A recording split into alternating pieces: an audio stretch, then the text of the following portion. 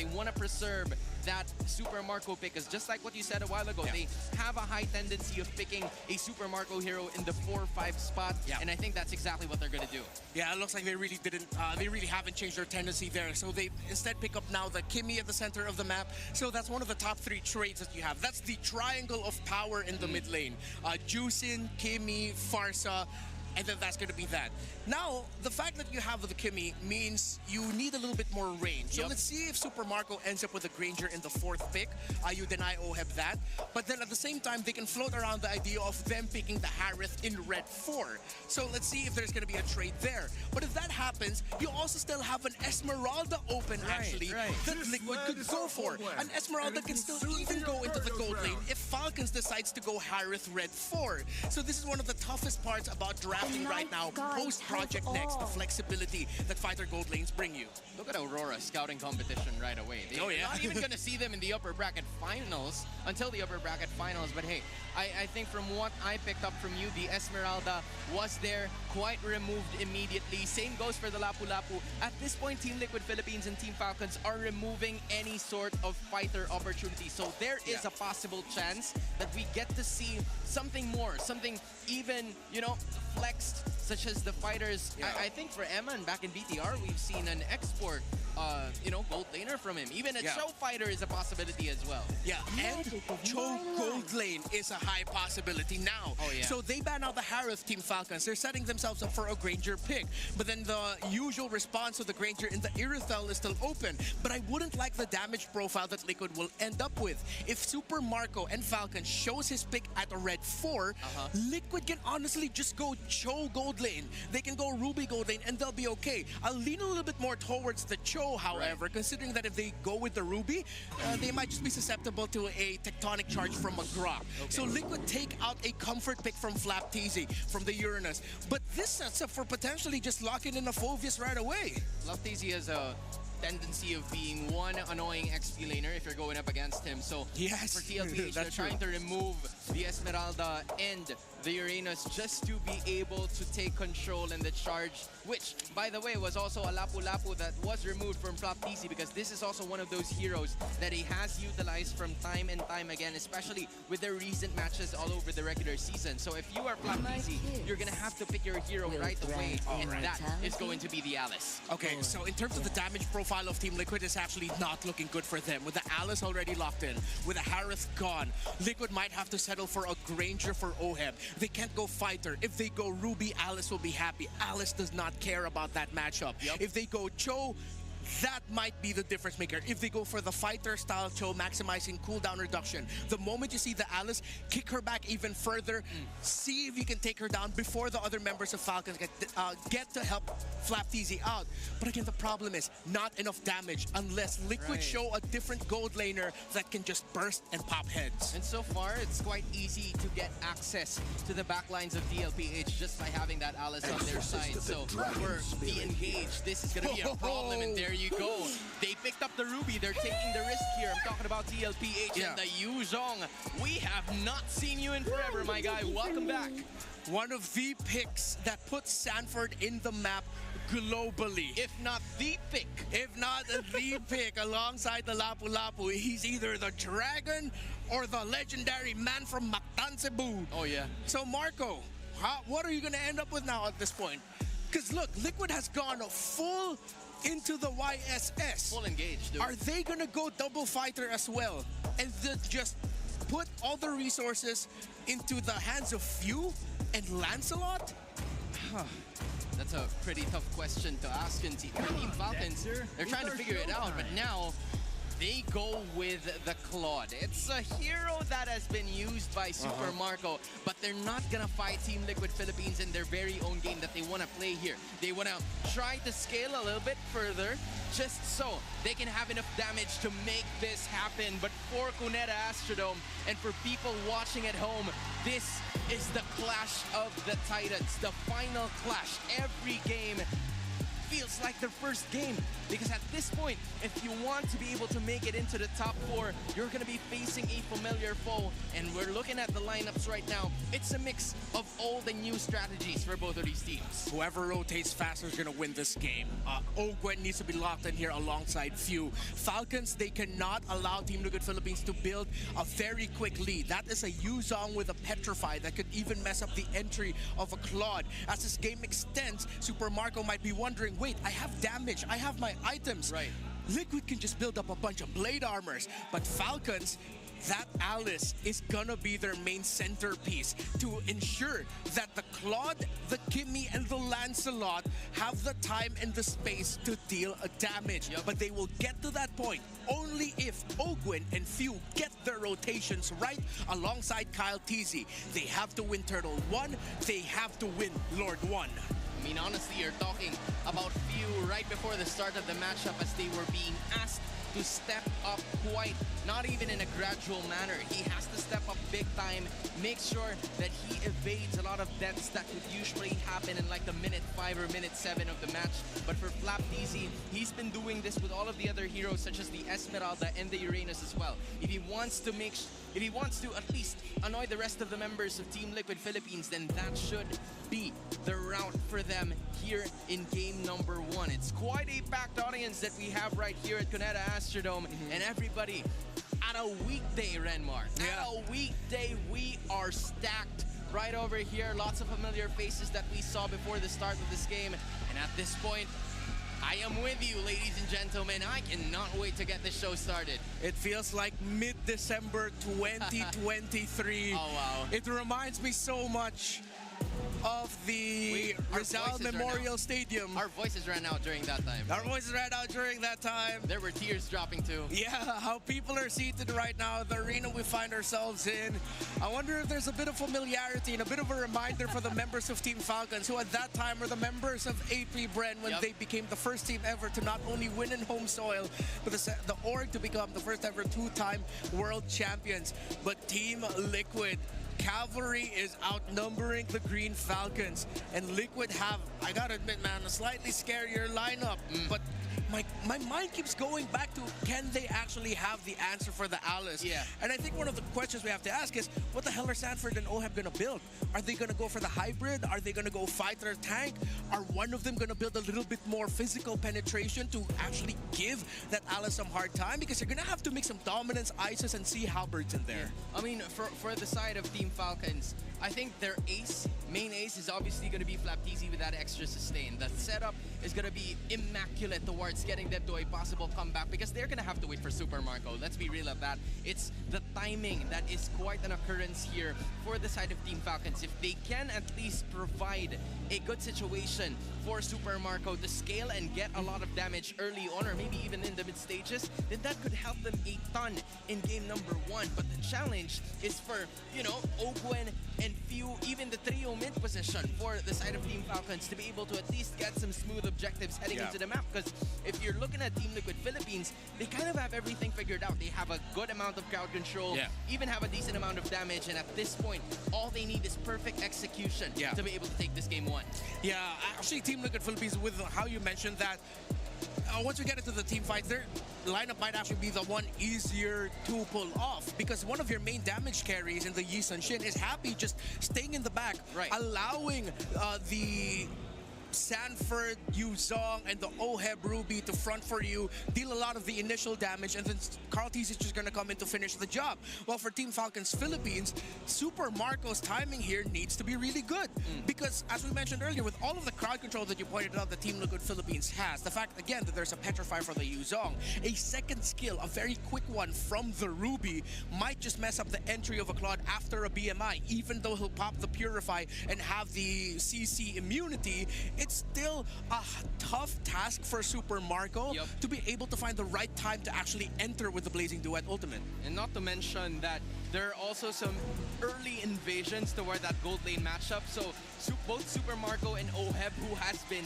victim to a lot of those early invades in previous matches that we've had before. They need to take better care, better communication at this point. And for Team Falcons, I gotta say that, you know, Kyle TZ has been pulling off some quite insane mechanics towards Carl TZ, but for the GOAT himself, I mean, he said it during the interview, right? He knows how to beat this team right over here. They have a lot of support for both of these teams, and it's just gonna be a matter of time to see this matchup and how it's gonna be going. So I think for all of the people, especially for Onyx Philippines, the matter at hand is how they would be able to initiate, but you're looking at the start, the beginning of a possible end for at least one of these two teams. The question is, who or which Titan will be able to get over the wall and make it to top 4, Renmar? What a moment that we are heading into. Falcons, Liquid, the legend of Titans unfolding before us. Mythical and immortal at this point. The opening matchup of the Season 16 playoffs. It's them again. And I was seeing the discussions online with how seems to be a curse for Carl TZ. And a lot of that curse seems to involve Few. I completely forgot about that. Yeah, but then Few's also looking at Carl. It's like, we haven't beat you guys in playoffs in a long while. In MPL PH, we may have won against you internationally, but not in home soil. So that big question is hanging above their heads. You know, Renmar, I was at the front row, right? I was trying to talk to both Carl TZ and Few because they were sitting beside each other. So Few was giving high fives to the other people, and then as soon as he sat with Carl TZ, he was like, "Yo, Carl, you gotta give this to us, man. You have a lot of championships already." And then Carl was like, "I'm quite unlucky because this is an even-numbered season." He's talking about Season 16. Yeah. And that's been the pattern for quite some time. You know, we were looking at Season 10, 12, and 14. It has not went the way Team Liquid wanted it to because they were experiencing some first-round exits. Yeah. But for Team Falcons, this is obviously a moment for them to build up on the momentum that they have manifested all towards Week 7 to Week 8. Yeah. Thank you all for your patience. As you see, our marshals are working hard to ensure that it's an even playing field for our two teams. With this historic matchup, as we're waiting for it to unfold, we're just making sure that everything is set up perfectly for them. Troubleshooting some things, but we appreciate you for sticking out with us. We are just as excited and hungry and salivating for this game number 1 to begin. We just want to make sure that everything is good for our players. I mean, at this point, if you want to look at some of the players here, they are laser focused, locked in, also waiting for their moment to shine. And you can say the same thing for the rest of the fans that are here who have been waiting outside, obviously looking for a chance to showcase their support for the rest of the teams that is here. It's a battle between green and blue. It has always been a clash of the Titans ever since Season 13. And now is the time to showcase what these Titans can do. Nice and Leo, you got this, man. For breaking this one down, it's a battle of the Titans ahead of us, guys. We're just minutes away, or maybe seconds away, to jump into the game here, but I do have to say this, man, it is electrifying here for day 1 of our playoffs. Leo, who knew that we'd get this matchup to kick it off for our playoffs? You know who knew? Who knew? I knew. Oh. Come on, we're talking about the premier esports league in the country, if not the region. And you can see that the super fans came in droves, filling Cuneta Astrodome up to capacity on a weekday. It's a random Wednesday in the Philippines, man. Hey, it's not a random Wednesday anymore. It's a Wednesday where the Titans are clashing. It's day 1 of the playoffs. It's day 1 of the playoffs. And, you know, while we wait to go ahead and jump into the game here, there's a couple things that we have to remember and just how crucial this one is. Again, we've got, by the end of today, 2 teams leaving the playoffs here. I mean, this is an electrifying thing because you have to remember, too, how big it was for the Falcons to even make the playoffs, man. I mean, for a lot of people, myself included, actually. I'm gonna throw myself in that basket. I didn't know if the Falcons would actually make it to the playoffs. Hey, there was this young man who screamed, "The miracle of season 16." Sounds familiar. I think I'm looking at him. You are deep into his eyes. But yeah, no, again, that was the exclamation point to end the regular season. And I'll tell you now, I don't think 10 days was enough to buy us time to recover and to comprehend, to digest exactly what went down. So folks, we'd like to thank you whether you're here with us in the Cuneta Astrodome in the middle of Pasay City, Philippines, or if you are with us online from all around the world. I'm talking to you, Wagner. I'm talking to you, Trex. You're talking to everybody. Hey, we got a whole list of restreamers out there, and some of our bestest friends are currently restreaming out there. Salamat malam to all y'all watching from Jakarta, Indonesia. That's right. I see you, Mirko. Hey, now you guys see us. Welcome to the desk here. You're actually going to be seeing me, Naisu, and Leo to paint your guys' picture, I would say, for this one. Because right now, the panel, they've told us all the storyline leading into this, you know, and I think, again, both of our teams are getting things kind of smoothed out here. Again, we want to make sure that for as crucial of a match as this one is for the Titans here, we want to make sure they have the best playing field for the matchup ahead of them. Because, again, you got 5 games, man. 5 games, one of these teams, it's either going to be a massive, I would say, upset, or it's going to be where a lot of people were thinking was going to happen if TLPH takes it. But before that, before we jump into the game, guys, we are going to be taking a break so they settle everything out. So sit tight. We'll be back after this.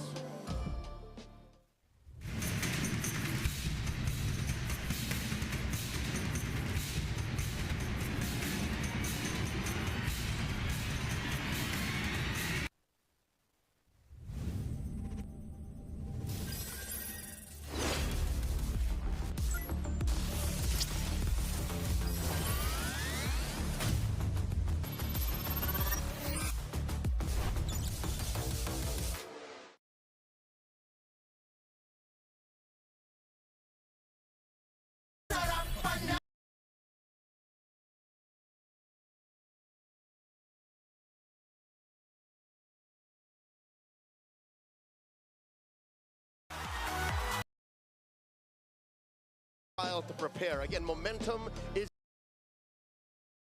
in play-in earlier. 3rd seed versus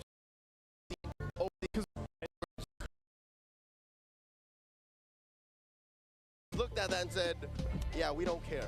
Hold my protein shake. Basically, you know, if we saw all the flexing that was done by Flap earlier on, I mean, go look for where you cards you can grab. By the way, maybe okay. Gentlemen, here we go. We're going to be jumping right into the game. I know it took a little bit. Thanks for being patient. The players are ready. And hopefully we have a smooth route from here. Once again, it's a best of 5 between the Titans, Team Liquid Philippines, and Team Falcons in this best of 5 elimination match. First day of playoffs. Let's take a look at the emblems here. So far, nothing out of the ordinary. I'm looking at that Alice. It's on full tank mode. Yep. And then you're looking at Sanford. You see him rock that Rupture. So he really wants to dig into that early game advantage that Yu Zhong has. This is a debut pick, by the way. I can't believe it's been a while. It's taken this long. Sanford is the Yu Zhong, of not just Mlbb, of not MPL, of all Mlbb. I was going to say he is him at this point. I mean, for a lot of people, if it was your first time watching, you know, Sanford play the Yu Zhong just a couple years ago, was it? He had an amazing performance on it, and it's one of those heroes that did take some time off in our current meta, but it's still as deadly. I think some people, even in their own games, forgot, man, just how much Yu Zhong can hurt with the Shaw Essence and everything else. Uh-oh. Oh, mid lane. Few gets launched up, jumps on his own volition, dropping a bit of damage. I don't think that's a fight they want to take. Okay, so they do get a battle spell out. Sanji had to burn the flicker, so that can still be a bit of a win there. A minor one. Sanford also used that Petrify earlier on, while Flap had to burn his flicker. So we missed that little tango. Yeah, we missed it, but this is one of those things that we kind of expect with these kind of lineups, man. Especially for Team Falcons, they're gonna have to build up. Like, this is gonna have to cook a little bit. Turtle's already started up. Aggressive start for Liquid. Black Dragon form thrown out, plus the Mountain Shocker. Falcons ain't gonna have nothing on that one. Turtle over to the Cavalry. Timing in favor of Team Liquid Philippines there. You know, fast start on the turtle. They knew that these level 4s for Team Falcons are crucial for them. I mean, you're talking about the Kimmy, the Grok. You know, those are crucial ultimates that are needed. There's an unbreakable, but it is on Ogwin. So he's going to be fine for that. Ooh. But, you know, Team Falcons now, I'd say they're in a position to go ahead and fight. If they want to choose a fight, they can take it on any of these lanes. Uh-oh. Count Easy finds Daddy JB, puts him to a third of his health. The patriarch of Liquid is fine. Down bottom, Flapped Easy dueling against Sanford. Gets the advantage. If Sanford on the Yuzhong is an early game threat, Yeah. I think Flapped Easy with the rework on Alice is just as bad. She's basically a sexier Uranus. That's, hey, she could cosplay at that point. Actually, I think I'd rather see the cosplay. Oh! Thrown a ruin plus a tech charge! That's 2 kills, almost taken at mid! JP survives via the Revitalize. You were saying? I was saying, hey, well, what I was saying earlier is that as a level 4 is available, they'll pick a lane and they'll go for it. And that's what the tech charge was, man. You know, forget what I was saying about Alice cosplay, but hey, I'll tell you what, that's a move they can do time and time again in the mid lane. You know what? It's the first time I've ever seen a Throne of Ruin charge that way. Yeah. Like you do it from afar and then you throw out that gleam, shadow in, and then you pop them. This is something You can't do that with Uranus. You can't. He's a lot more like, here I am. There's not much of a He announces himself. there's not much of a surprise factor when it's Uranus, you know, at least with Alice. But that's why the Alice has worked so well. Think about it. When she was available, was it week 6? She wasn't picked up too much, maybe 1 or 2 times. Yep. And then as the season went on and we got closer towards the end of the regular season, she was up in almost every game or banned. I think this is the kind of Alice teams we're seeing in the scrims. Yeah. So now we've unlocked it. Now we know what it's like. Turtle spawns in the upper quarter. Not as early a start for Liquid. I think they're heeding what Falcons can throw at him. Yeah, they're going to wait for Sanford to make his way up. He does have that Dragon Form and the Petrify. Uh-oh. Mount Shocker's going to be used, but they want a full fight for this. And Ogwin does come in once more with the tech charge. Easy with a secure and a big knock-up. Ogwin falls. Kyle as well. Liquid clap back. They want to take down Few. He flickers out, but falls just as quickly. 3 for none plus the turtle. They want Flap. They don't gonna get him. In comes Sanji. The chef do be cooking, and it's spicy, baby. They do find Marco. Sanji's shaking that thing. Taking that thing. What a play for TLPH. I mean, it looks so good, Leo, for Team Falcons on the setup with a tech charge and everything else, but then TLPH was like, nah, we'll take the turtle and all the kills, and we'll shake that thing in the middle of it. Falcons wasn't ready. Folks, a quick look back at exactly what we mean by he is him. Sanford is currently #1 ranked all time as the Yuzhong. 31 games under his belt. This being that. Yeah. Oh no, they catch Flap! Oh, it works so good, Leo. The lanterns from this Jushin for Sanji into everything that TLPH has, whether it's Oheb on the Ruby. Oh! Here's a jump. Big one from top. JP synced up with Oheb. Marco with a point blank. BMI, what was he thinking? He's not thinking about all the crowd control that's being thrown at him, man. I mean, it's tough to escape that. You actually mentioned this with a Claude earlier on when we were waiting to jump in the game. It's like, it's a Claude. You have what? A BMI plus the Purify. That's about all you have. He had only one of those things. He only had one of those at that moment. But even then, if he had both, the problem is TLPH has so much crowd control, so much CC that they can actually deal with anyone from Team Falcons. Literally, they all have CC. They all do. So check how Marco is going to make the most of that. They're down 4K. Liquid can literally just, you know, press down on that wound. Oh man, this makes me almost worried that if Team Falcons forces a team fight into this third turtle, that the same thing might just happen here because they're losing that economy now. So TLPH will start up this turtle. They have complete control. They're going to go for Ogwin. He's got to defensively tech charge out. Few though, is he going to do anything? They spot him, and they compromise him, take him down as well. Flap Easy going into the back, thrown a ruin, no one home. Ogwin shambles, cracked in half. Marco with a defensive BMI. Flap Easy falls, he's gonna have to BMI on out of there just as quickly. The duet ain't gonna hit no one, while Falcons are reeling, and they want to take down Kyle. Oh, can they actually chase him down? He has the stacks here, but I think he's able to get away. Again, he is this Lancelot, but still, man, it's like TLPH can choose whatever they want and go for a team fight, even if it's extended. Because you look at this, where's that brunt of damage from Team Falcons going to come from? It's not enough yet. It's not online yet. Super Marco isn't there. He's still a ton of gold away from being online. And Joseph, it's a very specific kind of damage. Yes. It is DOT, DPS at best. So they need Liquid to sit there, stand there and say, we won't fight back as much. But they won't have it. They are literally blitzkrieging. It's a Liquid stampede right now. It is. You know what the problem is even if you want to wait, if you're Team Falcons, Team Liquid's not letting that happen. They have so many options. Even if it's just JP jumping in your back line to force a response, it's so difficult for Team Falcons to post up and be like, all right, let's play the defensive game here. Because now, I mean, talking about 8-11 into this game, they're down almost 8,000 gold. You know, in this situation with this kind of lineup, you don't really have much of a choice but just to kind of watch and hold on. Like, you've got to buckle up and hope that you even get to a late game. Fortunately, Falcons does have decent wave clear. Looking at how Ogwin can actually put up a wall, delay waves, use that as a specific tool.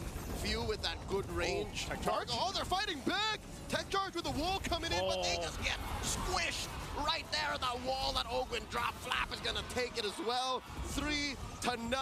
Liquid are almost 10K up. Joseph, this is painful to watch. You see what I'm saying? If you decide to fight in your Team Falcons, TLPH will take it. Look at the burst damage they did to Ogwin, who's supposed to be the tanky guy. Speaking to all the fight fans out there, this is literally a fighter who is down on the 6 to 12 position, punching up. You just don't. You just can't. You protect yourself. You've got to gloves up. What is that? Was that what they're saying? Gloves up. Put your gloves up. Put your gloves up, man. Cover you know? up. But Paquito's not in the game, so who's going to do that? I was just about to get there. Ogwin can put up walls, control waves. Few can just pew away. Yep. Find a way to get Marco that farm he's looking for. Double lane while he can. Again, Liquid is going to freeze now. Look how they're barely touching these waves. They're waiting for this Lord timer. Yeah. They want to time it exactly on the spawn. They want this Lord to come at 10:15, not 45. Yep, there it is. So right there, Oheb will go ahead, finish that off. And mind you, they already got one of the Holy Shields down too. I'm not sure if they actually got mid. Yeah, no, mid's still fine. They got the tier 2 there and top, but they got that Holy Shield down on the bottom side. So Team Falcons, you're looking at this. You're facing a 13-1 deficit, 10,000 gold. You know, where is this? Where is that hope? You mentioned earlier that they could clear some of these waves out, but this is one of those things, man, again, where TLPH might just force this one in and punch it in for game 1. You know what?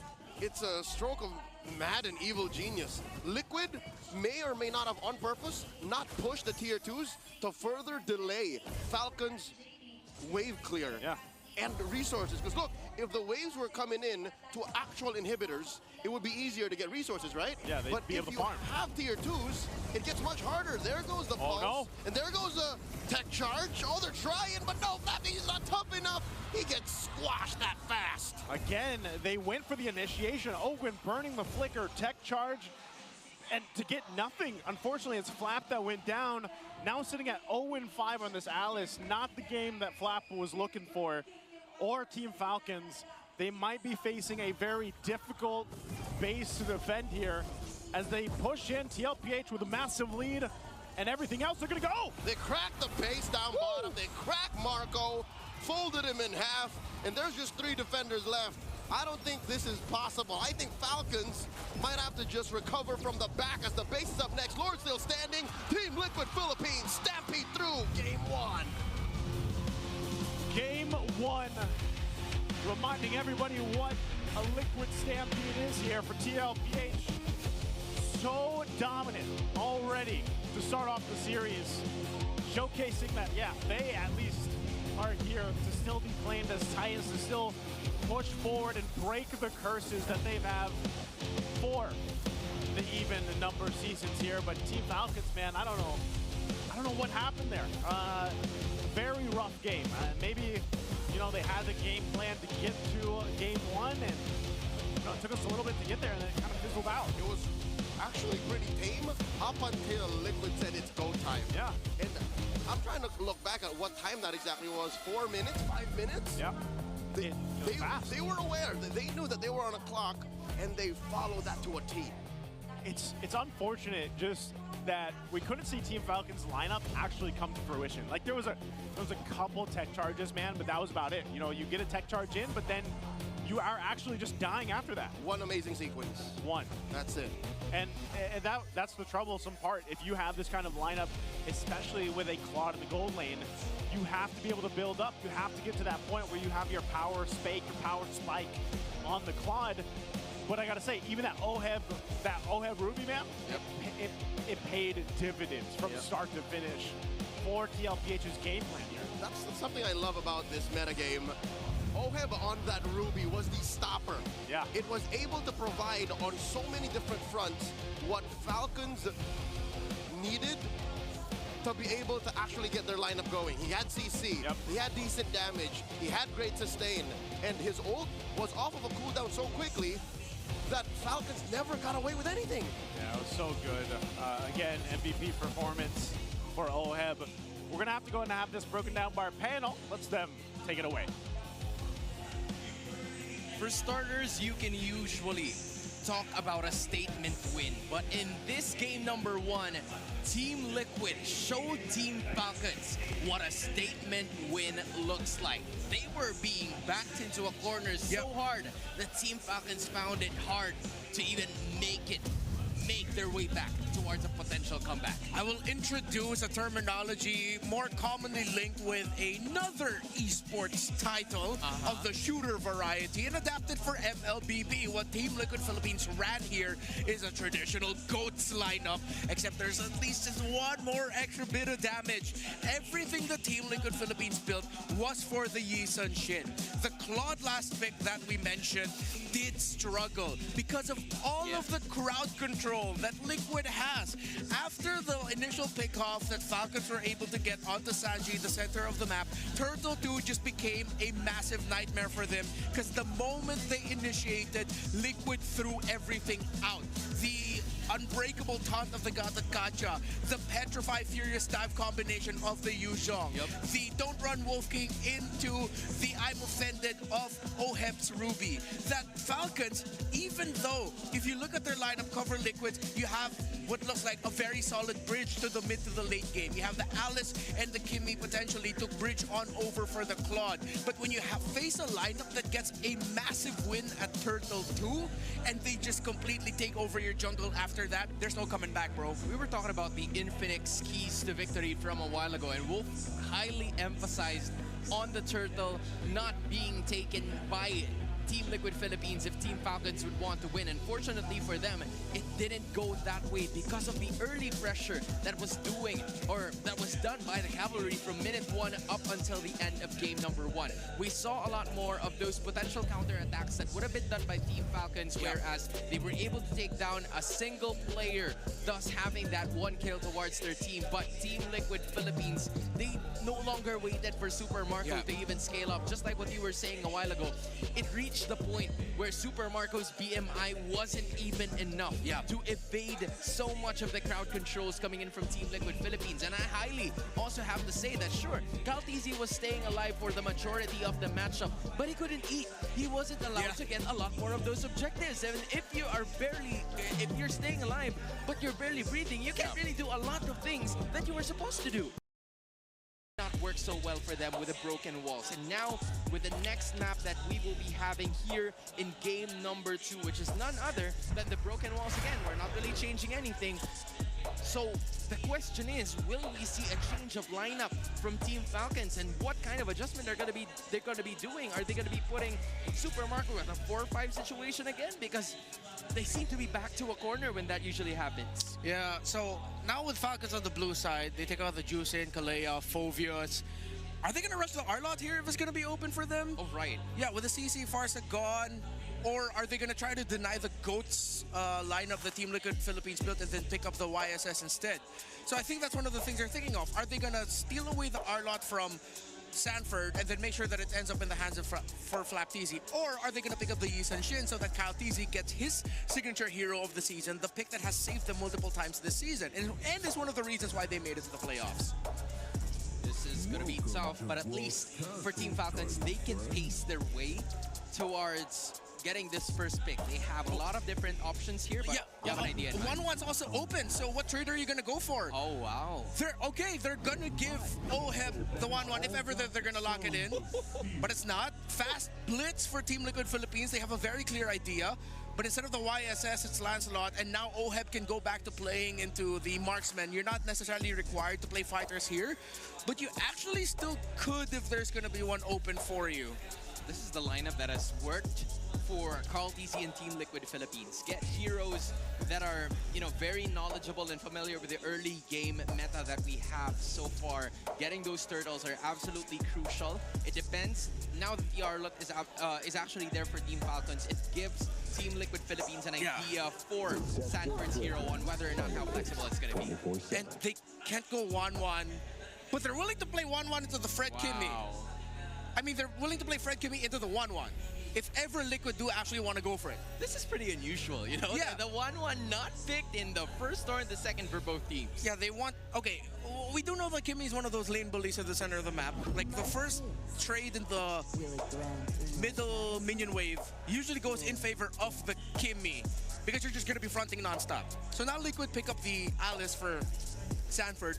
Potentially, who knows, maybe someone in the scrims cooked up an Alice gold lane huge throwback. At this point, I'm not even going to be surprised. Yeah, back in Season 7 when OHEB made his debut, that was one of his signature picks. So let's see if they're going to go back to that. Now with Gatot Kaja at the center of the map, Alice EXP, the mid laner pool is wide. I think if you want to counter lineups that want to play fast and bully the center of the map, there is a realm of possibility of Sanji picking up a Selena later on at the 4, or maybe even a Low Yi if they're willing to play that far back and stretch, even though Low Yi really just hasn't been good this season as an option.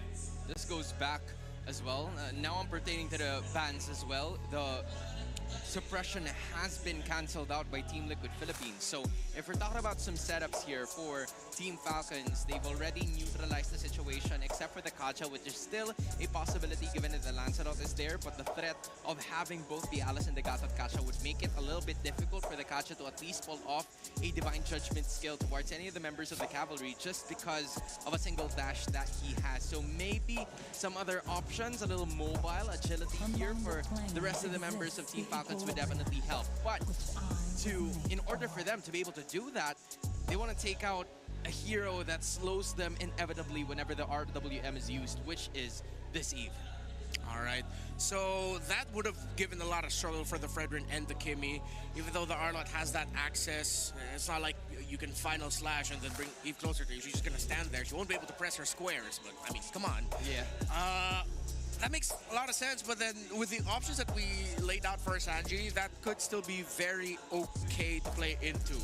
You already have the Arlot and the Fred together. I'm wondering if Ogwen is willing to play something that's a little bit more annoying. Oh, that's why Liquid banned out the Hilda. Okay. You're talking about annoying, huh? So I was actually thinking of the Hilda, and a part of me was thinking maybe Liquid wouldn't care about it, but they were like, you know what, let's just make sure that the Hilda doesn't end up with them. They can't even go for the big pick-off, because if they go for the Kaja, you won't really have the exact burst damage that you want to play. We mentioned the Low Yi as an option earlier that gets banned out by Falcons. Yeah. I think Sanji can still definitely go either the Selena that we mentioned to help stop the rotations, find those members of Falcons with the traps, or if he's feeling pretty ballsy and you want more damage, just go pump out magic damage with the Lunox in mid. They're trying to at least suppress Team Liquid Philippines towards their picks here in the mid lane position, because usually we see Louis and the Eve getting picked up by Sanji to make out of this world plays or maybe out of the box plays, but that's not going to happen so far. I wonder if he's willing to play into the Kagura. I think the record for the Kagura not that stellar for Sanji, no wins on it. Right. So they save their mid lane pick for later. They pick up the Harith. I wonder if they're gonna go mega greedy sustain and then surprise Angela again at the end of the draft. Because they don't need to get burst anymore. They have the Harith. They're fine with that. Right. So I think for Team Falcons, they tried to do that greedy lineup from game number 1 where it's heavily, lenient towards it, but I get the point. I see the vision here coming in from Team Falcons. If they want to pick off a greedy lineup, they can do that just because of the Alice and the Harith still needing some scaling. Yeah, I felt like that. I think that's the only way for them to be able to stop this. So we're going to pick up, you can't go Kaja. Are you forced to play box or roam? Did you have a little bit of stop? Matilda. Okay, Matilda with a Fred with a Granger. Okay. Yeah. I call this old school, a little bit more old school, the sustain. There needs to be a source of healing and shielding. Oh, it might actually be Angelo for Sanji. If it's not going to be anything offensive like the Selena or the Kagura, you go for defensive and utility. You pick up the Jella. You don't have to worry about an Esmeralda on the side of Falcons. You already see their lineup. An extra Angela means that you get a little bit more sustainability to match the shields that will inevitably be really good for Falcons and terrible for Liquid to go up against if they can't match the sustain. So, they go for damage. They still go for the Lunox that we mentioned earlier. They don't want to match the sustain. They want damage. You know, a lot of people were pretty much bashing the people who use Angela in the MPL because you give very skilled players a hero that only has a few buttons to press. But with the Lunox, they're gonna go damage. They're gonna try to break through the wall of Kyle TZ and Flap TZ. And together with Ogwen, the Lunox doesn't really care about the shields that will be committed here by the rest of the members of Team Falcons. But for Super Marco, the range finally comes in. He no longer needs to go all out and further engage with the idea of fighting from the distance. And I think based on the Alice and the Gatap Gacha of Team Liquid Philippines, he's gonna have to be really careful about this approach. Yeah, a lot of crowd control still on the side of Liquid, so it's up to Falcons to not mess this up. Idea is for Team Falcons to equalize, but TLPH wants to take it. Here are the casters for y'all.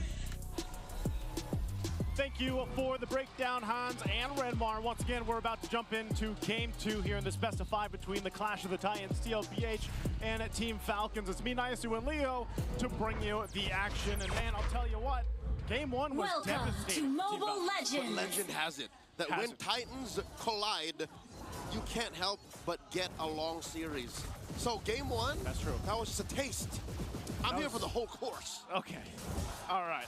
I want to believe it too, man. You know, we're sitting at the table for this one. I will say this, though. Looking at the emblem breakdown, looking at the lineup that Team Falcons brought to Game 2, I share the same sentiments with what our panelists said here. You know, one of the great things is the utility they have. They have Matilda locked in. This is much better for Super Marco. He's now got the Granger, so he's got some range to work with. And the telltale sign that you respect what your opponents brought in Game 1, look at the absurd amount of purifies. I was gonna say. I'm pretty sure if Flap TZ wasn't on an Arlet, he might have also rocked like a Purify if he was like a CC or something. It is a 4-man Purify, you know? Right? Yeah, because again, you can't put a Purify in your jungler. But that just shows you how important crowd control is to Team Liquid Philippines' MO is. You know, when they go into a match, they want to make sure that they don't just have damage. They have ways to dish out that damage efficiently. So you want crowd control, which they still have now in spades. And that's why I think, you know, the Team Falcons took what happened to them in Game 1, and they're like, we're going to go in better prepared for it. So what better way to do that than have a Matilda with you in the hands of Ogun, which can help you be a little more versatile and mobile. Which I think is an answer to Liquid's, I guess, less crowd control centric lineup. Upon further evaluation, it's more damage now. Magic damage. Even Renmar, I saw drool a little bit, was like, ooh, still the Lunox, really? Because that is such a specific choice to make. That's a decision that they made in tandem with their coaches, Coach RC and Coach Tic Tac. Sanford here, going to the back line, throws out that shadow. Ruin, no one home, few less than half health as Carl just wails away at the turtle, securing it. JP still alive. Revitalize AOG on out. The brilliance in final slash by the Filipino cannon. Sanji falls, so does JP. Falcons clap back. Oh, they clap back. They do give up that turtle, one in the hands of Carl TZ, but good pickups here. Grabbing a couple of kills to put him on the board for Team Falcons. A much better start. And I gotta say, a much better start just for Flap alone, man. Remember, he struggled on the Alice in Game 1. Well, now he's got a double early kill on this Arlot, who's going to be very important for them as they get through this game. Already you can see how different Liquid's play is when they have less crowd control. They were playing on a clock there. They were counting the moments when they could get away with a turtle take. But Flap wasn't having any of it. They punished him hard for overstaying, because what are you going to do with an angry Arlott on you, man? Like, he is going to just sustain through the damage you were dishing out, especially in the early game. Yeah, now he's got the Fury Hammer off of that, so a little bit of extra damage and that penetration to go ahead and help him. So now, if they wait even for the next objective, or they try to set something up in one of these lanes, Flap alone is going to be somewhat of a threat. Again, that fight was started off from Sanford deciding to go in on the Alice, popping that Throne of Ruin, and not be able to really catch anything. It was a delayed kind of counter punch, really, from Team Falcons to make it work there. So a great setup. It gives them a very minor lead to go ahead and work with. And mind you, they didn't even really have to use much of their utility. You know, they didn't have to pop all their purifies or anything like that. It's like they backed away from the game plan of TLPH. Nope. And they responded accordingly. Yep, they were very much aware of the turn. They planned for that. And that puts them up 1,000 gold. Liquid now trying to push him back out of their side of the jungle. Kyle Teasy bullying his way towards a small camp steal. Yep. Kyle Teasy asserting himself. Traction pulse thrown out by Few. There's a taunt by Kyle Teasy. JP accepts a good chunk of damage from Few with half health. Okay, again, though, a lot. I mean, if that traction pulse was used, it's more like if we could get something, great. If not, that's fine. Flask of the Oasis now picked up here, too, for Ogwin. And the second fight for this turtle, the second turtle of the game is going to be fought for. They're going to go and set things up. Sanford trying to be up that front again. He pops a Throne of Ruin, goes in. Oh. Dashes on through, but answered by another final slash. Kyle Teasy secures a turtle. They're fighting back. Kyle Teasy goes down. There's a Zaman force. Oheb pushing them back. Down goes Flap. And just like that, Liquid are in the driver's seat. 2 free kills plus a major objective. They just dissipated that little minor lead, about 1K that Team Falcons had. They got themselves the second turtle.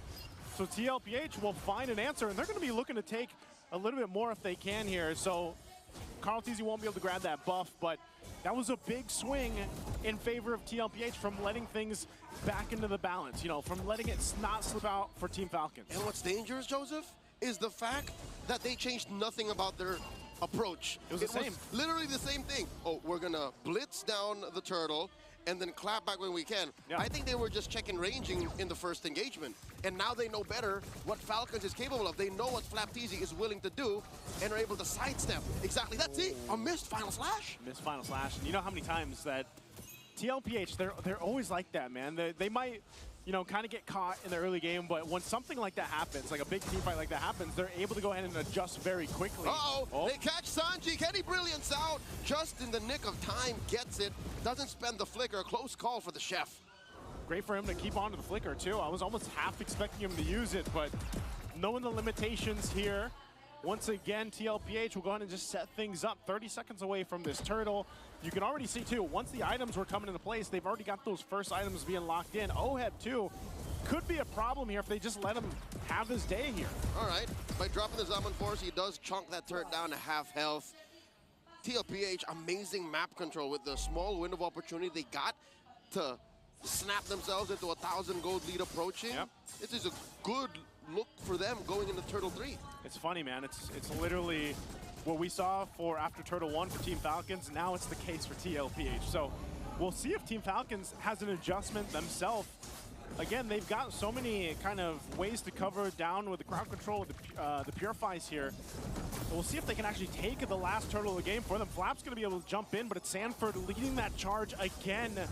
What can they do here? Traction pulse thrown out too. There we go. G coming in. Daddy JP, all eyes on him. Zaman Force thrown out as well. 3 go just as quickly. Few is up next. Didn't even get the purifiers. Marco falls.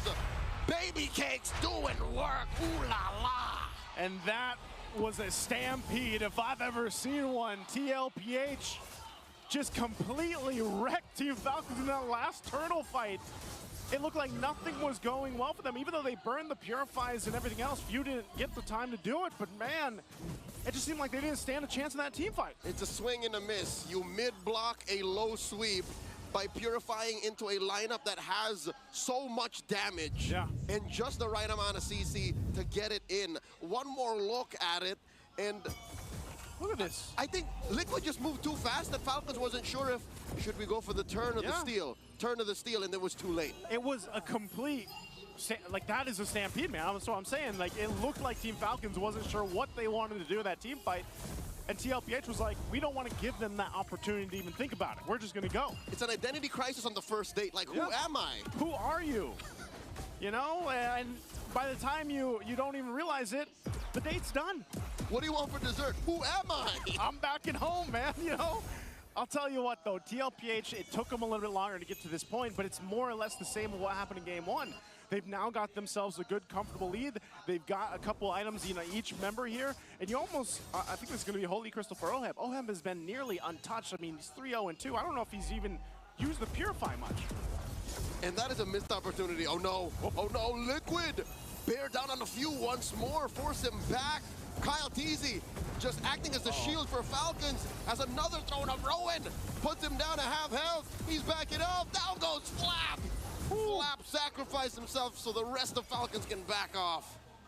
Again, how many times can you do this? You know, how many times can you take the punishment if you're Flap Teasy here? He had such a good start in this game, too. The double kill off in the early game, but now he's, you know, and you can't blame him. That's kind of his job. He's got to force himself into these situations where he's trying to get a final slash off to give them an advantage. You know what the hard truth is? Even if this went extremely well for Flap, he's not the one Falcons want to succeed. They want to put money on View. They want to put money on Marco. And that's not even happening. It's crazy how different even this Alice is working for TLPH in the previous game, man. And it's, Sanford's not doing anything fancy. He's just pretty much like, he hasn't died, that's one thing, but he's utilizing that Flicker and that Throne of Ruin combo really, really well. That's zoning out Team Falcons. And, you know, trying to put the money on the right heroes here, on the right members, is that much more difficult when you got Sanford up in the front of it all. But looking at how Falcons is reacting to it, they have 3 Purifies. Yeah. So what 40 is doing is essentially canceling and negating these Purifies, which like in turn, giving a Purify. Yeah, like baiting a Purify, exactly. Yeah. So again, he just becomes a sexier Uranus. He's just literally standing around them, waltzing around, forcing a response, so the rest of Liquid can dish out the damage. Yeah, I definitely choose Alice any day over the Uranus. You know, that's going to be the case for, I think, a lot of the teams here throughout the playoffs. It was already the case for the end of the regular season, and now we're seeing in the hands of TLPH. Oh, they're just limit testing here for Carl TZ. Again, wanting to get these shields, the Lord is going to go ahead and walk up on the top side. We'll get this Holy Shield down up top. TLPH finding themselves again with a massive lead now at this point, almost 10,000, nearing that 9,000 mark. Tier 2 turrets will fall, and these shields being held onto for Team Falcons. So they're going to have to figure something out quick here, Leo. They held on to that mid lane inhibitor. The shield there is going to stand for 1 more minute. That's wise for Falcons. I think they did the right thing, because imagine if you even lost that resource. Imagine just by not touching that siege minion, you would have flubbed and got a free wave clear. Falcons are still in this. I think Falcons are still locked in. I'm thinking of ways that they could clap back. At least number 1, Marco isn't exactly starving. There is some resources coming into this Granger. Flap Easy, we talked about this so many times. You can miss 99% of your final slashes, but if inside your base you can wipe them out with that last one. It's that one. It's that one. Yeah, that one can change the course of the game. So Cope is alive.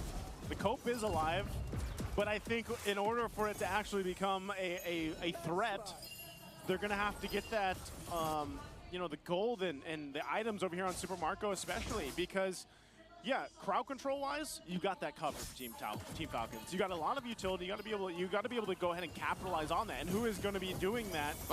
Super Marco. And he's just not there yet. He was about 2,000 gold behind Oheb. So I think if you're looking at Team Falcons on how they can go ahead and maintain themselves into this game, it's really buying enough time to get Super Marco to the point where he needs to be. We've seen him do it before, man. Yep. So you can't count them out completely, even though this is a massive lead right now for TLPH, and they're taking just about everything they want. It's not impossible. Team Falcons and Team Liquid PH right now, because of this 10,000, 11,000 gold lead, are playing their own little sadistic version of Pac-Man. One of them is dodging, while the other is just moving around, trying to get resources and score up and close that gap. Liquid are doing this very, very disgustingly.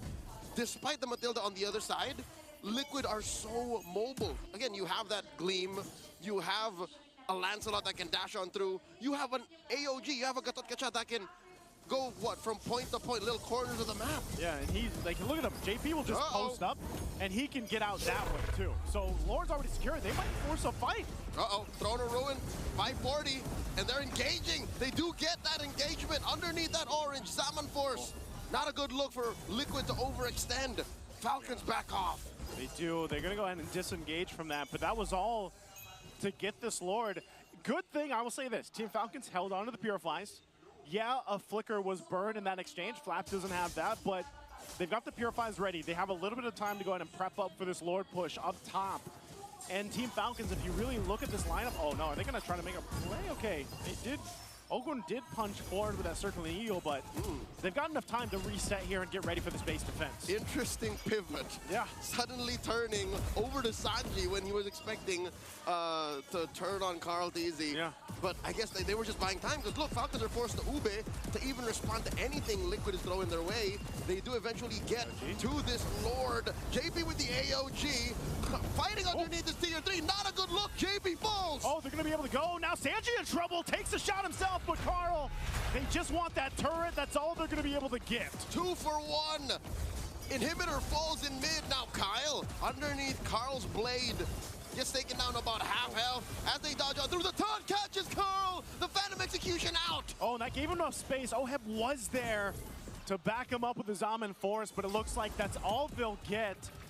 That's what I'm saying. Team Falcons, man, imagine they're down 11,000 gold, but they actually were able to go ahead and defend into that. That base turret up top didn't go down. It was a 6v5, Joseph. Yeah. Lord fell even before Liquid knew that this was a real fight. And it was a matter of, let's just get that mid lane inhibitor. Since Falcon is forced to play together, they can't clear that wave. Liquid just decided we are collateral damage. Yep. JP falling. Who else died? Sanji falling. Yeah. Like, that was the necessary trade for that mid lane inhibitor to fall. And that's, I think, is that just going to be one of the cases because of the lineup that they have, where it's like they have to throw some bodies at this lineup that Team Falcon has just to get some of these inhibitor turrets down. I'm guessing it is a one-time sacrifice, a one-time payment. It's not a subscription, Joseph. Just one time. Yep, you literally, Lifetime. you do that, it's lifetime. Yeah, you have access to it all the time because they have access to that mid lane all the time. Mid lane now. Oh, Sanford does jump in with a gleam, but again, you got to start respecting what this lineup from Team Falcons can do. I think even in a sense, you already saw the preview of damage that they're able to pump out if TLPH somehow overextends. Looking at the items though too, Super Marco, he's still, 1,000 plus gold behind Oheb, but you look at the items he's got, he's in a fighting position now on the Granger. He is, but it's not optimal. He has, what, 2 stacks on that Sky Piercer? Yeah, not much. All the while, Oheb is up, yes, 1,000 and change, but he hasn't even built his full arsenal yet. So that means he's going for the most expensive version of a gold lane mage. Yeah, he might as well. He's got a power spike incoming still. He's still got it. No. Oh, they dropped the Salmon Force underneath Kyle T. Traction Falls thrown out. AOG from Daddy JP. And an Appraiser's Wrap. Not enough to keep Kyle alive. Look at the back line. Sanji finds Few.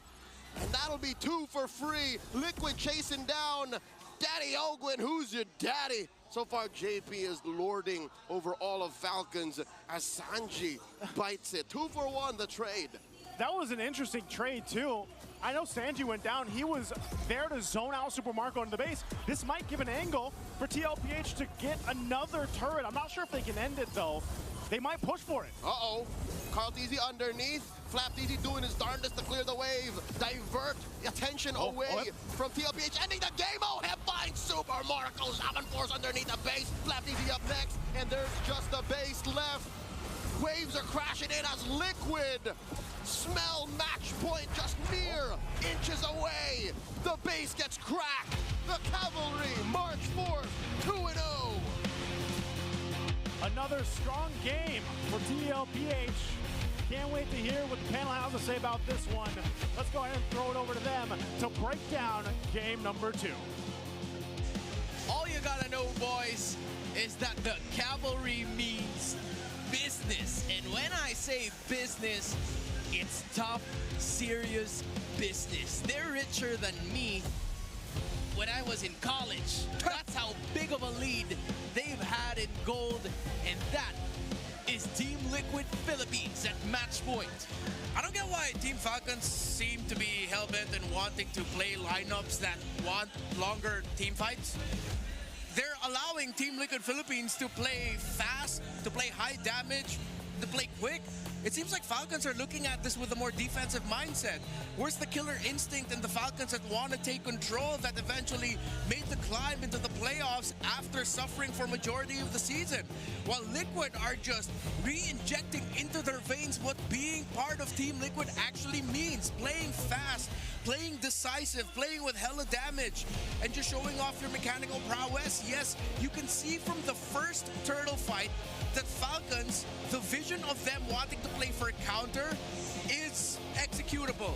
But then once you get into Turtle 2, Turtle 3, if you cannot get a big win before that main sequence, and then Team Liquid Philippines continues to fight even more, and the Harith is left unchecked, you're not gonna beat the damage that Liquid are gonna dish out. Falcons, they picked the Super Marco Granger into the last. That's another MVP performance for OHEM, and easily. Because he was aggressive at the right time. He went forward and went aggro at the right time, catching Team Falcons off guard. I don't know what they're doing trying to play for longer team fights, man. That's not how you play against Liquid. I mean, we saw some glimpses of greatness coming in from Team Falcons right from the start of that first Turtle take, because they were able to at least get some explosive plays to happen courtesy of Mlbb, and I thought things were going well for them back then. But they went back to the reactive kinds of Team Falcons that continued to put them at a bottomless pit where they cannot find a way to be able to execute. And that is the idea that they want to do here in game number 2. But Team Liquid, knowing the idea, the lineup that they had in mind, they had the Lunox, sure. They even had the Harith, who you would expect to be able to at least scale during the middle to the later portions of our game. But that didn't matter anymore because Mlbb was so fed pretty quickly. And you saw them right there. If you're Filipino, you basically understand. Or if you have a Filipino friend, you probably understand that too. But it's just the mentality of, you know, Team Liquid Philippines. They know that they are capable of finishing them off in one major clash that could depict the rest of the game here in game number 2. Yeah, you can see here in every team fight, look, Sanji left unchecked. He's just gonna go around the back. Yeah, they can sustain, they can hold, but then once that Lunox shows up, what are you gonna do? Just darkness in, chaos assault, not much. So one of the suggested picks that we thought that Liquid might want to lead to is to match sustain for sustain. Go for the Angela in the mid. In the first objective team fight, I was saying behind the scenes that, oh, maybe the Angela could have done better there and they could have countered the engage that Falcons brought out. But then Turtle 2 onwards is when we started saying, so when Falcons wants to try and pick Sanji off, but then they don't get Sanji and he just gets the Brilliance out, in comes OHEM, in comes the Lancelot. And so now the resources that you wasted trying to take down that Lunox was already spent. You have no resources anymore to take down the Harith. Liquid, they are doubling down on their key idea heading to this playoff, going up against Falcons. They're playing fast, they're playing aggressive, while Falcons, they're too defensive-minded at this point. They understand the concept of a front-to-back composition. I have to say that OHEM sure is the MVP of the game just because he dealt so much damage, but you also have to give props to Sanford and to JP, man. They were at the right place at the right time, doing their jobs in a spectacular manner. Gatot Kacha and the Alice were key problems for even Mlbb in trying to set up, because I think during the first 2 minutes or first 3 minutes, it was a battle of setups between the EXP laners and the roamers. And for Ogwen, he was trying to speed up the tempo of this game, sure, with the Matilda and the guiding wind, but unfortunately for them, the major crowd control skills and the major playmakers weren't on their side. It was on the side of Team Liquid Philippines because Sanford has more area to cover. JP has also more area to cover, and that enabled OHEM to scale. Mlbb to even scale as well. I was asking you a while ago on whether or not, because usually you would see Alice and even, you know, a Harith scale up later in the later portions of the game, and you won't see them provide enough impact in the first early minutes. But that changed because of how... You take out Ogwen's pick with a lack of burst. They're gonna need to pick something up really good for Marco. They're gonna need strong burst. I wouldn't even want to see them consider something like a Moskov as their typical thing. Takes a bit too much time. Granger, Kimmy together again. You know, maybe should be okay, but you don't see the mid laner of Sanji. They could easily just pick up the Lunox one more time and just go burst. That's another revitalize roamer for JP, so they'll be able to sustain. Maybe the first ones, they get countered. So I like they're reducing to the burst that Liquid could potentially go for. They take out the Lunox, they take out the Harith, so now you're gonna have to see Team Liquid settle with something else. You know, there's a slight limit towards the total damage output that Team Liquid Philippines can produce here. Compared to the first 2 games, we saw that raised in an exponential level for the Cavalry. Meanwhile, for Team Falcons, it's the usual routine for the bands of DLPH. Just take out Ogwen's heroes and also take out Fuse heroes. And that has been the process for victory, so that no matter what Super Marco's hero is going to be, we're going to be sure that we can at least box him out, not get that upscaling, and put Oheb in a position where he can actually win. And speaking of box, there goes the real-world manipulation that's gonna slow everything down in Sanji's tracks. What sucks here is even if you pick up the no, you can't even pick up the Valentina anymore because Fuse already showed the Kimmy. What a pain in the ass for Falcons. Eve, Alice, Lancelot, high loss.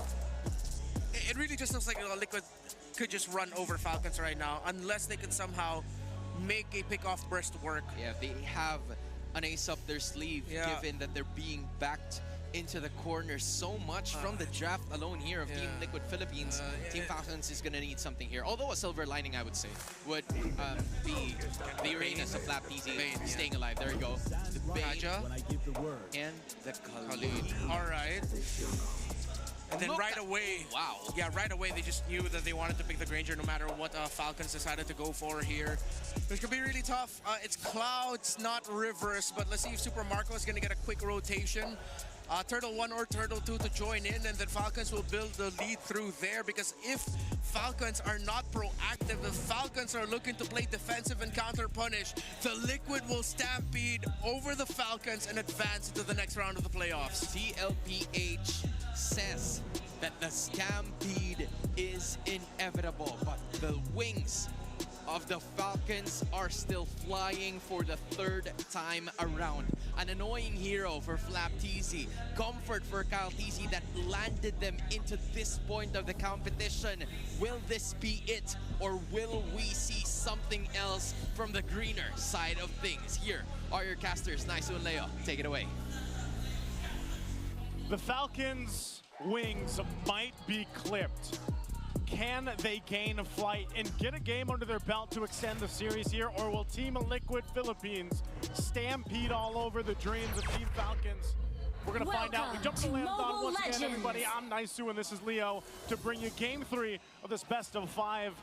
And man, oh man, has it looked bad for Team Falcons so far. They need an updraft. They need a little bit of a breeze. And I think the speed that this draft they got in Game 3 might serve that up. Very sustainable in the gold lane. That Bane, the Khalid and Ogwen. Fuse been holding on to this. And come on, it's old versus new. Uranus versus a sexier Uranus. Oh, we mentioned earlier it's a cosplay battle, man. But this time around, I got to say, I want to lean towards, I'm happier that Flap went with the Uranus. Oh, yeah? Yeah, because like simpler wins? I think that might be the case for Flap, man. Ogwen? Yeah, he's going to get away. But like, I think he needs that, because the Alice in Game 1 was not it. He tried to do things on the Arlott in Game 2, had a little bit of success, but now you put a Uranus in the hands of Flap. I feel like this might be an opportunity for him to go ahead and just do what he needs to do and be that upfront guy to then give space to Super Marco to shine on this Bane here. Maybe that's a part of it. Those bespectacled gentlemen up in the higher benches did mention that if you put a hero like Uranus on Flap TZ, you kind of buy time and space for the other half of the map so Marco can farm. Now Ogwen here put down an inch away from his death, didn't even bother to flicker. He's like, I know you can't kill me. Which is surprising, because I think given the situation, I almost expected him to flicker there. Again, he still has the quick sand guard, so that's going to be fine. But also, mind you, we are on a turtle, though. This might bring into a fight. They're going to jump in. Mount Shocker already thrown out that boat. Real world manipulation coming in. Carl DZ secures. And they can get out of dodge, but no! They force the engage. Sanford gleams on out of here. I think Ogwen and Flap want more. Liquid ain't giving any. Yeah, no, there's good zoning there. Oheb in trouble. Whoa! Did not see him coming. Oheb thought he could fight back, but instead, Marco flickers in and spits on that thing. He shake that thing. He shaked it. Man, the Bane. We were wondering if it's going to pop up. It pops up here in Game 3. And this is a great thing that Team Falcons need in order to go ahead and get themselves in a position. They might be relying on everybody's favorite gold lane hero right now, Bane. He's been my favorite hero for about half a decade now. Yeah, that's true. And what makes it so good is, sure, Liquid got a turtle, but Falcons got the best target, the gold laner. They took down OEB. Yeah, they did. And that's a great way to go ahead and stop him from getting the leads he's had the previous 2 games. Now, it's not anything big. You can see this here. It looks like, is Super Mario just going to rush the Holy Crystal? Yes. Just get that damage. That's what you do. Get that Deadliest Catch and get that heal. If you're not in any immediate danger, you just greed out and say, I'm just going to go for the Holy Crystal. What are you going to do about it?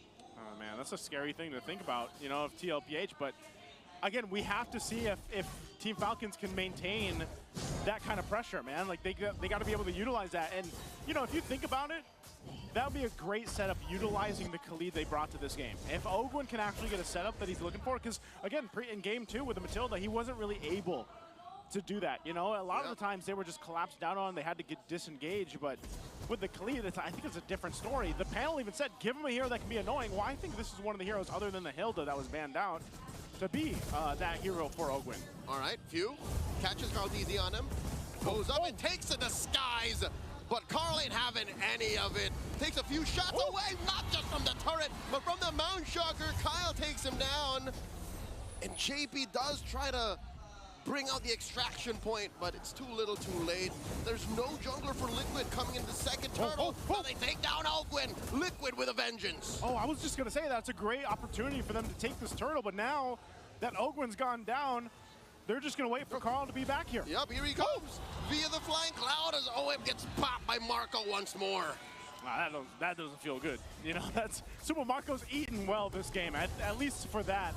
They're still going to go ahead and contest this turtle. They don't want it to go in the hands of Carl Teasy, but he does just grab it easily. Sanford will flicker on out. Oh, disengage. There's a glorious pathway. JP and the rest of Liquid can actually choose the fight that they're going to pick, but he gets trapped between 4 members of Falcons. How about some roast horse, everybody? Yep. JP goes down. Right now, Team Falcons in a better position than throughout the entire of the series. Yes, it's not a major lead or anything like that, but they're sitting good. I would say even again, this pressure they've been putting in the gold lane at Super Marco now. Whoa! Goodbye, Sanford. Oh, hold on. Real Revelation trying to punish Flap. They do get him, but I'll tell you now, that's still a good trade for Falcons. They also get that turret, so great play on the macro sense of things here. I'm not sure if O's going to go for OHEB. If he dies here again, that's going to be crucial for TLPH. They're going to have to help OHEB get back into this game. Traction pole's used up, but it's just JP that gets grabbed into it. See, that's the thing. It's difficult for Liquid to put OHEB in a spot where he can farm freely and safely. There's so much going for him. A chubby old crab man with a cannon for an arm. You have a Korean legit historical figure going around who can see the map. That's what's missing, I think, vision. Liquid doesn't have the same kind of vision that Falcons does. Yeah, they don't have that vision, but they have the box. The panel mentioned, whoa! We just skipped it for a second and Carl pops. Marco, how? What just happened? I did not expect Super Marco to go down just to Carl Teasy when he was up there on that side. I thought it was the Bane that randomly bursts people. What's going on? Flap Teasy gets the glory pathway and the railroad manipulation on him. Throwing out that Mount Shocker. Too much damage. Ogwin gets popped by OHEB. Baby cakes are clapping back. 2 for free. Make that 3 for Count and Marco, who just comes in on a cloud. That's hilarious. What just happened, man? The Liquid Stampede. They stampeded, started with the perfect target. It was Super Marco. 60, man. That's just what they do. And now this third turtle. Mind you, I think throughout the series, Carl Teasy has all the turtles in his hands, man. He does. I think so. Literally. I think 6, 8, 9 in total. 9 turtles. And again, objectively, TLPH is just playing better. Even if they lose some of these turrets or some of these deaths in the early game, they're able to go ahead and find these moments where it just turns the game in their favor. Pretty sure that's not how the Animal Kingdom works. Goats do not have a strict diet of turtles. Hey, you heard him in the opening. What is it? The game's chasing him now. Yep.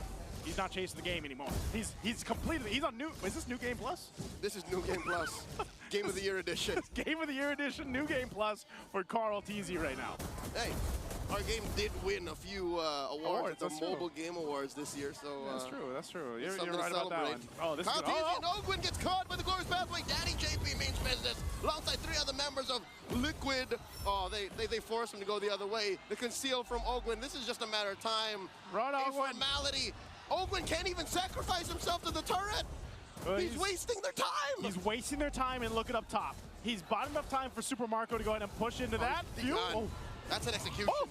Oh, but still few falls as 40 finds him. Throne of Ruin, able to slow the assault. He might go down here. Kyle Teasy throwing out these swords and arrows and swords. Finally he falls, and in mid, Flapteasy pushing them all back. Okay. Some peace and quiet for a second here. I would say that wasn't so bad for Team Falcons. Yeah, they lost a couple bodies. They were able to get the tier 2 up top. That whole thing that Ogwin started by, let me tell you something, running off on his own. Yeah, bought him enough time to go ahead and at least get a turret. Now, in the grand scheme of things, is that going to change much?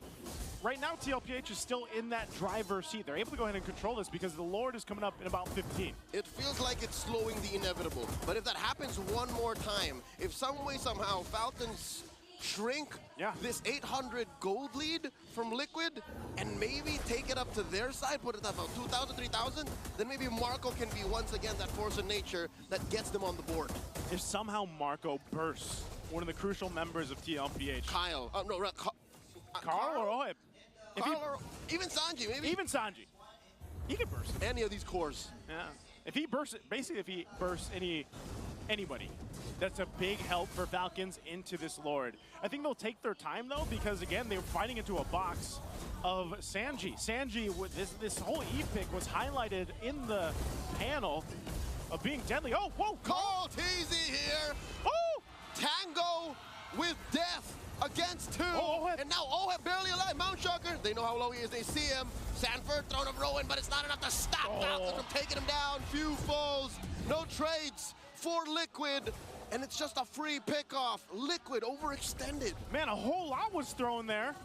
Ogwin is on that side. I don't know if they're going to start the Lord off of that. It was only Sanford that goes down. He'll be up in 12, and remember, this is Flying Clouds, so we can join in this fight, but it looks like they're going to try to at least blitz it a little bit. Oh, no. TLPH is back for this fight. They want to wait for Sanford to be up. They drop down the pathway. Lord is very low. Kyle Teasy secures, and the arena goes wild. Kyle gets popped by Carl. Kyle Teasy looking to survive, and he will, but only for a second more. An amazing Sandstorm by Ogwin, plus a deadly catch by Marco. And now it's just Sanford left. 40's holding on against 3 members of Falcons. This is nigh impossible to win, but he might take down Super Marco, but he won't, as Marco spits on that thing. It's a wipeout. It's a wipeout that Team Falcons needed, and my God, what a raging Sandstorm from Ogwin to set that thing up and capitalize on what Team Falcons did. Falcons used Carl Teasy's anger and vengeance and forced him to overextend, equal to the rest of Liquid overextending, and then they caught him with that 2-ult combo. They got him, man, and you're seeing it. This is the switch.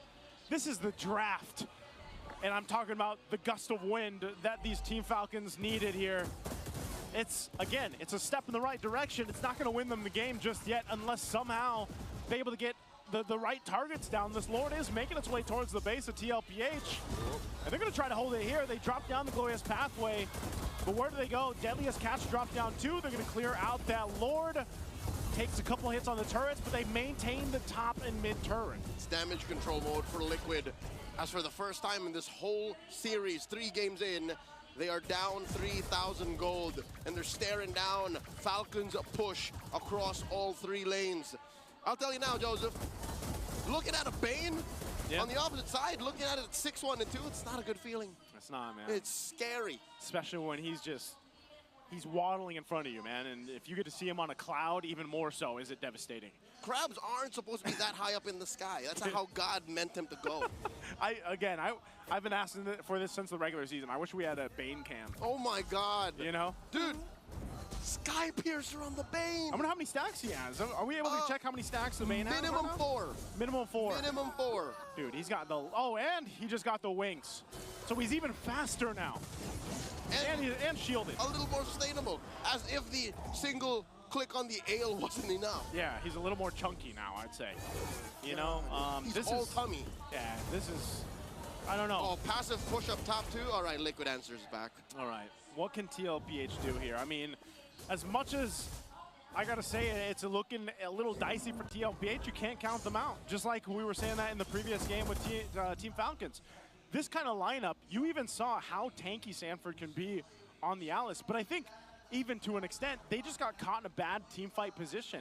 OHEB has struggled, and I think this is the sentiment here with our gold laners right now. You know, the typical heroes that we usually see, they're having a really hard time in the current meta. Yeah, I think what you could call that whole situation where they got wiped out is a string of bad decisions. Yeah. And hard punishes from Falcons. That means if Liquid answers half of that equation with better decisions going into the late game, and they should be fine. They only really have to worry about Falcon's positioning, Falcon's propensity to go for that 2 ult combo, which is so devastating. Liquid got caught from out of nowhere with that. They got clocked. They got gassed immediately. So if Liquid can see that, then they should be fine.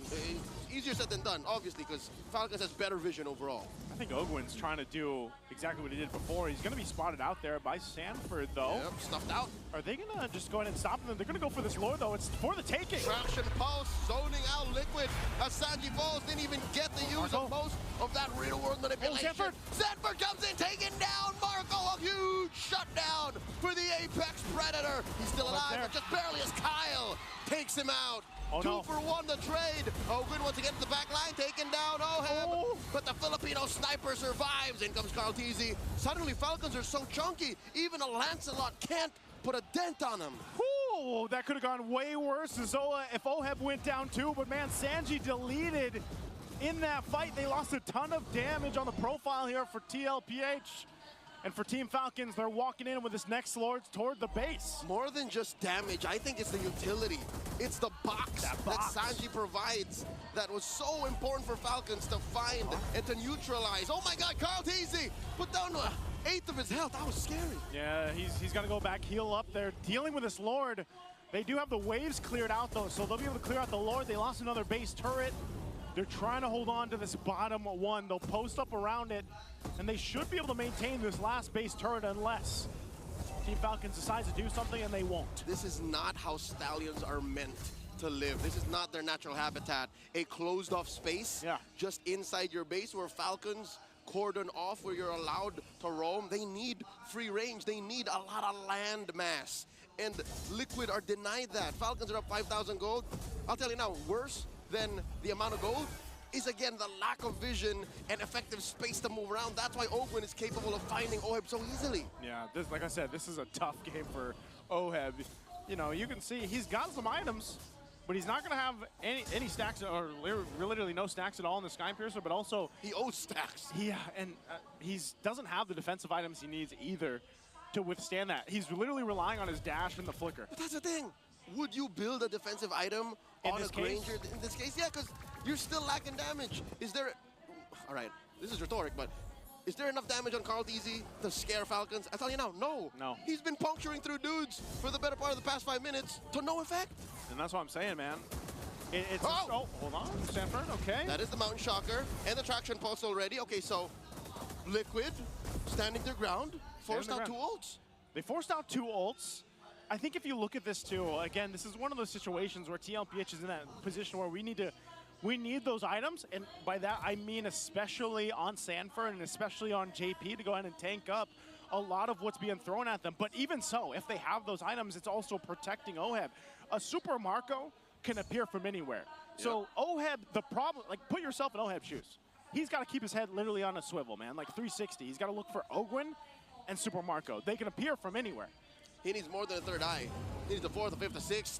Yeah. There's so many things coming at him, and he's the only real reliable source of damage, because Carl DC has to think of the retribution too. See, a lot of these wipeouts, they happen pre or post Lord, because they come from that moment, that singular need. I mean, if you really think about it too, Leo, like even Sanji, if he sets up the RWM, he's like a sitting target. like, he might be, like, he's not getting the full use out of his RWM in a lot of these fights. Not in the last Lord.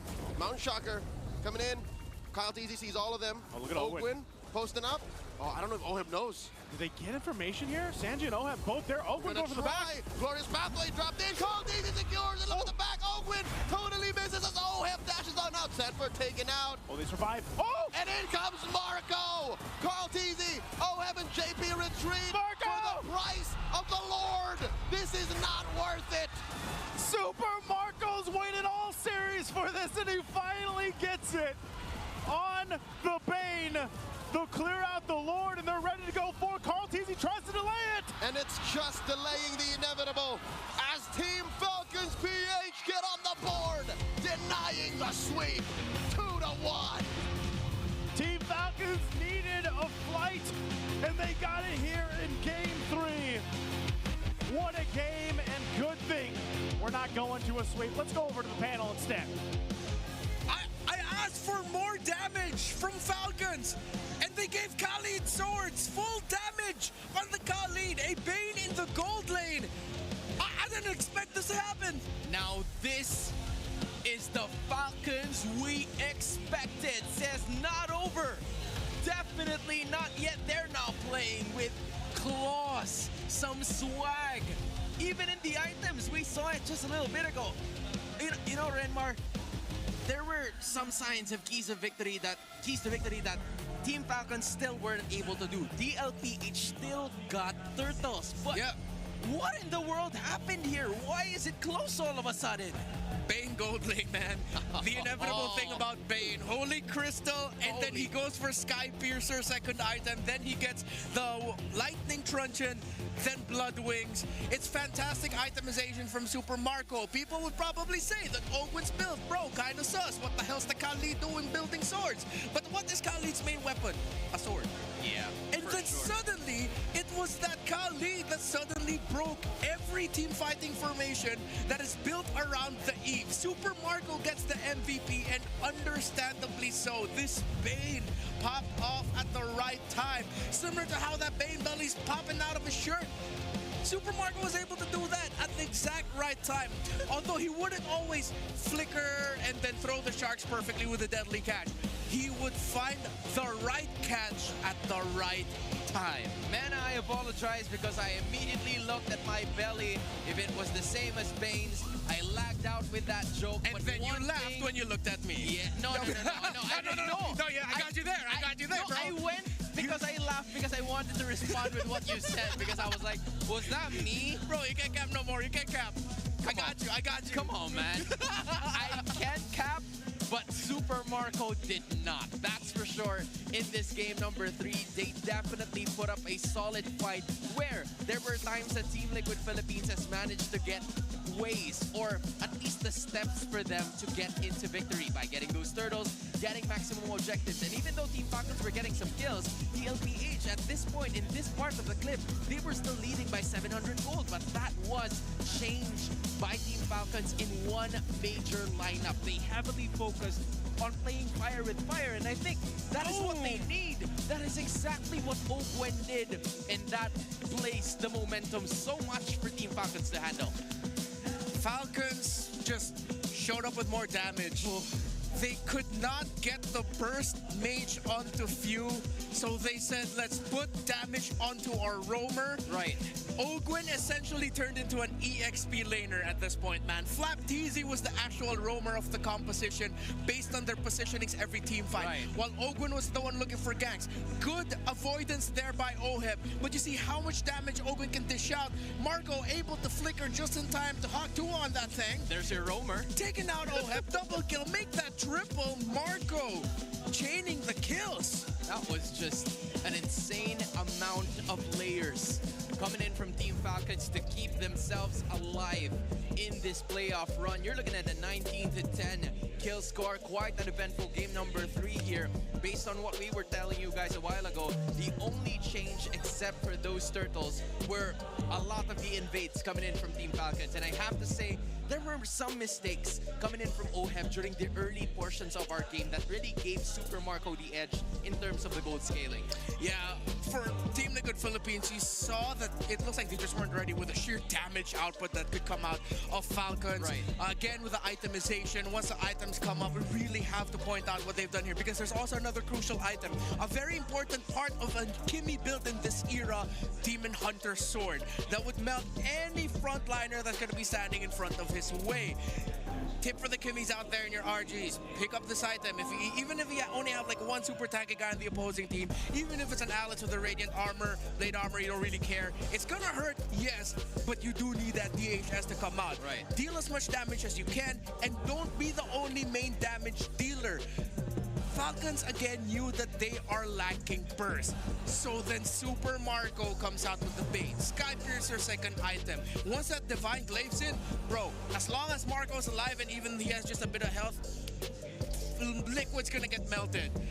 What an adjustment. It was a huge risk. Right. Not gonna lie, straight up huge risk by Falcons. Very. But they were able to hold on long enough to make it work. And this was a really good job as well from FlapTZ, considering that there were a lot of possible, entry points coming in from Team Liquid Philippines, given that they do have the Alice. They even have a high loss where once you see the glorious pathway come into the Land of Dawn, that means that at least 2 or 3 members of Team Liquid Philippines are going to be there to engage and get a kill.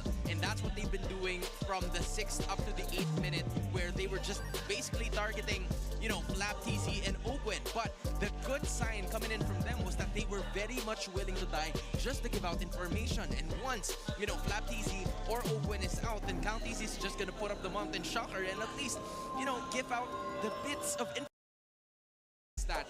And this is what Team Liquid wants initially, to play faster. But for Team Falcons, the idea is for them to catch up to the pace. And I think with that game number 3, if the Bane is still going to be there, there might be a chance that they would have caught up completely. Yeah, so far it still looks very similar in terms of the banning. And that might, again, be the main idea here for Falcons, right, wherein if they can, just pick up the same lineup that they went for. While for Team Liquid Philippines, just straight up take out the Bane that became the MVP of the previous game. Are they going to rush it even? I think it's going to be too much, though. Yeah. It's a bit of an overreaction if they just rush the Bane now. It's pretty risky at this point, because you don't want to set up your ace card quite early. But Whoa. hey, you know what? Whoa.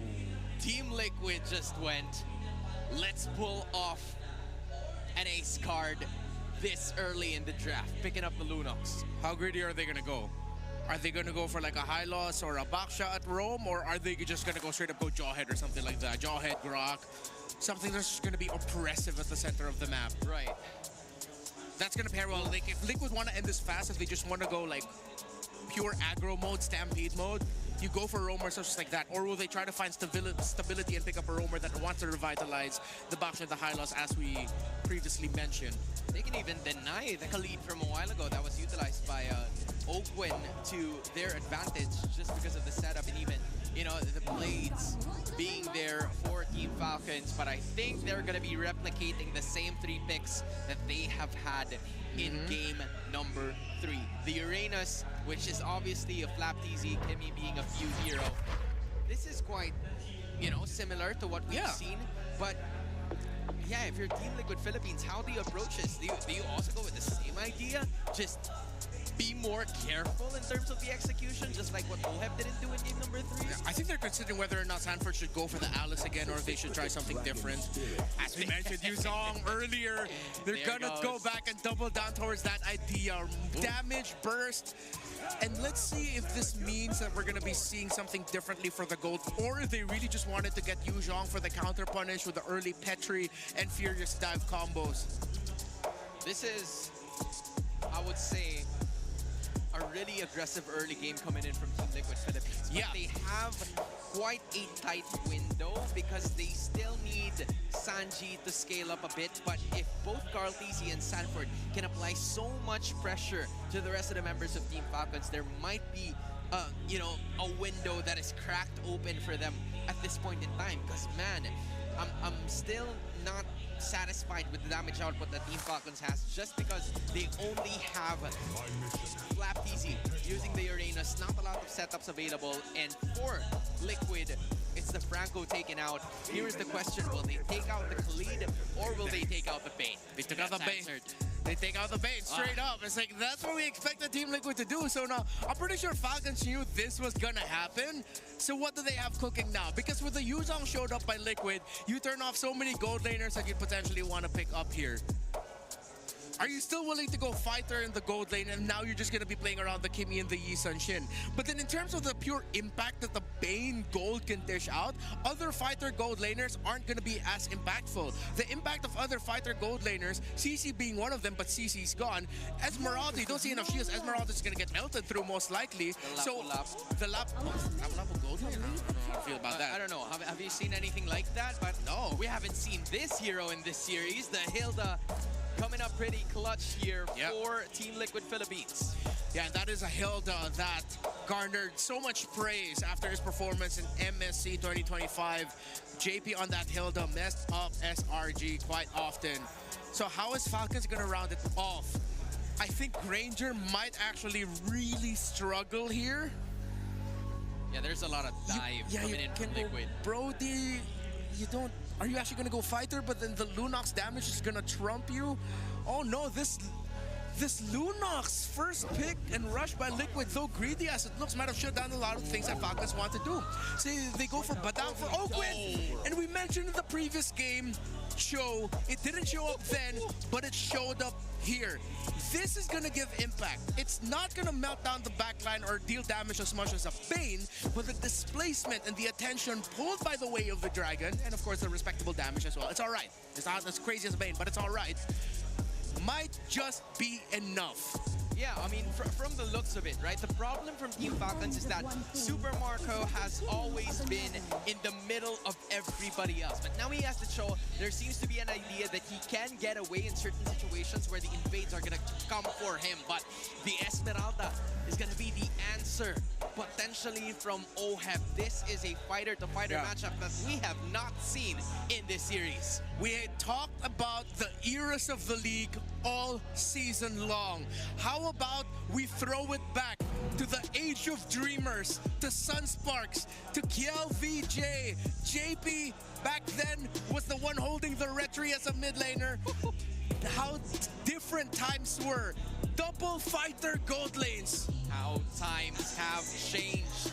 Will this be another edition for Liquid, or will it be for Falcons? Casters, the floor is yours. Thank you to the panel. Breaking it down, game 4 upon us. I gotta say this, man, Leo. I think I'm liking where gold lane's going. I think I like that we have a fighter versus fighter matchup in the gold lane. You like? I like. I'll tell you that I'm Welcome happy to for Mobile Bane, Legends. and I'm happy for a good other choices. Yeah. I'm not happy for how big picture this might look.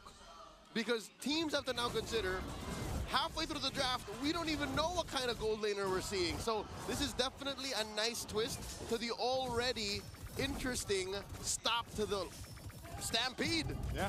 So what more, a double pivot? It might be the way to solve that issue. I don't know. You know, I mean, even looking at the emblems here, I mean, look, Marco's built for some damage, but he's also got the concussive blast to help clear that wave a little bit better on this choke. And to be able to rotate out, look, not even a minute in and he's already lurking around bushes trying to influence that mid lane matchup. Okay, he's gonna get spawned out though too, and that's the thing. It's almost a little weird, honestly, to see that. You know, Super Marco on a Cho and then OHEB on a Esmeralda. Hey, you know, when they both started playing, as mentioned by Renmar, it was the age of dreamers.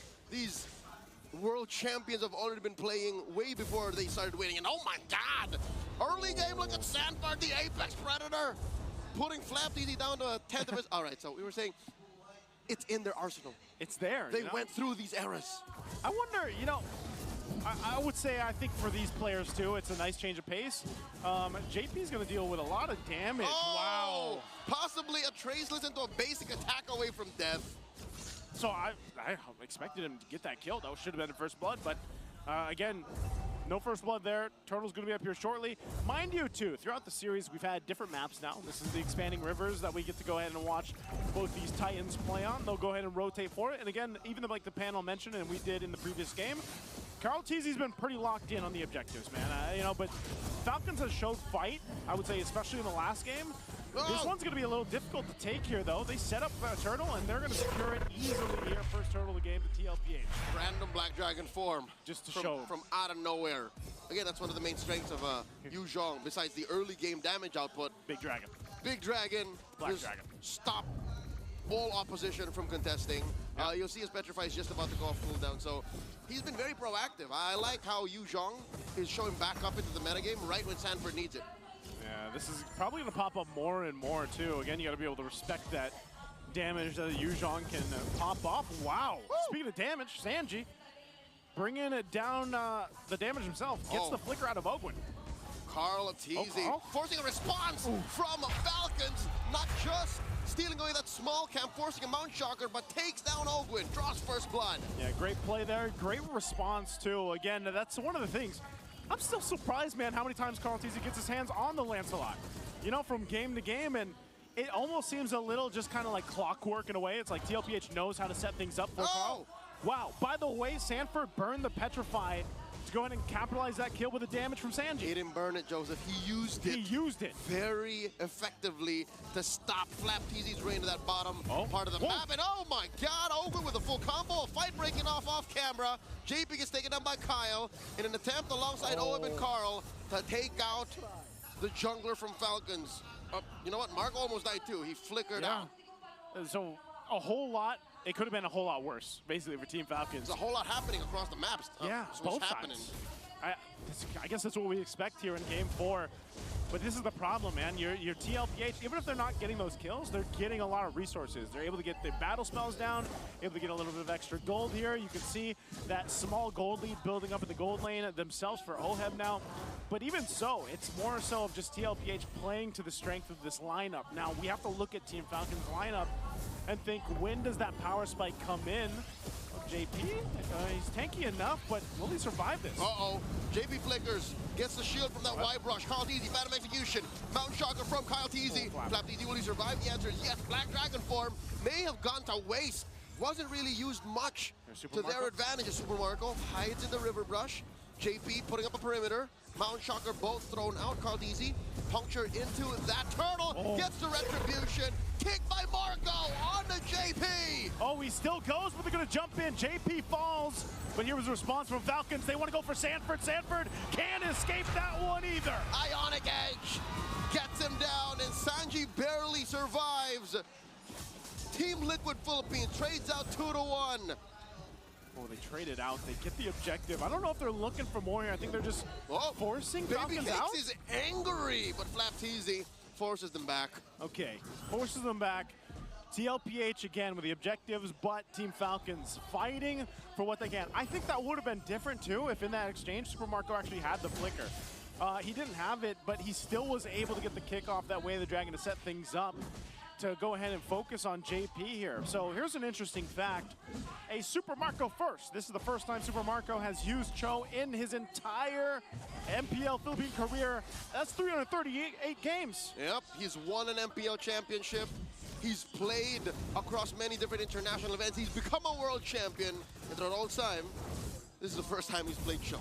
I wonder how that discussion happened in the draft. You know, it's like, hey, who do you want to play, Super Marco? Earlier it was Bane, and then it was, I wonder if he was just like, yeah, just give me the Cho. This is what the draft needed, and you already saw, right, how Marco was able to isolate JP, stop him from annoying and breaking the rest of Falcons formation.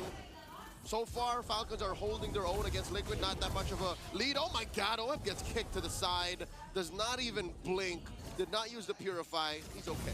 He's okay, but JP might not be. Takes so much damage, we'll have to flicker out. And survives. Meanwhile, Sanford, does he actually re-engage on this? Sanji's around the corner. There's 3 dudes here onto the turret. I don't think Team Falcons are going to fall for it. What is the rhyme and reason? Why are they doing this? Is this what Liquid was setting up? The mid lane push. CarlTeezy, you know, Baby Cakes take down that mid lane tier 1. But Marco will trade out. All this while Turtle spawns. Turtle's up 3 for 3. TLPH is going to grab this objective too. A turret does go down up top. They'll get the brilliance out of Sanji. But that's what they wanted. I think TLPH played into this and they grabbed the turtle and the macro here. 2 Ts for 2 Ts. But I would rather trade a turret for a turtle. So in my book, Falcons win that. Falcons, yeah. I think if you look at this, the map pressure that they're able to put is a big thing, but this is the thing that I'm missing, Leo, is these fights and these objectives. You know what, I got a little confused. Yeah. Liquids win because they got the turret in mid and the turtle. It was just a turret. I thought Marco was going to go all the way to tier 2. Yeah, I thought he was too. Actually, when he was up there, I was thinking he was going to put pressure onto that, but... So Liquid's fine. Liquid is fine. They still maintain a lead, but I think even regardless of that, it's again, Team Falcons hasn't been really able to find a fight around the objective in this game. I know they've more or less given up that option.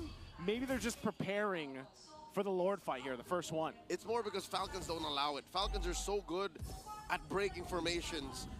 Liquid has JP, but look at Falcons. They have Ogwin, they have the traction pulse on Few, they have Marco to get the kick. And Marco has been off map for a while. Oh my god, they throw everything at JP, and he does not have his flicker. Finally falls as Fanford finds Few. Can he finish what he started? Shaw energy, not enough. Oh, what a move from Few. Able to survive that. Ogwin's gonna have to burn his flicker, but man, a good catch. Think of how many times JP's had to deal with this, man. He's gotten fist break, fist cracked, everything for the better part of this entire of the game. Eventually, you know, he's had to always use the flicker to get out of there, but this is an interesting position to be in. But again, if you throw all that at JP, I think JP is happy to take it. That's what you call a threat magnet. Yeah. He is literally forcing ults out of Falcons, because what is the alternative? He gets away, heals up, and then gets back into the fray. Man, that's just dad things, man. That's just how dads do. That's just what dads do, you know? They just tank up what they can, and they let the kids shine after that. They roll up the sleeves, and go in again. Go again. Go again. Go again. TLPH, though, this is what they're going to do. They're going to go again for this objective. They're centering themselves up around this. They had a nice little push on the cross map. They're going to grab their objective and get in position. It looks like, though, Team Falcons actually wants to go and contest this if they can. Yep. Team Falcons have been playing the long game for the past 4 or 5 minutes, better part of the mid game.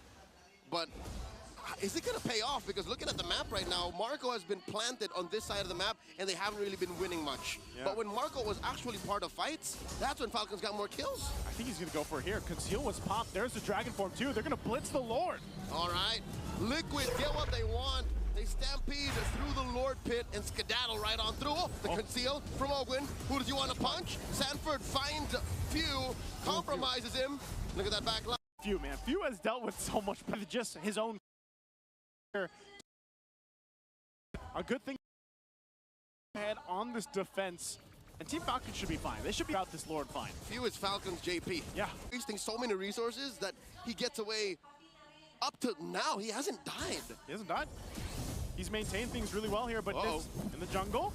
Carl Teasy really wants to find one, gets Ogwin. Flap Teasy gets out of there, and Carl Teasy punctures through. Got eyes on this tier 2. As Liquid play the macro game, it's their turn. Super Marco alongside Kyle, throwing everything that they can at Oheb as Oheb just dances around him, shaking that thing, and Few gets caught by 40. They're already inside the base. Joseph, this isn't looking good. Oh no, what are they gonna do here? Team Falcons, good thing Super Marco's still alive, but I can't believe Oheb went 1v2. And now they're looking to take another base turret down if they can, but Team Falcons finds themselves back healthy. Few almost up in 10, and they keep TLPH at bay. They will lose another Holy Shield down bot. The cavalry come alive. You can hear it in the MPL arena here in Cuneta Astrodome. You feel the rumbling. It's about to turn into a stampede as Liquid are at match point and are knocking into Falcons base. They're so close at this point. We're going to have to see, though. Team Falcons, I don't want to count them out here yet. They've still showed that they can win some skirmishes if they're able to get the right targets here. But look at Oheb. Oheb just jumps on in, point blank, fulling Star Moon. The Apex Predator hunting for targets. Ogwin falls. They're underneath tier 1. 3 in mid. And they're already on their way. 30 seconds, I think Liquid will just wait for this Lord. Yeah, they'll wait for it. And that's what I'm saying. I was saying if they pick the the right targets, man, but now it's kind of weird. It shifted to the point where Oheb can just tank up all the damage, be up front, and it gives some of that pressure off of JP's shoulders because that's what he was doing in the early portion of the game. You know, he was taking all that, but now it's Oheb, their gold laner, that's like, I got this. JP, you do your thing, you scout out who you can. So I'm wondering what Team Falcons wants to do. How they're going to respond to this, though? Again? Trying to go pin for down Flapteasy. Oheb gets hit with a Mountain Shocker. Oh, you see the swagger on Kiel Soriano. He's asking for more as the rest of Liquid barrel down on this Lord, approaching less than half health. Okay, they're going to secure the Lord here. Carl Teasy will be able to go ahead and get that one. So secured their Lord. They'll reset. They'll get ready to charge towards the base of Team Falcons here. Now, with this kind of lead, this might be a series winner here. This might be the one, the push into the base to end the series and end the dreams of Team Falcons moving forward. Game 3 might have just been a stumble, a little pebble in the path of the Stallions as they make their way through the play-ins. Falcons have to hunker down. They have to defend, and I'm looking at their potential to clear this wave and to live through this final siege.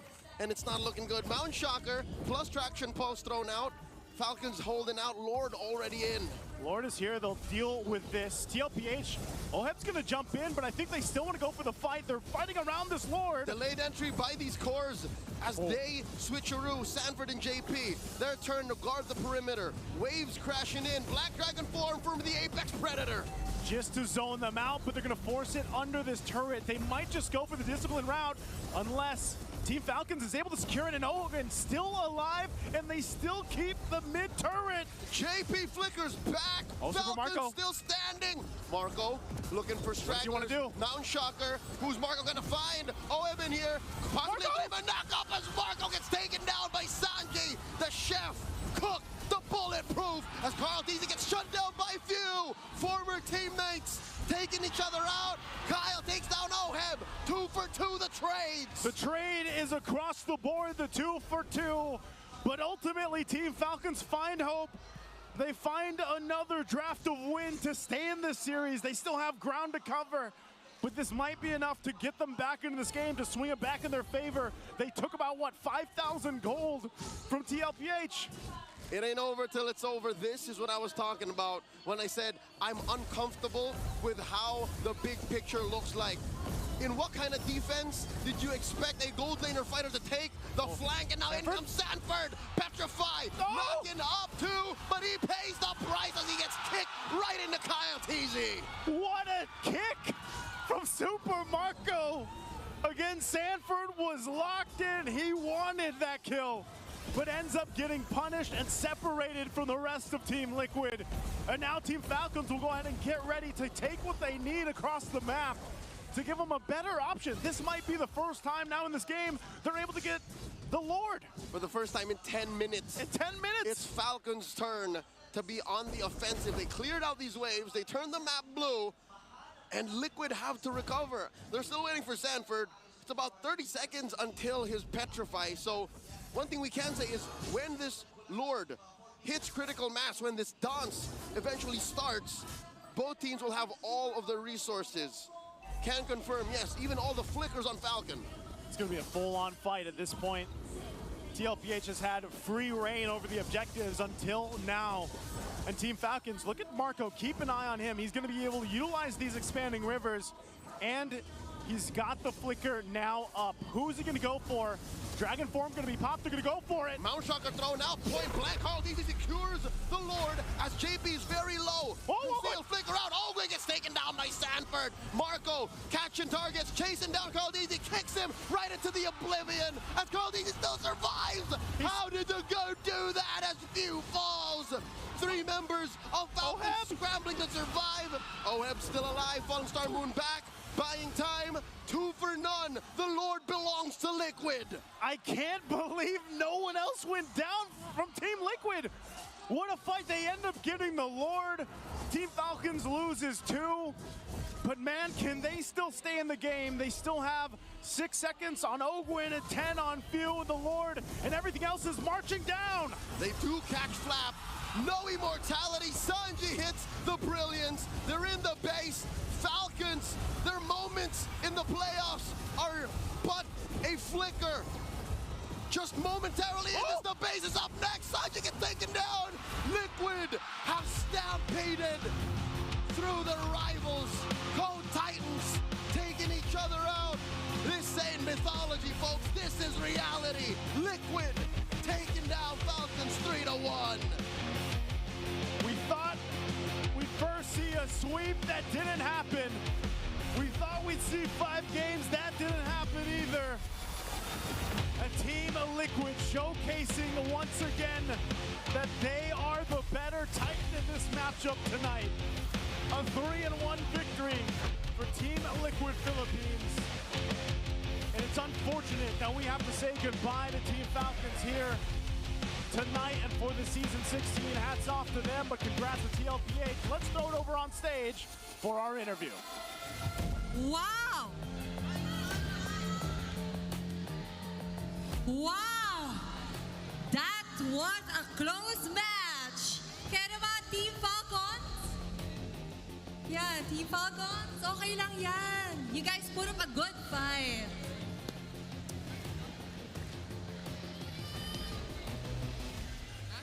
Palakpakan naman po natin ang Team Falcons. Alright, for the last time, anong gusto nyo sabihin sa mga sumuporta sa inyo since day one? Ngayon, salamat sa mga sumuporta sa amin, sa mga naniniwala pa rin sa amin kahit na di maganda yung regular season namin. Ayun. Masaya pa rin kami na nakaabot kami ng playoffs. At talagang ang ganda ng laban. Kaya once again, palakpakan po natin ang Team Falcons. And for the last time, please take your final bow and final walk.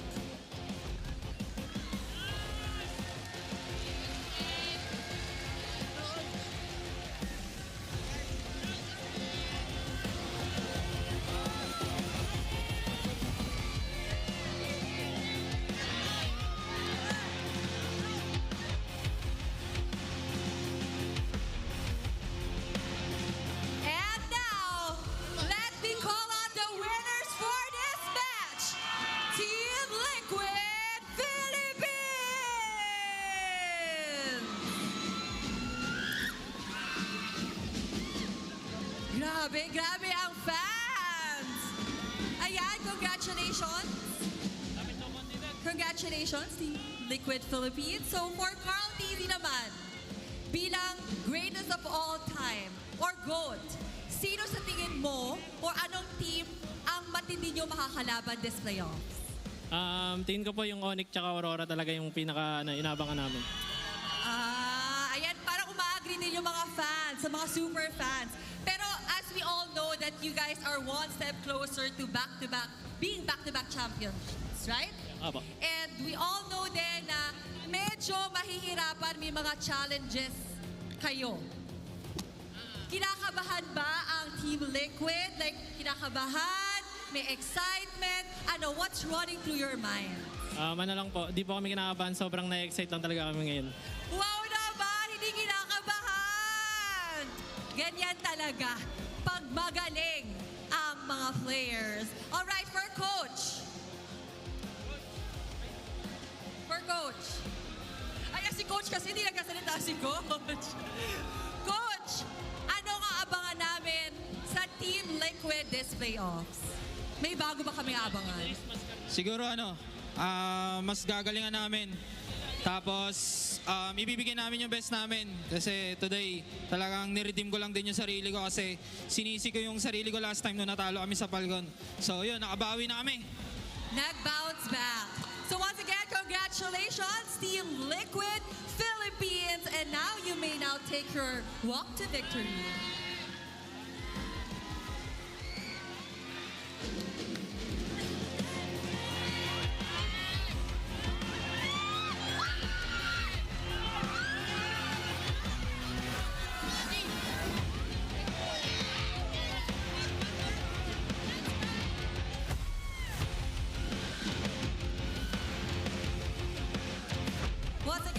Congratulations, Team Liquid Philippines. At syempre, solid effort naman from Team Falcons. Kaya again, palakpakan po natin ating mga sarili. you know, someone really had to win, but this is a game. Kaya naman, over to you, casters.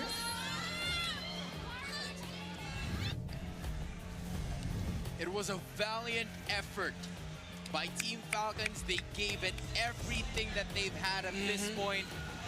But Team Liquid came with a purpose. They came, they saw, and they conquered this Clash of Titans. You cannot deny that now it is Liquid's prime time as the prime titan of MPL Philippines. And Carl freaking TZ has done it yet again.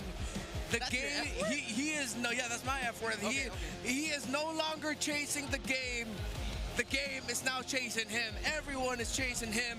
And it was his great escape that made that risky play all worth it for Liquid there in the end.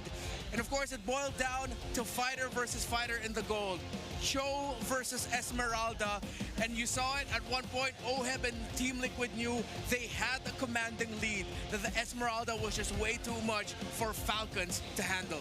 That was pretty crazy. That was honestly insane from the looks of it. It was just a tremendous effort coming in from Team Liquid Philippines because they know, they had the idea that it was Team Falcons trying to fight back. They've had the momentum right after that Game 3 victory, but still, it did not stop Carl TZ, who has been using Lancelot for the majority of this series to take control and take victory and take matters into their own hands. And man, he came with swag today, and swag was what we saw all series long. The MVP of the game, he is him. The face of our sport, the greatest of all time, Carl TZ on that Lancelot. He did not lose retry. Kai lost over and over again. The sharper retry wins. And Carl TZ got that in the bag. If it wasn't the damage, if it wasn't the space, it was the objectives that he was getting. And he silenced his doubters and he silenced Team Falcons. I mean, from the looks of it, it was Carl TZ. You know, going back to regular programming from what we saw just a few moments ago, it was Carl TZ pacing the way, paving the way for the rest of the members of Team Liquid Philippines to get this victory just because of those objectives alone. Team Falcons tried to fight their way back by getting a lot of pick-offs courtesy of those team fights. But because of Sanford at least scaling with those 1 kill and 4 assists already as we speak, Carl TZ was able to get more in terms of what he wants just by scaling a lot better. And you gotta give it as well to JP and even Sanji as well, because those damages or those damage outputs were quite insane coming from those duo, and just Oheb, the final nail in the coffin for that Falcons to take on. Yeah, that Lord win there for Carl TZ.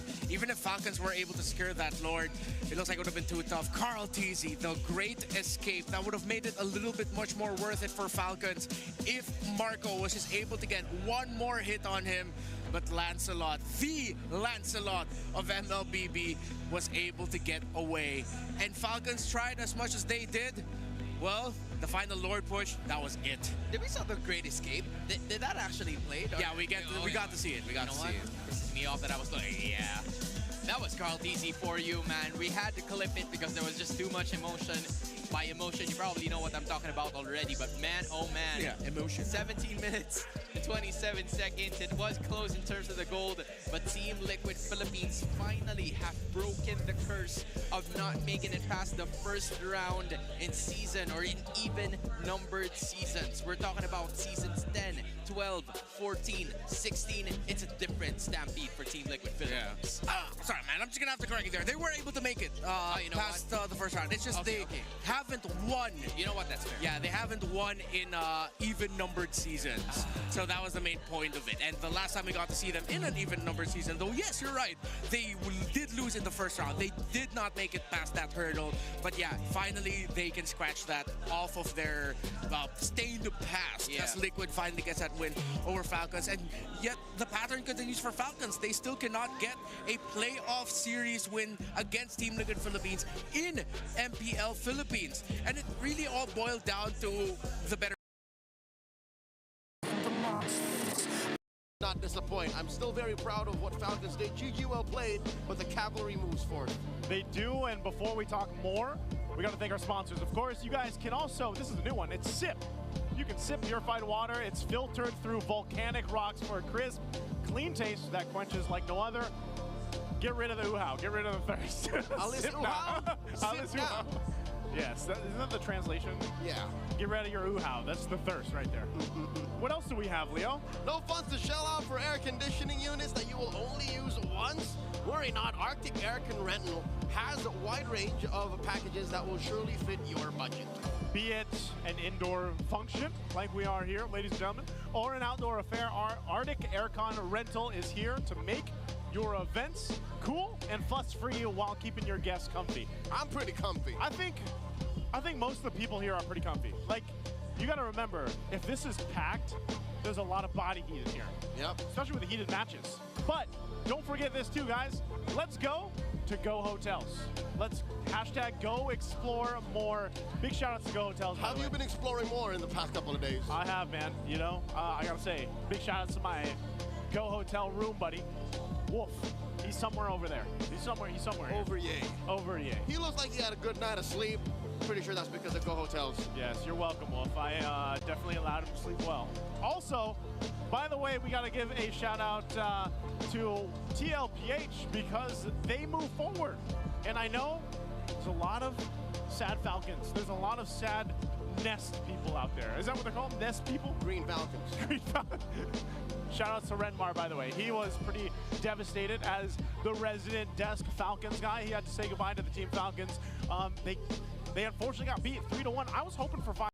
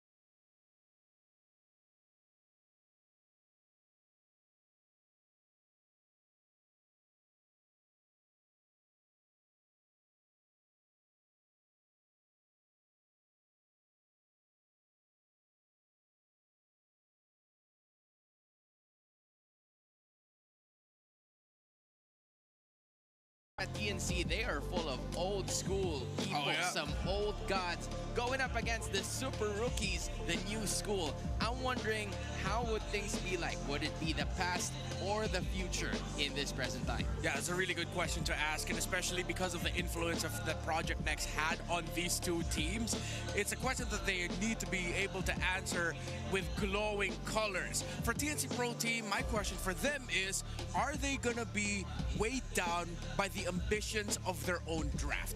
While for Twisted Minds, can you carry yourself to a point where you're more than just a better mechanical team than most of the teams that you are going up against? Because I feel like that's what something that Twisted Minds brought to the league that shocked a lot of the old school players. It's like, where are these guys getting their skill? Yeah, MP the King and Lanzu, they're MPL veterans, but Sean, Nosha, Kaloy, they move as if they've been part of the league for 10 seasons and more. But then suddenly teams had them red.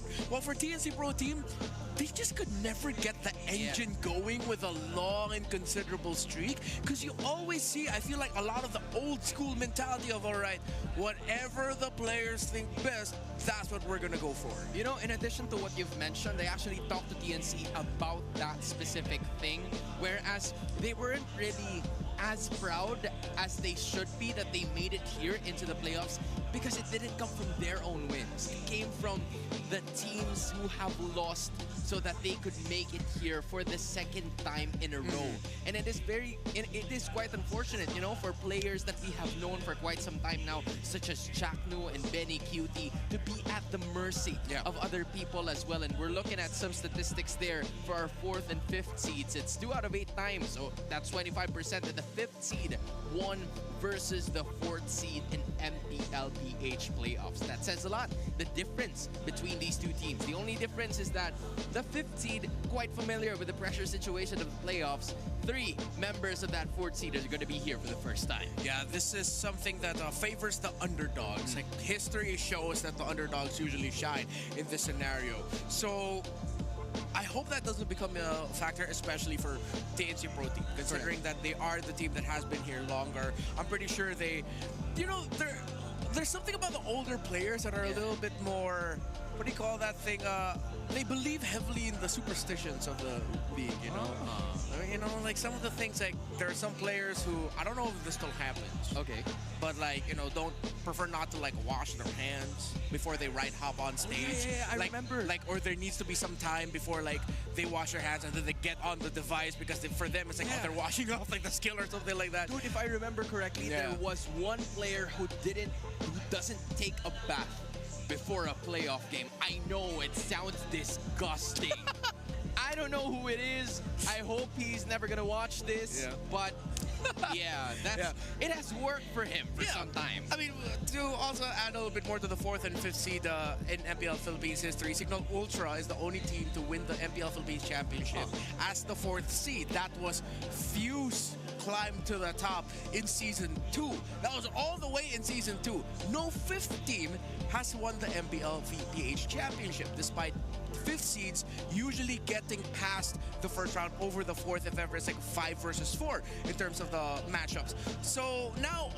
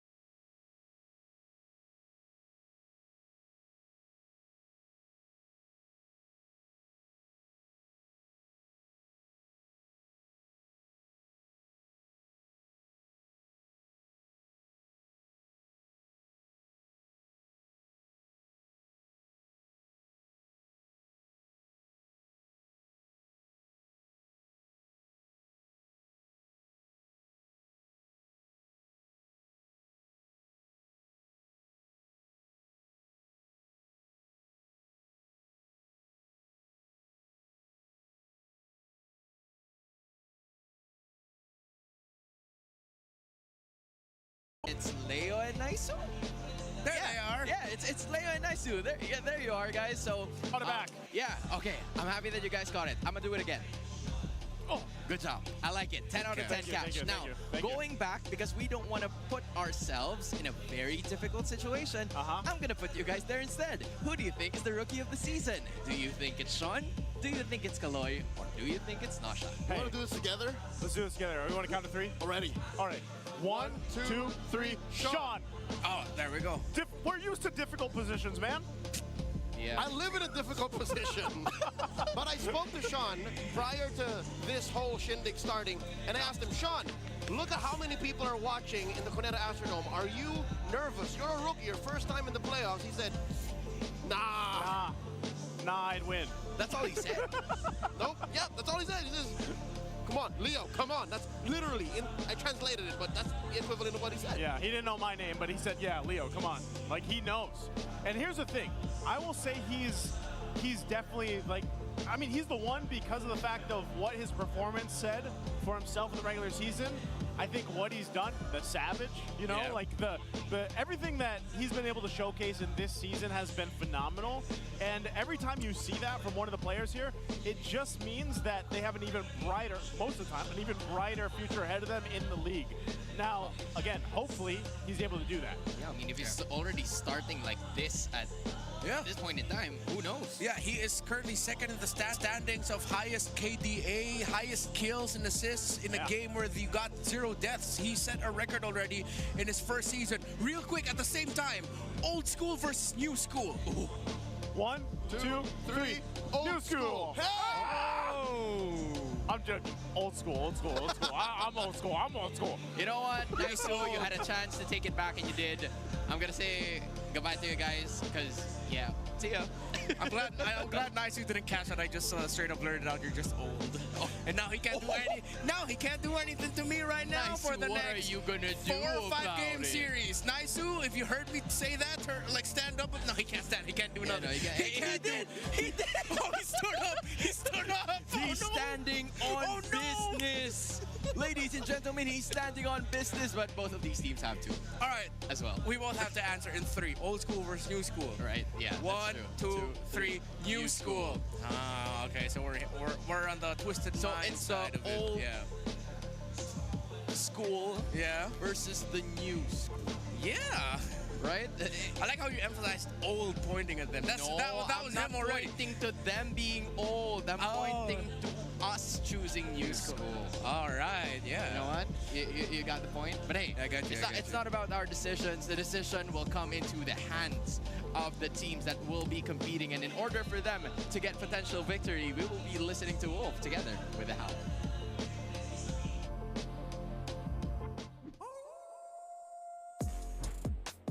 At makikita natin ang bakbakan ng the TNC going up against Twisted Minds in this elimination round na naman sa playoffs. Ang magagandang performance ng ating mga rookies ay matetest na talaga dahil they're gonna be up against the veterans. At uumpisahan natin yan dun sa gold lane dilemma. Meron kasing problema ngayon ang TNC as well as itong Twisted Minds. Mas malaki si Twisted Minds kasi hindi pa natin nakikita si Nosha dun sa mga fighter gold lanes. At na-proof naman natin mula dun sa ating series number 1 na kailangan talaga marunong kang gumamit ng mga strong lane dun sa iyong mga gilid. So, kakayanin ba ng Twisted Minds na magpakita ng kakaibang gold lane choice para kay Nosha? At tinatanong din, maraming tatanong kung si Nosha ba ay magiging clutch pagdating ng playoffs. Yan ang ipoprove natin later on. So, para sa akin, malaking problema to para sa Twisted Minds but they have to overcome it.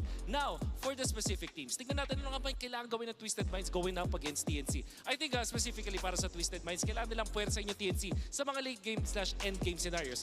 It's weird to say na yung rookies pa natin ang mas malakas sa mga endgame scenarios. Pero mapoprove naman yan ng mga regular season performances ng Twisted Minds. Yung TNC hindi ganun kalupit when it comes to late game scenarios. Kaya ito yung pwedeng i-abuse ng Twisted Minds. And lastly, para sa TNC, kailangan lang nilang manalo sa lane-to-lane matchups.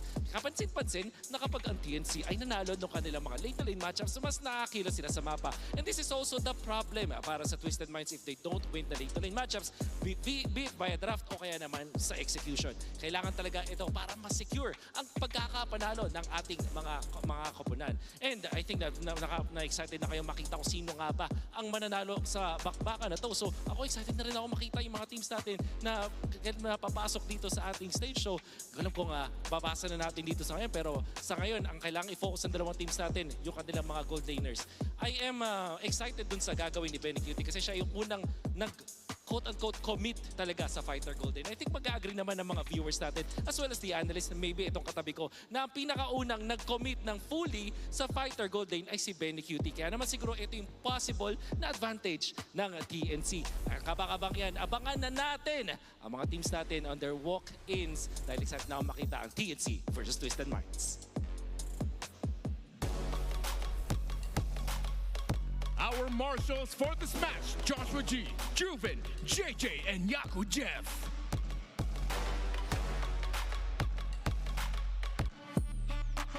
The rookies of the playoffs, the twist of the season.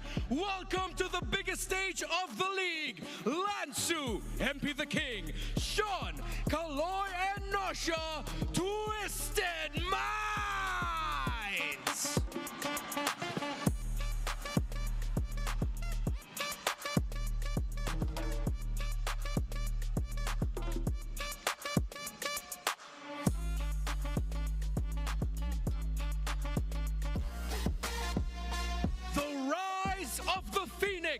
The march of the army. 3 more. Zaida, Lancy, Chaknu, and Benny Cutie. TNC Pro Team.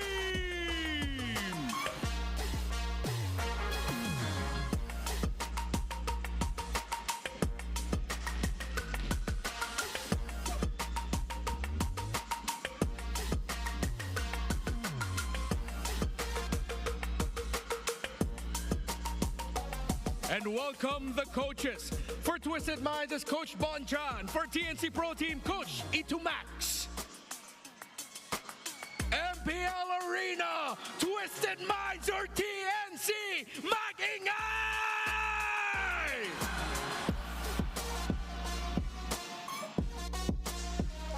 Now it's the Super Rookies taking witness in their very first playoff matchup, joined by Lansu and MP the King.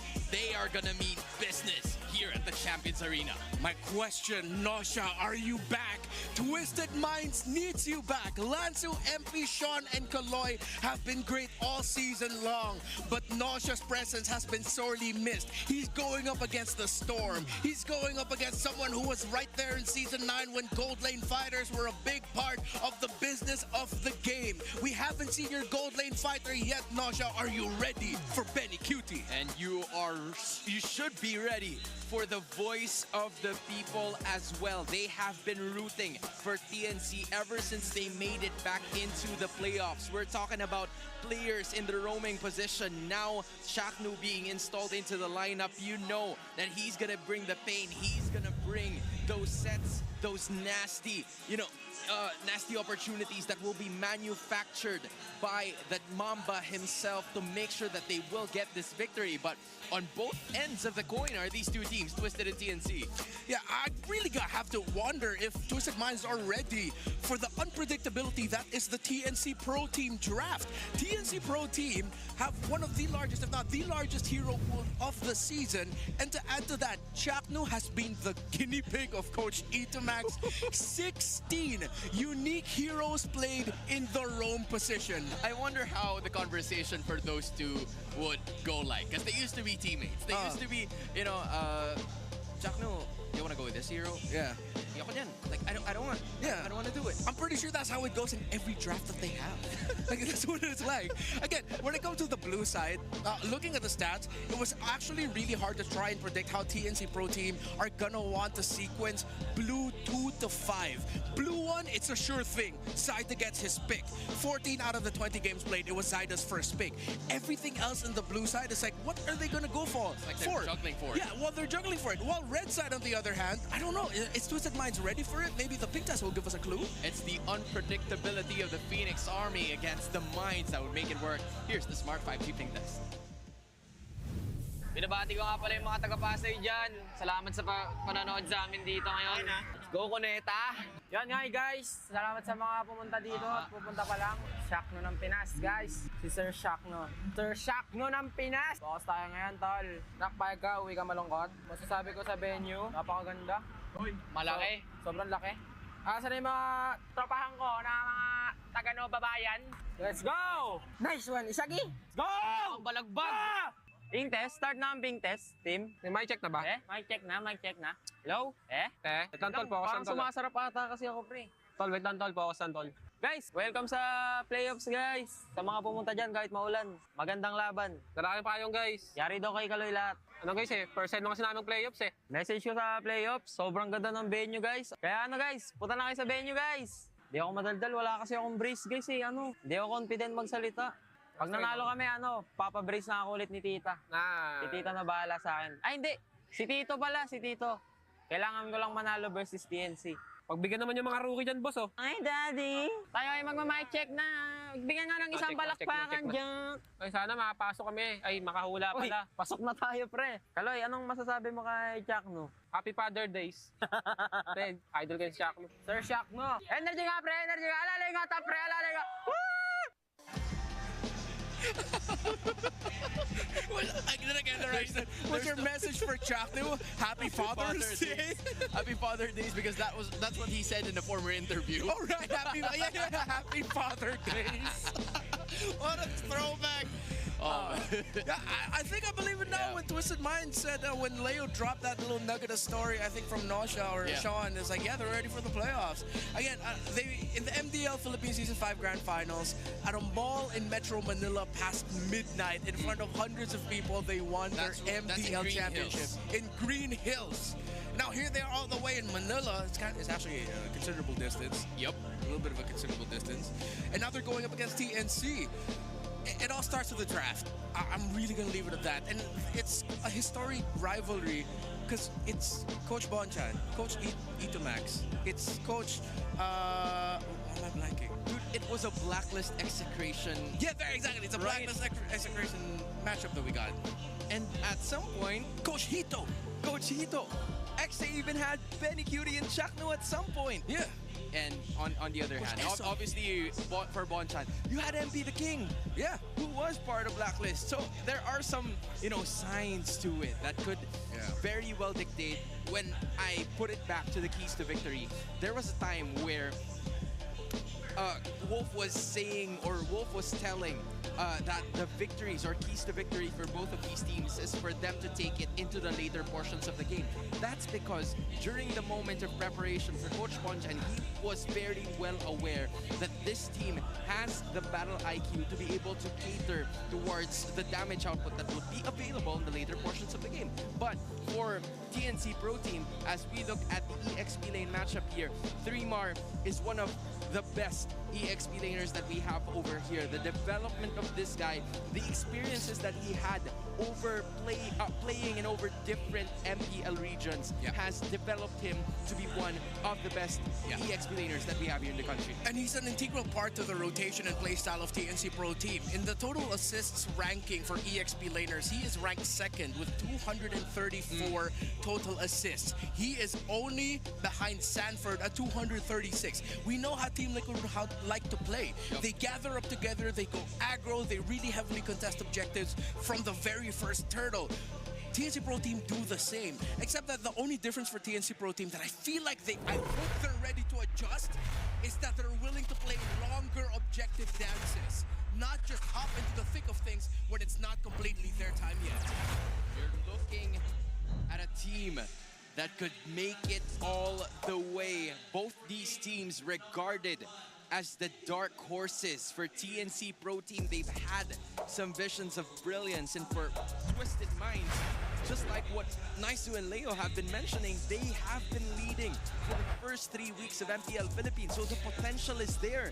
And from the looks of it, dude, this is the first time that we're gonna be seeing Twisted Minds playing in the Dangerous Grass. Yeah, TNC has had a fair amount of games there, and we thought that Dangerous Grass would be a team that would be well loved by TNC, considering that they got Jackdo, they got the Mamba. You know, snakes thrive in grass, the Mamba thrives in grass. But they couldn't get it. So I like Twisted Minds' approach here.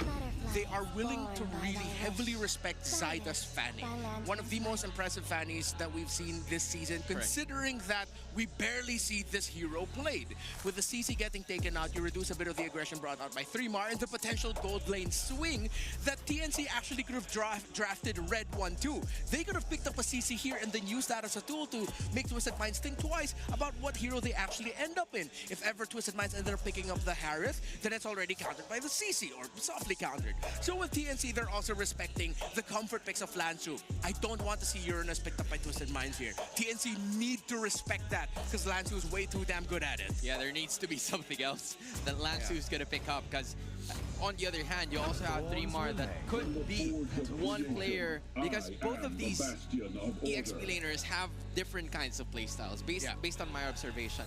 3mar is kind of like the playmaker, an additional one aside from Kaloy. Meanwhile, Lansu's like the sponge. He's used to taking a lot of damage, and that is what he's used to. And we are going to go back to that regular programming because the Alice is going to be picked up by the Admiral. Yeah, so we get now why the CC was taken out. They want to go for the Harith here. So that's going to go for a little bit more of an honest team fight from TNC Pro Team, unless they have any more surprises like a gold lane Esmeralda from Benny Cutie. Something that Twisted Minds might actually be willing to ban out in the second phase of the banning phase. Now, TNC actually picked up the Gatot Kacha here.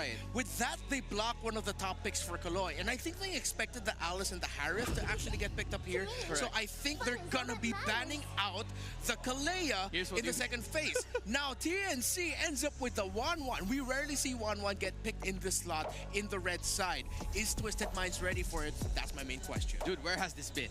Where has this hero been from the first series? We have been looking for this hero from the start, but now it's going to be out in the open. So the 1-1 would be utilized by the Storm, and they're going to make sure to rain on Twisted Minds' parade. But we're heading into the second phase of the bans. You're looking at the comfort, just like what Renmar has mentioned a while ago. There's still TNC looking to pick up a mid laner for themselves, and the same could potentially be said. Actually, it's different because the Zushin is already available. So Twisted Minds, they're playing right around their wheelhouse, giving comfort as well to the rest of the members of the Minds.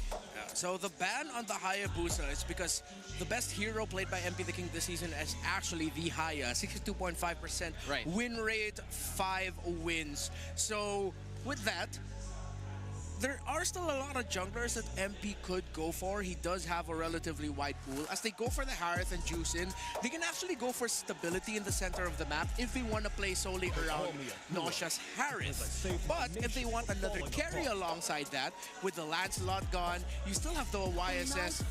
Never mind, they actually just got taken out right away.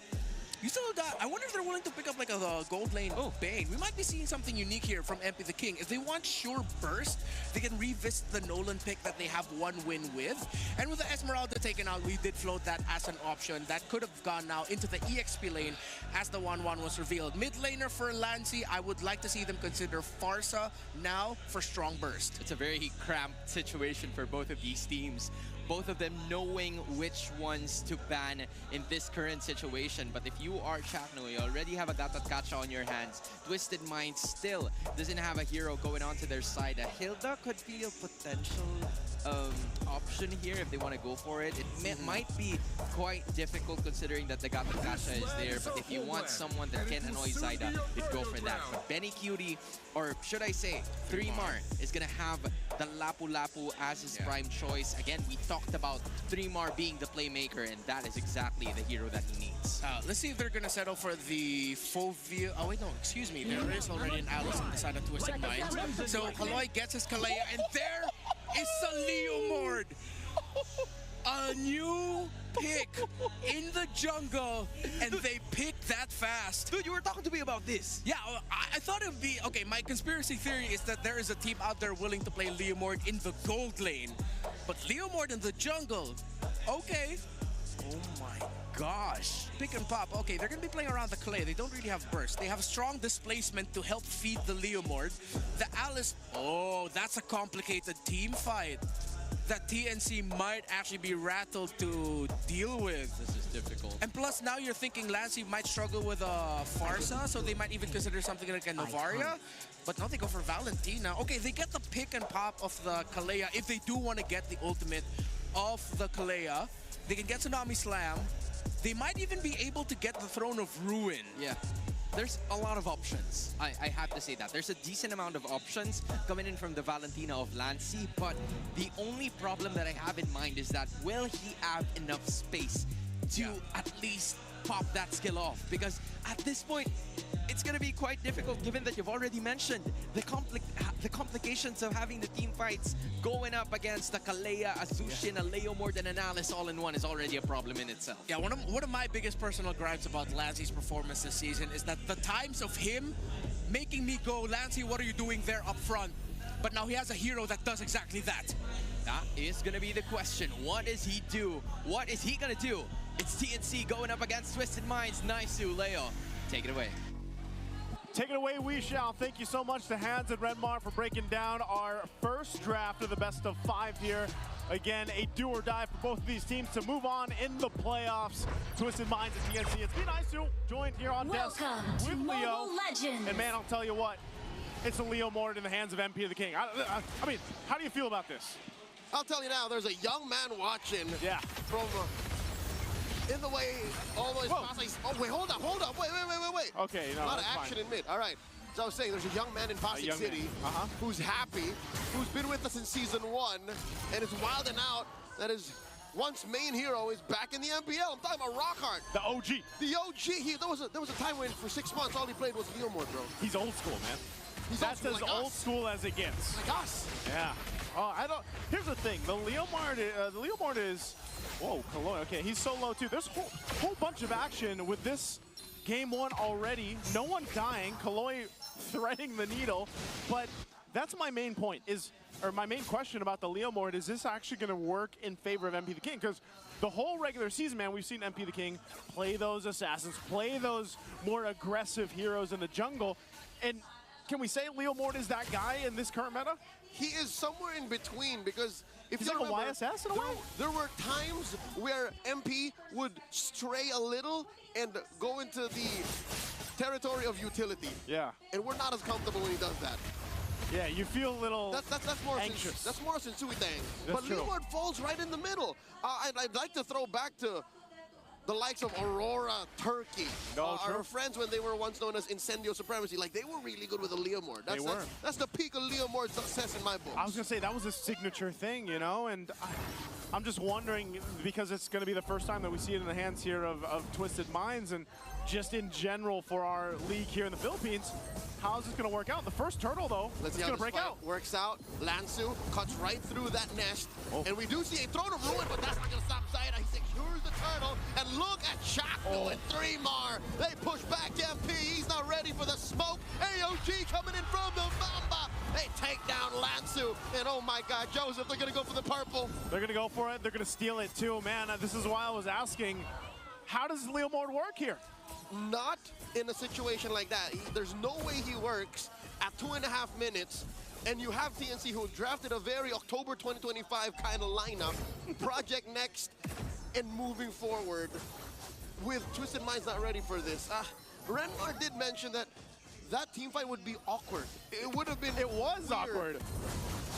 And TNC are leaning hard into that. Yeah, because, again, and mind you, we're in the dangerous grass, all right? There's one thing that I'm looking for is, like, how does Twisted Minds take this lineup, utilize those little extra opportunities, and I'm talking about the bushes here, to go ahead and set things up, because it could happen. If you really think about it, with a Kalea to go ahead and help out, you have a ton of utility, having that Jushin available to you. Again, we've seen Alice do amazing things time and time again, except for the one-off games that it doesn't work. And then even so, I think a Harith alone is able to provide so much potential for teams that are able to utilize that pick. Now, Nasha, on the other hand, you know, we need to see some improvement from Nasha here in the playoffs. But if all those fall into place, then I believe you have the room to make this Leomord work for MP the King. XP-wise, in the gold lane, I think Nosha's doing fine. See how he's bullying Benny Cutie? Mini map, check that out, upper corner of the screen, you'll see that Benikuri's pushed back. So if this does not break into a follow-on 5v5, I think Twisted Minds can make the most of this time that it's mum. Because I'm telling you now, TNC at 1,000 gold up, they could be doing much worse. They could be doing much more against Twisted Minds. So now that the second turtle has spawned, you can see that they know that they have the advantage. Okay, whoa, they're going to bring Chaknu back. Thompson revitalized, they're going to force the fight. And now Turtle down to a third of its health. Kaloi goes down, Nosha comes in, drops a Diamond Force onto Zaida. Will not stop him from getting that retribution, and they take 2 down. An AOD by the Mamba, closing off the exit for Lansu. Takes the flank, gets taken down by Zaida. Sean put down a 10th of his health. Twisted Minds are getting bullied, ragdolled across the map. What a fight for TNC. Again, no one went down. There was pressure from Nasha on Zaida, but he just went punctured. Phantom Execution secured the turtle, second one of the game for them, and the rest of the team collapsed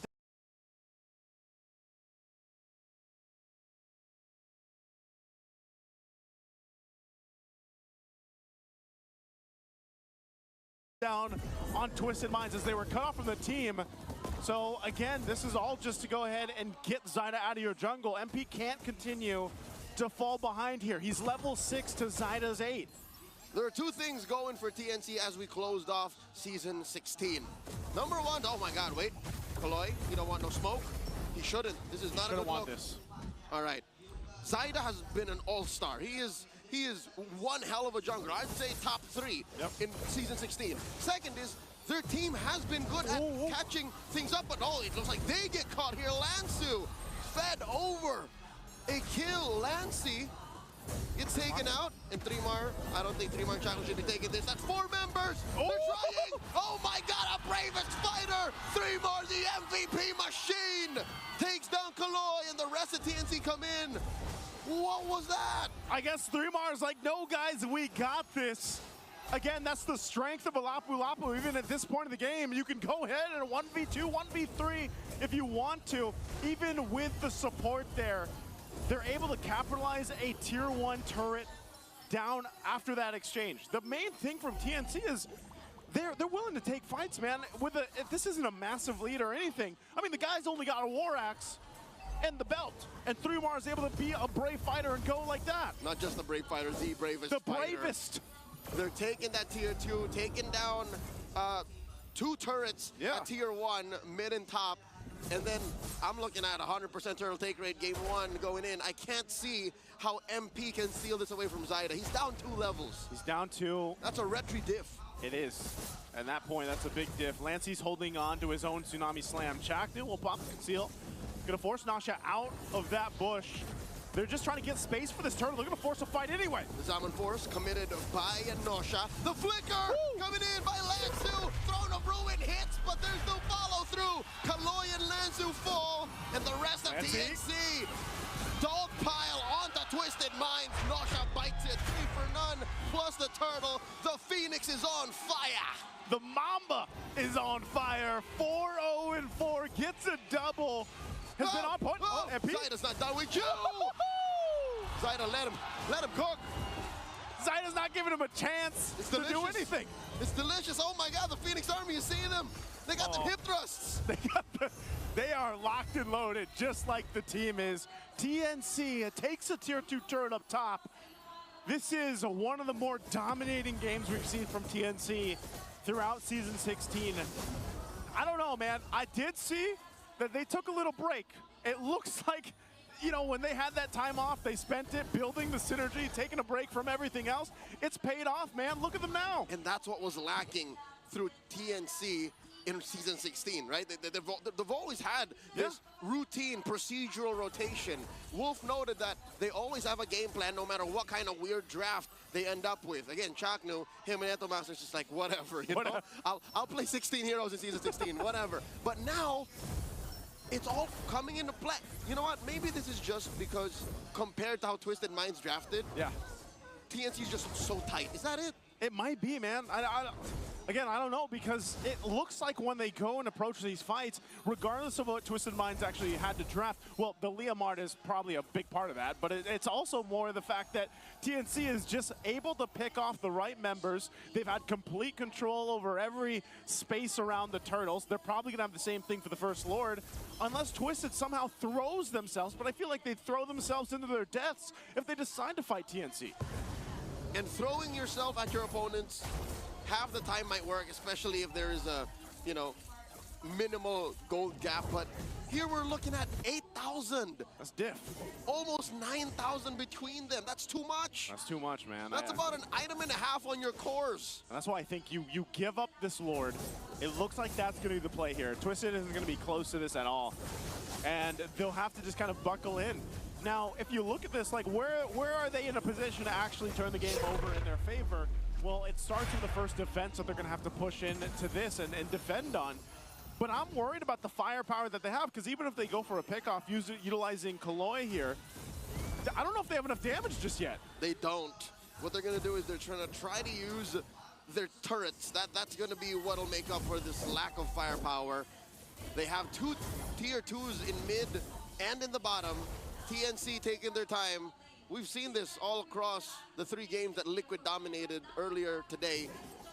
This is beneficial to the team that's ahead. They're slowing down the push, so resources trickle down slower to the team that's on the down.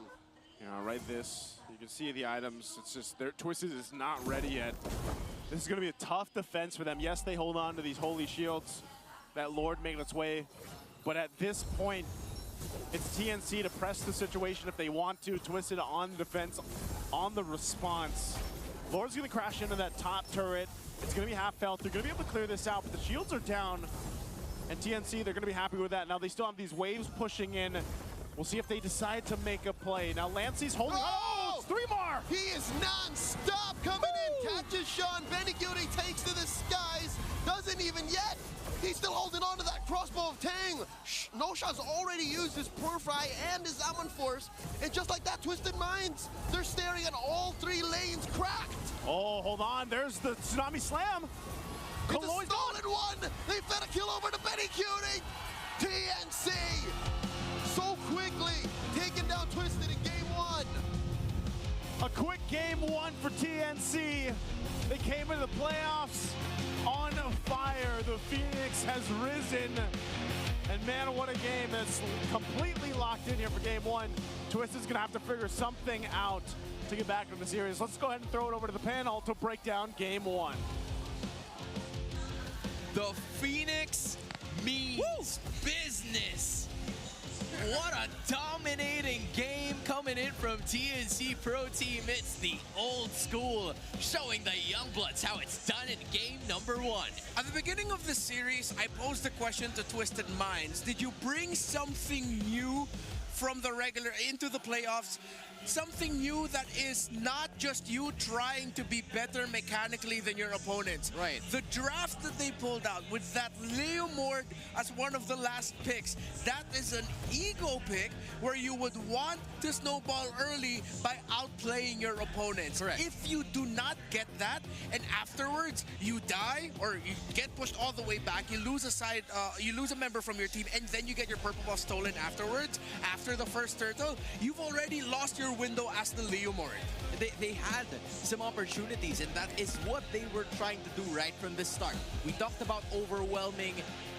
It was Chaknu instead, who was quite overwhelming for the rest of Twisted Minds to handle. I believe he is our MVP of this game number 1. An absolute monster performance. And the question from this guy specifically was that if he can still play in the same way or even better than he played in the past few seasons. And now he's showing us that he is ready for prime time.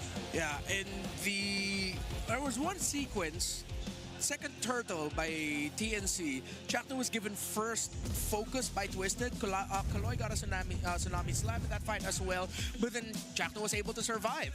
And then After that, Twisted Minds tried to recalibrate. All right, let's go after 3mar instead. But then that wouldn't work out either. And then just when you think, okay, we'll be able to get away safely, here comes Chaknu with an AOG to block off the exit. Actually, if we were allowed to give twin MVPs, I feel like it was a two-headed snake that Twisted Minds were up against. One head was Chaknu, the Mamba. The other head was 3mar on that Lapu Lapu. Behind the scenes, we were yelling out, 3mar, you're so good! Landshaker after Landshaker. Dude, like there was a random time where the AOG was there, sure, but then comes a sword for some reason coming out of nowhere, and that was 3mar stunning at least 2 or 3 members, and that probably sealed a lot of the deals here in that game number 1, just because of those stuns where Twisted Minds was unable to move and execute their game plan right from the start. Yeah, Chaknu was the one who was picked up here, but at that point, you're doing your job as a roamer, as TNC already had a commanding lead, and I'm pretty sure it was Chaknu in the command, leading the charge, sharp rotations, great timing. They knew they needed to get that win. Once they got MP the King back all the way off after first turtle, they went for the invade. They did not allow Twisted Minds to rotate comfortably, even though Kaloy got his signature pick. They could not get the ball rolling. TNC just completely dominated and shut down Twisted Minds, and I liked that they continued the aggression. All right, here's a little bit of old school for you. A lot of the old school players, once they know they have the lead, they will keep looking for the play, and they did not stop looking for the play. I mean, even under the inhibitor of Twisted Minds at that moment, they did not stop. They made sure that all, or at least majority of the people coming in from Twisted Minds are going to be out by the time that they make it into the base, which was detrimental to their success, because sure, they probably have a window in making this happen, except for the fact that many cuties there unscathed and ready for action. One of my biggest questions for Twisted Minds is, why did you heavily contest turtle number 3? At that point, MP the King didn't even have his War Axe yet. He built his War Axe a minute or 2 after turtle number 3. He only had a Fury Hammer. He only had the basic boots under his feet. And then Twisted Minds, they still heavily contested it through what looked like a unique take on the play of, all right, Kaloy, get the Sanam Slam, miss, but then it's actually Lansu setting things up with the Throne of Ruin.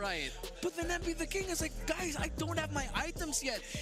The team fight of Twisted Minds, it latches around this Leomord that I don't get why Twisted Minds were fighting when the Leomord wasn't ready. The timing wasn't theirs right from the start. It's like the idea was for them to go all out, guns blazing, but MP the King doesn't have a gun.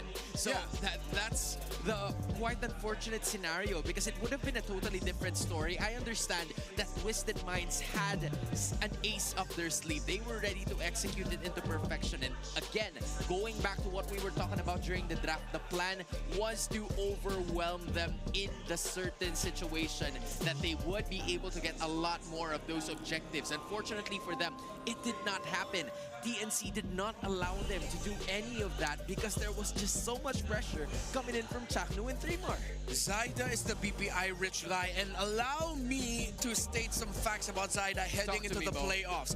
Turtle kills 46, MP the King only 36. Zyda Lord kills 25, MP the King 13. Zyda the most kills among junglers at 121, MP the King at 73. While Zyda also has the most first bloods, highest in the league with 13. Zyda, there's a reason why people have been saying that this dude's been carrying the team, is because he has been statistically dominating for TNC Pro Team. He might just be the fire that the Phoenix Army needs to burn even brighter as they try to get their very first win in postseason, in playoffs after quite some time, because the last time they did it, Season 9. They didn't even get a win. They didn't even get a win last season. Because they advanced straight into the second round in Season 9. Because they were top 2 in the standings. And then they were brought down, and then they were eliminated. So yeah, TNC has yet to win a playoff series. But they are off to a great start. Given that this was a dominating of a performance is an understatement. They knew what they were doing. Maybe some, rookie jitters coming in from the rest of the members of Twisted Minds. But obviously, Coach Bonchan is going to put them straight into their minds. It's TNC taking Game 1. And to talk more about it, here's Wolf with another solo analyst. Thank you so much, casters. At may nakahanda akong clip para sa inyo dahil ito yung nagpapanalo talaga sa TNC. Sasabihin na natin, yung huling clash ay very explosive, very flashy. Pero gusto kong balikan yung second turtle natin. If we are looking at this clip right now, 13 or 14 seconds bago mag-start ang second turtle, nakahanda na agad ang TNC. As we play it out, they will clear the mid lane ng mabilis na mabilis. At pansinin nyo kung ano yung bush na hawakan dito ni Chakto. Parang nag-take pa nga siya dun sa buwan ng Zushin dahil nabigyan siya ng mas maikling ruta papunta dun sa dalawang grass na to or dalawang bushes na na-check niya at na-control agad. Right then and there, kontrolado na agad ng TNC yung ating bakbakan. Chakto, hindi niya bibitawan ang area na to, making sure na hindi makakakilos yung kanyang mga kalaban at hindi makakahanap ng opening itong side ng Twisted Minds. So, yung control dito coming out from Chakto is immense. Yayakapin niya yung tatlong members ng Twisted Minds waiting for the right opportunity to pop that revitalize. So, kahit pa nakuha ng ni Kaloy ang magandang initiation, in fact, mahuhuli niya yung talagang target niya dito. Wala namang follow-up kasi tignan natin si Chakto, niyayakap yung tatlong members ng Twisted Minds. And then etong si Lancy sumama na dahil ang ginugo ng members ng Twisted Minds ay etong si Chakto. Nagkaroon ng opening si Lancy na kopyahin yung Leomord ultimate, the best ultimate to get in this specific scenario. And even after the stun mula dito kay Kaloy, walang magiging magandang turtle fight para sa side ng TNC. Kaya naman nagbukang malinis dahil up until this point, wala nang resources ang TNC. Kaya naman naging libre ang turtle. May kasamang maraming kills in favor of TNC. Afterwards, maglilinis na lang sila dito. Buhay na buhay pa dito si Chakto. Nakakonect na si Benny Cutie sa kanyang teammates. At kahit sa pagdating ni Nosha, kapos na ang resources ng Twisted Minds. And isang magandang visualization kung bakit naging MVP si Chakto sa laban na to. Dahil napakaganda ng kanyang mindset. Alam niya na walang kayang pumatay sa kanya at that point when he has the revitalize. Kaya naman hindi titigil itong si Chakto sa pagiging aggressive sa laban na to. And mukhang yan na po ang ating makikita dito sa ating sa clip na hinanda ko para sa inyo. Maraming salamat and I hope you learned something. Kung ikaw ay naglalaro ng roam at alam mong walang makakapatay sa'yo at that specific moment, ay huwag mong pipigilan na yakapin yung mga kalaban mo and be that disruptor for your teammates. This is the reason why Chakto has been a very clutch roamer for the longest time because he knows na kapag alam niya yung power spike ng sarili niyang hero, hindi siya mapipigilan yung mga kalaban at dire-diretso lang ang kanyang pag-achieve ng key to victory for his teammates. Maulit pa to ng TNC? Abangan natin. Back to the panel. Dude, Renmar, don't worry about it. I saw it too. Yeah. I saw Wolf explaining the bush that got TNC to a very momentous win in this first. Yeah, he decided to talk about the fight around Turtle 2, and the fight for Turtle 3 is what I decided to focus on here, but it goes alongside that theme of like, Twisted Minds, why? Twisted Minds, what's happening? So that seems to be like the common theme here. So definitely, I don't think it's just jitters at this point. Now we're definitely seeing why the old school players, the veterans, what they have over the newer members of Twisted Minds. Yes, they are, again, mechanically impressed a lot of the players in MPL PH and why a lot of them were shocked about their debut and why they just suddenly took control by week 2, week 3. But then now as we're in the playoffs, you're starting to see like the little things in the mind of the veterans that trump the rookies. The little things joining all together to create this victory. And you can also join the new season of the Mlbb Rising Open, an in-game mode designed to provide players a platform to engage in competitive gameplay and earn in-game rewards. Gather your squad and jump into action. You know, it's been a while since I've seen MRO, and I'm happy that they are here once again. Yeah, a lot of people still heavily contest that, but if you want to look good while fighting in-game, the Aspirants new skins are also available now. You can participate in the Aspirants Unite themed draw event. I got both. The first 10 times draw using diamonds is 50% off. Every 10 draws will guarantee an epic or higher quality skin. Why you gotta do me like that, bro? But hey, just like me, you gotta come join the draw and witness the power of aspiration together. Because Renmar already did, and we should too. That's the only way to explain it. That's the best way to describe it. How are the aspirant skin looking like? I have to eat canned goods for a while, but I look good in game. I look really good in game. My Guinevere keeps losing. My Vexana, weirdly enough, like I'm doing pretty good with the Vexana. So. Okay, I don't use Vexana. I don't even use Guinevere. But hey, for the culture, I believe that for the culture, I'll be taking it. I am waiting for another animated masterpiece coming on from Moonton so that I will be able to take it again. Yeah, I think sometimes like in the trailers, you actually get to see like a new like Harbinger legendary skin for Layla. Yeah. Like she's finally reunited with her dad. Ooh, there's a storyline? Yeah, because Nolan's an absent father. And then he suddenly showed up, was like, hey, I want to be your daddy again.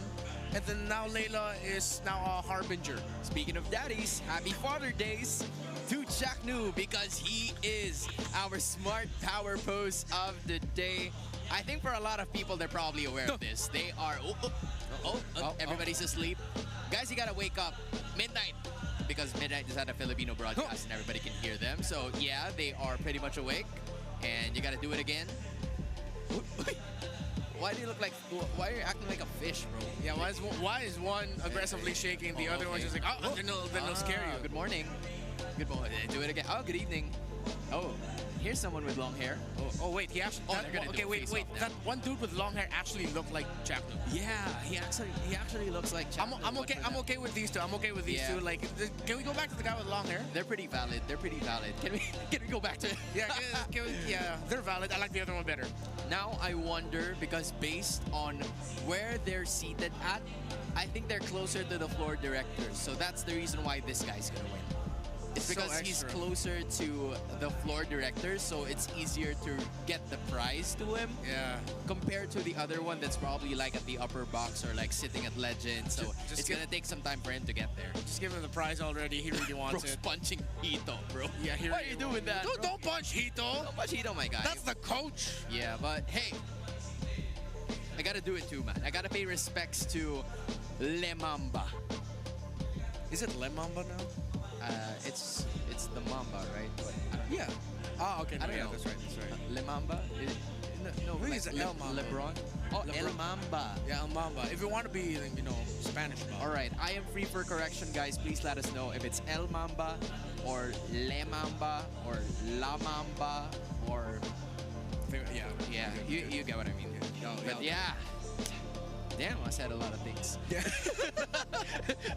Hey, we're heading back into the matchup here tonight. It's TNC getting a point over Twisted Minds. Off to a great start are the Phoenix Army, and they will be the ones to pick on the red side. They have a 50% win rate on that, but based on the unpredictability of TNC that we have been discussing for quite some time now, yeah, they're going to showcase what they can do with the second pick. Yeah, actually, it was Twisted Minds who drafted a little bit more in the line of TNC Pro Team in game number 1 as they were on the blue side. Now with TNC Pro Team again being on the red, they actually they were pretty straightforward with it. They went for the Lancelot Gatot Kacha. They were willing to give the Kalea to Kaloy. They didn't care about it. They already saw the juice in, so they know that even if Twisted Minds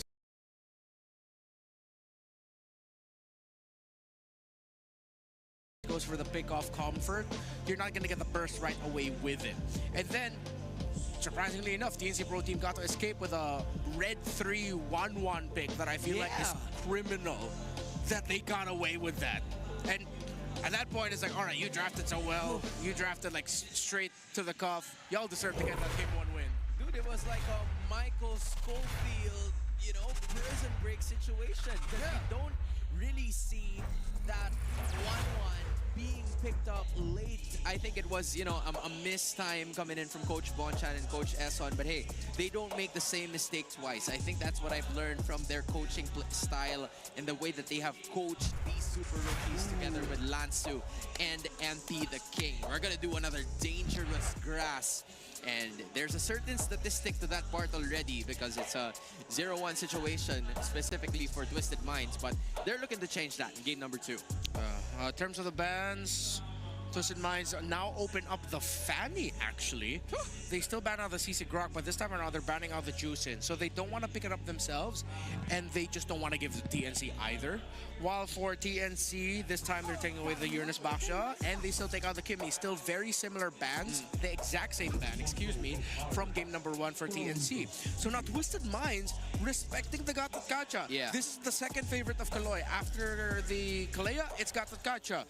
And they just don't want to give it to Chatno. I think they just had enough of it after his performance in game number 1. Just like what happened in game number 1, they want to choose their poison. They want to choose their battle. So they're leaving the Fanny open at this point, which could be a potential hero for Zyda to pick. But knowing this, I'm sure that Twisted Minds have something else up in their sleeve to try to put the stops on that very agile hero. And the same could be said for 3mar TZ, or 3mar rather. The question is if he will be picking up that Lapu Lapu again, but I think it's gonna be a matter of time for them to decide on that because the Gatot Kacha was already denied from the Phoenix Army, and for them, they're gonna be going quite different. Picking up a YSS and also a Hilda for Chakno here. Ooh, okay, one of the Zyda comfort picks off of the season alongside that Lancelot. And they're still running for making sure that they get the Chakno pick early on. It would be very rare to see this Hilda flex into the XP. I know that's a thing that happened before, but in most scenarios in recent memory, it's the Hilda going into the roam. So I think it's them backing on the idea that TNC, with the Baksha gone, that they're most likely still going to be going for the Assassins, because historically, that's what Twisted Mind shows. Right. So are they going to go Fredrin? Are they going to switch things up for MP the King? No, they still want to go for the Lancelot. So that was a pick by TNC. They still knew that Twisted Minds would go Assassin, so they go Hilda instead for the rush. What a decision. I think they believed in the fact that the Gatot Kacha being removed from Chakno is going to be enough for them to at least set up some plays here for Twisted Minds. Because compared to what happened in game number 1, it was Chakno initiating first, 3mar joining in the party. But for Lancy, that's going to be another pickup, which is a Lunox that has been, you know, quite relevant so far in our last, I would say, 6 games. Yeah. In game number 1, this was banned out by Twisted Minds. Second phase blue side. Now Lancy gets it early. And I like the adjustment of TNC. So instead of taking a different approach to addressing the Lancy problem of mispositioning at times, they allow Lancy to just pick up a hero that have ways out if he's gonna front. Right. The Valentina had the Tsunami Slam Steel that, of course, is like, yeah, Lancy, just go front, go for it, you know? Yeah. While the Lunox now has the power of Order Brilliance, so like, you know, Lancy, you have your ultimate to get away if you want to, so interesting approach, TNC Pro Team, and honestly, I go with it. Hey, it's Taro. It's Taro, right? I That's think Taro. So, yes. Yes, that's yes. MLBB Women's Team Pro. I think she's currently Taro. part of TMBI, if I remember correctly. Yeah, she is in Twisted Minds. Yeah. So they recently made their debut as the very first Filipina team to make it into the MDL, so a major achievement for them. But on the other hand, you also have some options here for Twisted Minds. What can they do differently in this situation? Hey, Sinio. I don't know if you know him, but you probably do now. That's a rap star. That's a rap star, bro. We're not talking Flow G, but that's a rap star. Yeah, that dude can destroy you with his words. What? Wait a minute. What? Ah! Bro, I thought we were in dangerous grass. Why did I see broken walls?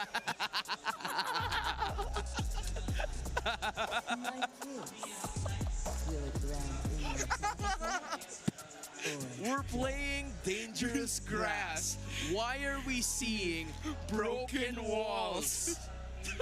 Bro, someone get that guy a ticket to the grand finals. Yeah, dude, I want to see him at the grand finals. He deserves it. Okay. If there is a map that has been decided to be broken walls, I want him to be the first person seen. I appreciate that, dude, so much. Thank you. You made my night. Thank you, Jaire, or whoever the other cameraman is. Oh, my goodness. Okay. Yeah, we got to get back on track. Yeah. East Lane, honestly, just go Phobius or Esmes. Oh, no, Esmes Bana or Lapu. Oh, whoa. Wait. What's going where? Whoa. Is this Rome Khalid and then they picked up a Hilda for 3mar? Is this going to be similar to what Ogwin did earlier in the series against Team Liquid Philippines, that we're actually going to see Blade of the... So what happened in earlier was Blade of Heptases, Dreadnought Armor, then BOD third item rush. Is Chaknu going to go the same way? Is this their way of pressuring Sean this time around? There's the Phobias and then the Selena. Okay. Picked up by Twisted Minds, so that adds a little bit more flair to it. I like this. I think TNC Pro Team were thinking that Twisted Minds will pick a mid laner that's more backline centric. Except this time around, Twisted Minds decide to play into the fight against TNC. So again, you pick up the Selena if you're going up against fast rotating roamers to help balance things out in the map. So I get the Selena pick, but there's a chance he might just get straight up blasted by the Lunox. So I think it's going to be up to Sean to see how will he be able to consistently hit the Abyssal Arrows and stop the rotations of TNC Pro Team, as it does look like this is a Khalid or roam for Chaknu. At the end of the day, it's still a matter of skill. They have what it takes to at least go for the team fights if they want to. There's going to be enough vision for them to at least work their way into certain situations where they can win. But for TNC Pro Team, that is 3mar holding on to a Hilda, something that we don't usually see, and a Khalid picked up here by Chaknu. I am quite surprised with how things are going here. I don't know what the other casters are, so nice. Leo, what you got going there, boys? Hey, I'll tell you guys what we got going over here. We are just as excited to see Game 2 ahead of us. Again, it's me, Nice and Leo, to bring you Game 2 in this best of 5. TNC off to a good start. One game under their belt, a decisive one at that against Twisted Minds. Welcome to Mobile Legends. Already? Chaknu crossing over. You trying to get that level 4? I mean, you could be aggressive as a Khalid, but this is something else entirely. Back to what you were saying. Hey, I was going to say, you know, after the game, we saw the Mamba play on the Gatakacha that was taken MVP by him, MVP. Now he's going to play the Khalid. He had to burn the flicker early on, that's fine. But I'll tell you what, if he went like MVP status 4 and for whatever his KDA where he got the double on the Gatakacha, he can do it here with the Khalid. And if it's built the same way we saw in the previous series, oh, hello. We might see that, man. God, I think TNC just all huddled up and said, you know what, let's just live on their side of the jungle. Yeah, and this is, by the way, this all goes to Is this number 17? This is number 17. That's the Mamba pool. I'm pretty sure that conversation happened between him and Ethelmax, like, hey, Bunak, you want to play this? You want to Yeah. Okay. Well, okay. Let's do it, Cap. All right. That's probably what happened with the Hellcurt, too. It's Coach now. Okay, let's do it, Coach. All right, let's do it, Coach. Yeah, but again, Chaknu is one of those players. You know, this whole discussion leading into this matchup alone was, you know, the old versus the new in a way. And I think you can't deny that effect that Chaknu has. And that's something that, I mean, even the audience here, the TNC Phoenix Army out here, you hear them chanting his names all the time, even in the last game. We're talking about the only Hall of Legends inductee to not have an MPL championship under his belt. And who's to say it can't start here to get that championship? Hey, if you're a Phoenix, the only thing you can do is rise, and that is rising to the occasion. First hurdle up. Look at 3mar and Chaknu taking the back door over, compromising that front line. The Lunox coming in, but that's a little too much. Zaida can't catch a break. Throwing out that boat, taking down Kaloy. Lancy draws first blood. Lansu jumping on the Chaknu, not able to stop him. It's a trade. First blood for the turtle. Yep, they get that first blood. That does go in the hands of Lancy too. That's great for a scaling mage like this Lunox that can pop off a ton of damage if given that the itemization, the timing on this power spike here. We're seeing the Lunox pop up more, and I know Hans mentioned this specifically in the draft. There's a flicker being burned by Sean. But, you know, that's one of the things, that burst damage potential and also the ability to bait out these abilities or these ultimates even from Twisted Minds by utilizing that brilliance is what makes the Lunox still a pretty good pick. You know, it's one of those heroes that has popped up more towards the end of the regular season. You know what? They got 3 heroes that can do that.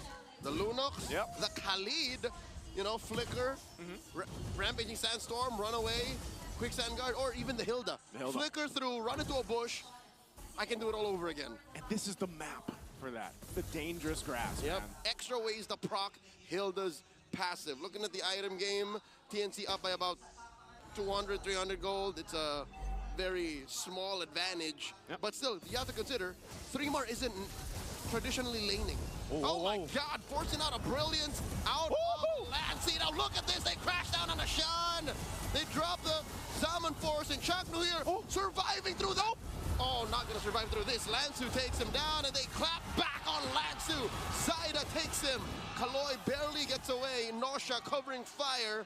TNC, they get the winning trade. Not only did the Mamba set things up with that flicker Raging Sandstorm, but then, even with the Quicksand Guard, yeah, he eventually went down, but he bought enough time for the rest of TNC to capitalize on that whole exchange. Again, it built up on a little extra 500 gold for them, but these kills are going to the right members here for TNC. For Twisted, they're getting so close. That fight, there was so many low health bars of TNC to take, but they just couldn't capitalize on those kills.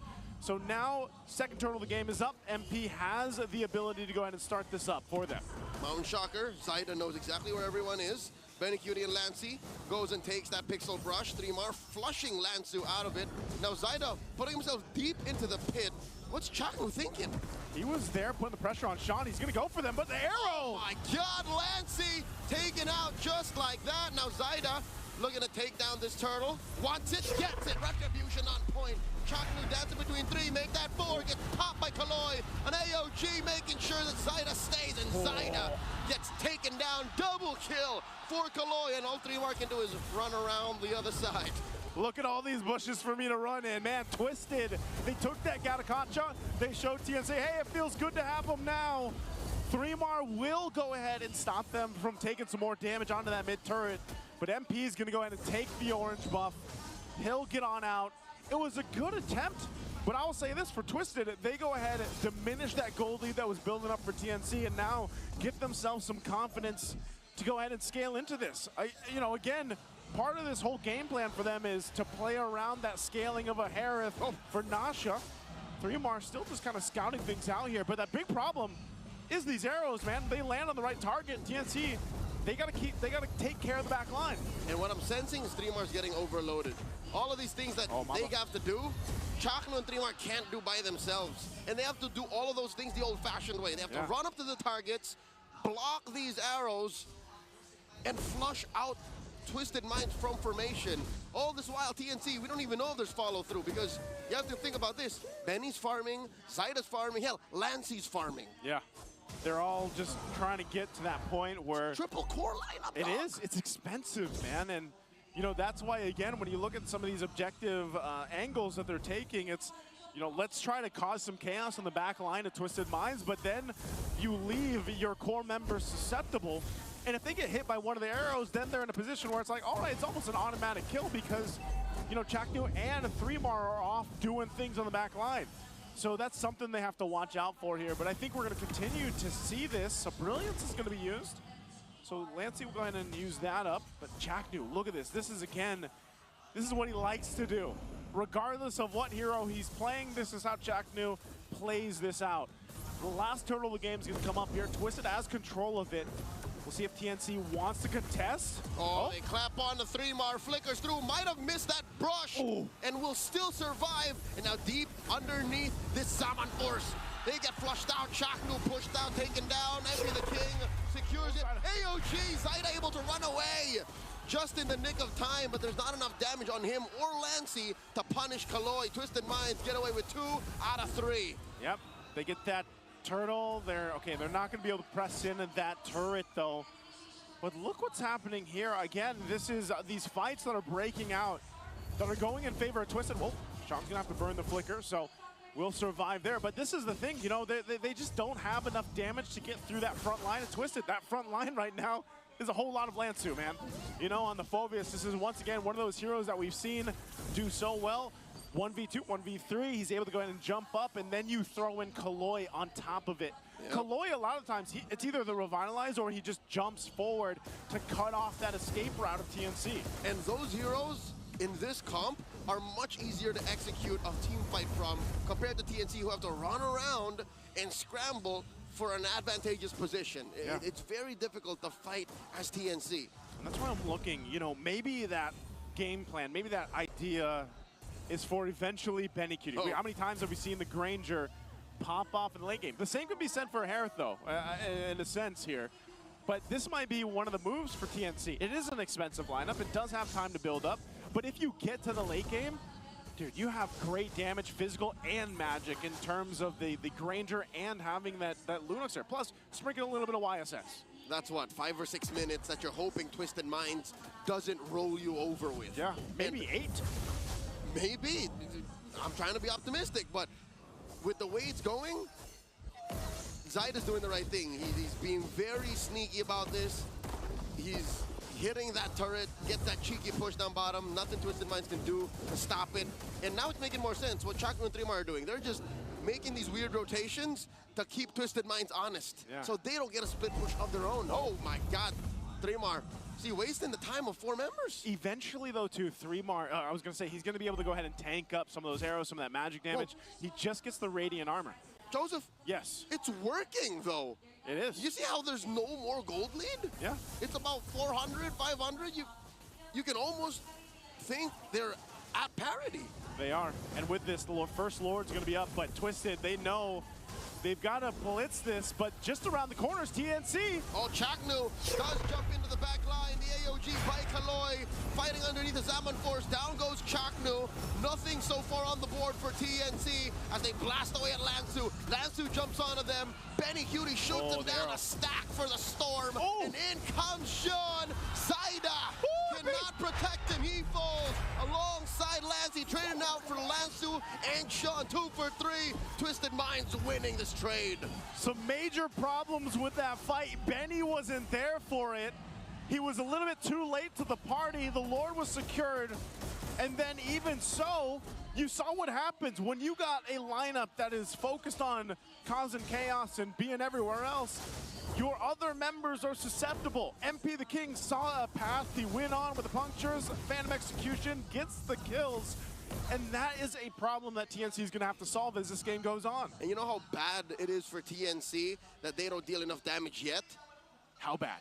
MP the King is building a super bruiser Lancelot. He is. It has a brute force breastplate, so good luck chasing that with your cores. You got to chase that, man. Not only that, but you got to watch out for those arrows. I love that we have an arrow count, by the way, throwing out there. So 35.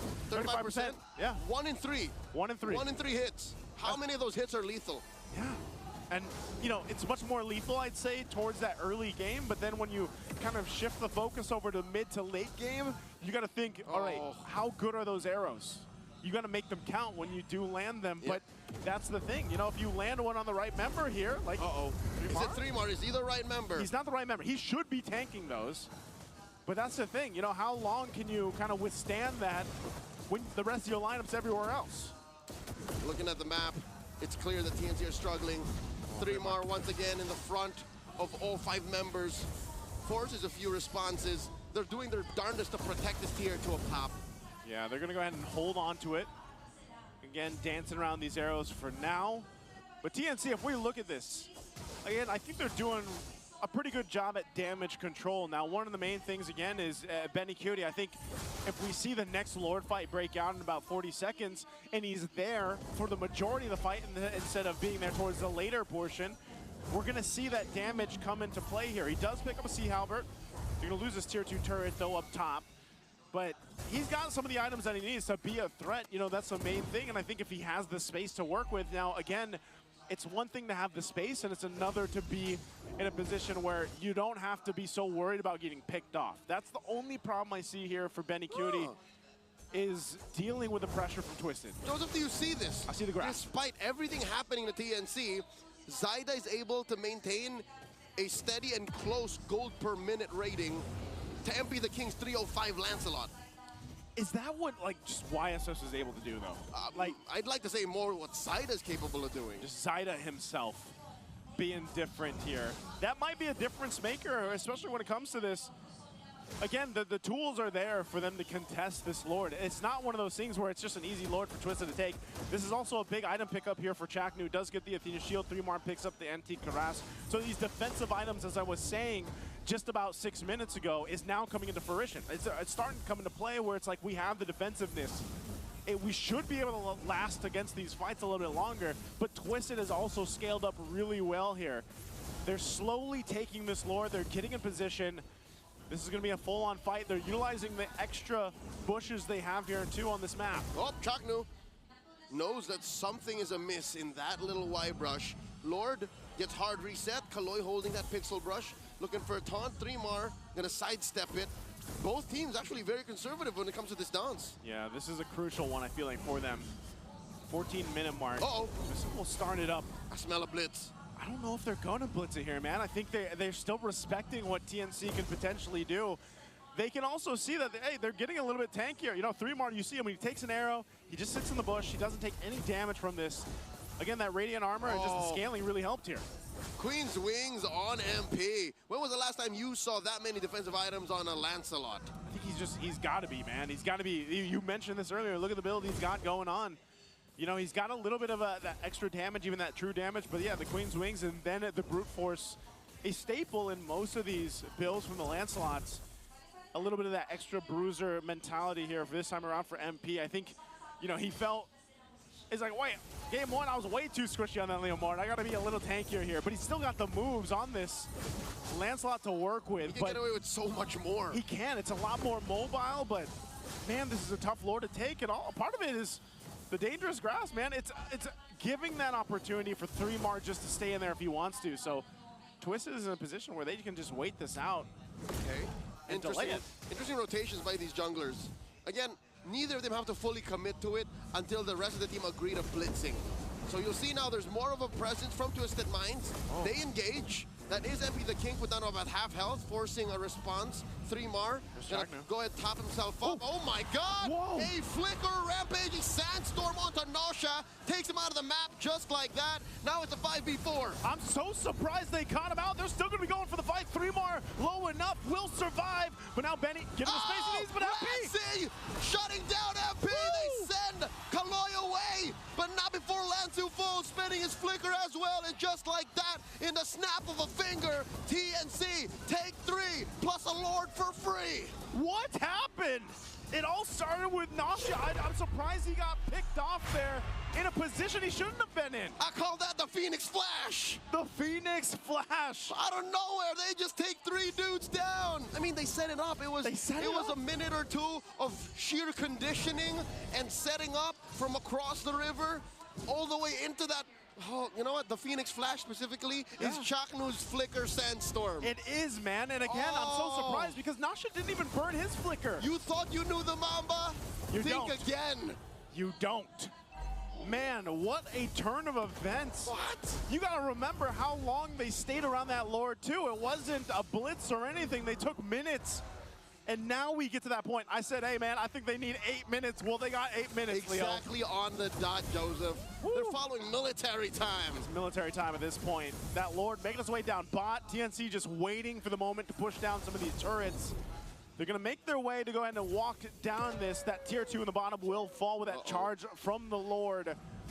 And so now at this point, Twisted facing a pressure from every single side of the map. Every lane going to be pressured in here. They will keep the Lord there. They'll get a little bit of damage on this base turret. I don't think they're going to be able to do much but just clear out these minions. So far, so good. Magic Sentry triggered by MP the King, so they know that the coast is clear, but it is anything but, because at 17 minutes, TNC are knocking on their doors, about to crack their way inside the base. A brilliance from Lancy, forcing a response from MP the King. Oh my God, takes down Lancy, but he's gonna pay the iron price. No, he won't, he lives. Wow. MP the King lives. MP the King definitely feeling way more confident on this Lancelot than the Leomord in the last game. You can't do that on the Leomord. Finds Lancy amongst 3. You know what? I would argue you can't do that with a traditional Lancelot. He took maybe 2 or 3 hits too much. Yeah. If he was rocking swords and blades. No, this man has a pair of demon wings and a full-on breastplate. Imagine that as a Lancelot, by the way. He's built it. He's a gladiator. And he's got a gun. The Malefic Roar. that's just in case. That's just in case. That's a different timeline. You know? Concealed carry. You put that away. Put that away, for a rainy day. Hey, he's MP the King. He's going to make it happen. But this is the thing. They defended against a strong push that should have been base turrets for TNC in most scenarios. They hold on to all their base turrets. Yeah, they take considerable damage, but they put themselves in a position to go again for this next Lord coming up. You got to remember too, it was quite the dance. It was quite the extended fight for that Lord that they took. Now we're talking about a much beefier, evolved Lord that you have to deal with. That's right. This is going to be, I would say it's going to be more difficult for TNC to pull off what they did previously. 3mar is going to get some information. He's going to go ahead and get spotted out. Literally just annoying these members of Twisted Minds, just giving them too much stimuli to respond properly. Man, Chaknu's trying to set up the same thing, by the way. He's gonna do it again. From the same angle. Hey, if Twisted Minds can go again, so can the Mamba. So can the Mamba. I'll tell you what, it's Nasha holding on to this Lord. I hope Nasha doesn't get picked off again. Nasha was his first victim. He was. I think it'd be very wise for Chaknu to try someone else. To go a different route. Maybe Sean. Maybe Sean. I think at this point too, again, it's going to be different because just how, I guess, stronger this Lord is, and you can't really kind of blitz it. You know, you got to take this one a little bit slower. And 3mar will always be on that backside, that dangerous bush right there, to be able to provide the information. They're holding it at half health. Look at Chaknu. We'll see which way he decides to go. Arrow lands on 3mar. They're going to force the fight here, it looks like. He's got his eyes on Sean. Lansu falls first. Lancey flickering back, and he finds Sean! Does not take him down just yet. Chaknu flickers away. Goes the hard way around. MP the King hits him with the Retribution. The rest of TNC about to collapse back on him. Kaloy has 3mar trained on him. An arrow thrown out by Sean. Nasha underneath that conceal. Kaloy gets his immortality pop. The brilliance from Lancey. Look at MP. 3mar goes down. And Lancey and 3mar fall. So does Zyda. The rest of TNC fall like bricks as it's just Chaknu left. What a masterful fight for Twisted now. It's their turn to go and show TNC that they can fight too. And now with a full force, except Lansu, they'll charge the mid-turret. Chaknu's crashing into the waves. He is just buying time. But it's not going to be enough as the turret falls. Twisted Minds still has a couple of minions left alongside 3 members. Ladies and gentlemen, Twisted Minds even the score, 1-1. And we've got a series on our hands. Ladies and gentlemen, 1-1 right now. Great team fights on both sides, but TNC stayed a little bit too long for that last one. A great fight there. Let's go over to the panel to break down game 2. Sean, Nasha, the Super Rookies are online here in game number 2. What a moment. They get their first win in playoffs in their careers, and what a way to take it in a 20-minute game. Yeah, with so many things happening across the map, I was surprised when I saw the clock. I was like, wait, that was 20 minutes? You were getting closer to 21? Because when you have the Khalid and the Hilda, there's always so many things happening around the map. Right. There's always vision being taken. There's always someone trying to look for the flank. And that's what TNC were trying to get their wins through. Because Twisted Minds were showing off again their best quality as to why a lot of the teams were surprised by their performance. But then TNC, especially in that scenario, that Lord 2 fight, 15 minutes in, the fact that they were able to find the angle to make sure that Nasha would actually be the first target down after Chaknu and Zyda found the concealed play through the left bush in mid. Then Twisted Minds were thinking, how are we going to find a turnaround? And MP the King was one of the reasons why they found it. Because when TNC Pro Team were going forward, Lancey decided to dance with MP, but then MP the King took him down. He phantom execution into a bush with 3 members of TNC. Yeah. Still got the kill onto the Lunox and even got away. That helped equalize and balance things out for Twisted Minds so that they could set up a little bit better for Lord 3. And Lord 3 was just mechanics on mechanics. Sean hitting the Abyssal Arrow. This is one of the heroes that he plays a lot on his stream and excels with. We don't see it a lot in MPL Philippines Season 16, but he showed off as to why that is a deadly combo for him and Kaloy on Agatha Kacha.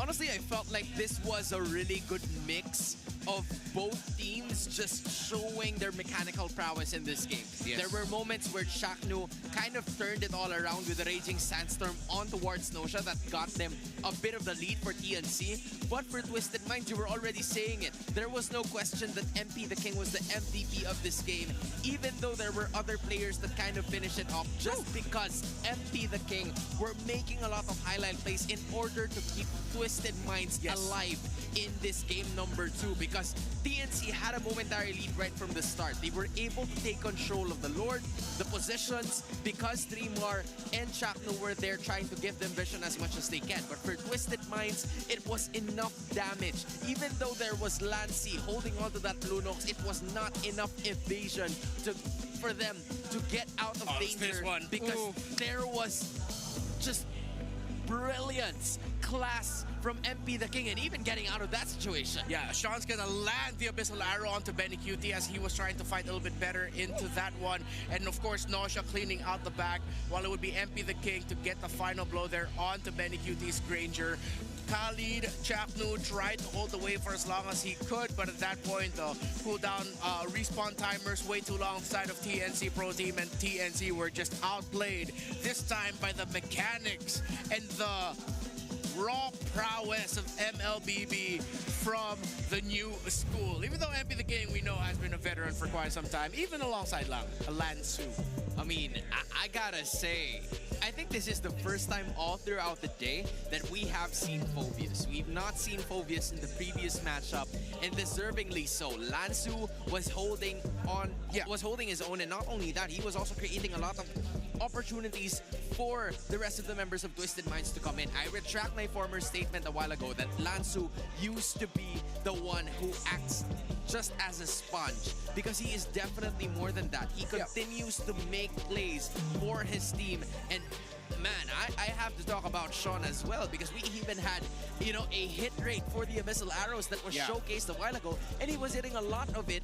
And even though it was like, what, 14 out of 35, he was mincing on some of the other crucial opponents that he need to take down, and that's exactly what he did. Hey, a 35% plus rate in other sports, especially if you're thinking about basketball. A three-point shooter. Three-point shooter. You think of them as a shooter at that point. They are a shooter. Yeah, and you saw, that's why we were discussing the Selena here as a really great pick. Because if the mid laner for Twisted Minds was more backline centric, you play around the strong formation instead of all dive, that would be easy targets for TNC to wreck their formation with the Hilda and the Khalid. This was a much tougher game this time around for Dreamar and Chatlu, because now they have to contend against all dive. That's why they had to find surprising angles and try to outsmart Twisted Minds with being able to find stragglers. Example, like that one moment they found Nosha. But then for Twisted, for majority of the fights where it was in their comfort zone, you saw how many things TNC needed to get right just to make sure that they could get that team fight win. While Twisted Minds, where it looks like when it's all dive, Salmon Force, you have Lansu jumping on everyone with the Infernal Pursuit, then it's difficult for TNC to find a good fight. You're looking at a Hilda and a Khalid that was flexed by TNC Pro Team, I believe, in the third and the fourth pick of their draft in game number 2, which was quite unusual for us, because it was, you know, up until the end, we were trying to figure out which player is going to be using which hero. And at the time, it didn't work out so well for them, because they were just bodies trying to cover for the greater good of TNC. That's the idea that they had in mind. This was only the second Selena game of Sean for MPL Philippines Season 16, and it is a win for him. Actually, no, I'm going to have to double check that. Oh, yes. This only is the second Selena game that he has. Well, because of the rush onto the Hilda, I feel like, TNC just showed their hand a little bit too early. The Twisted Minds were able to adjust to it on the fly. Love the Selena pick. And you got to see the adjustment, though, from the side of TNC Pro Team. I feel like a little bit more of the veteran wiles. At one point, Dreamar was straight up just leaving the Phobius in lane, fast clearing that, leaving it, giving the EXP lane either to the jungler or the roamer, while Dreamar himself is the one actually playing the role of the roamer, trying to disrupt the rotations of MP the King. So you see them trying to make it work. But then once it got to, again, the nitty-gritty of the team fight, so much easier for Twisted Minds to pull off. Yeah, I think it was just just a lot more complicated for TNC to pull that off compared to Twisted Minds, because they were just waiting on something to happen. Like, sure, Twisted Minds was there and they were able to take game number 2. But of course, you can be featured as the next MPL PH Super Fan of the Month. All you have to do is to join the MPL Philippines official group, engage with the community, and just keep those interactions positive. Yeah, share any MPL-related news and updates in the group for your chance to be named as the MPL Philippines Super Fan of the Month.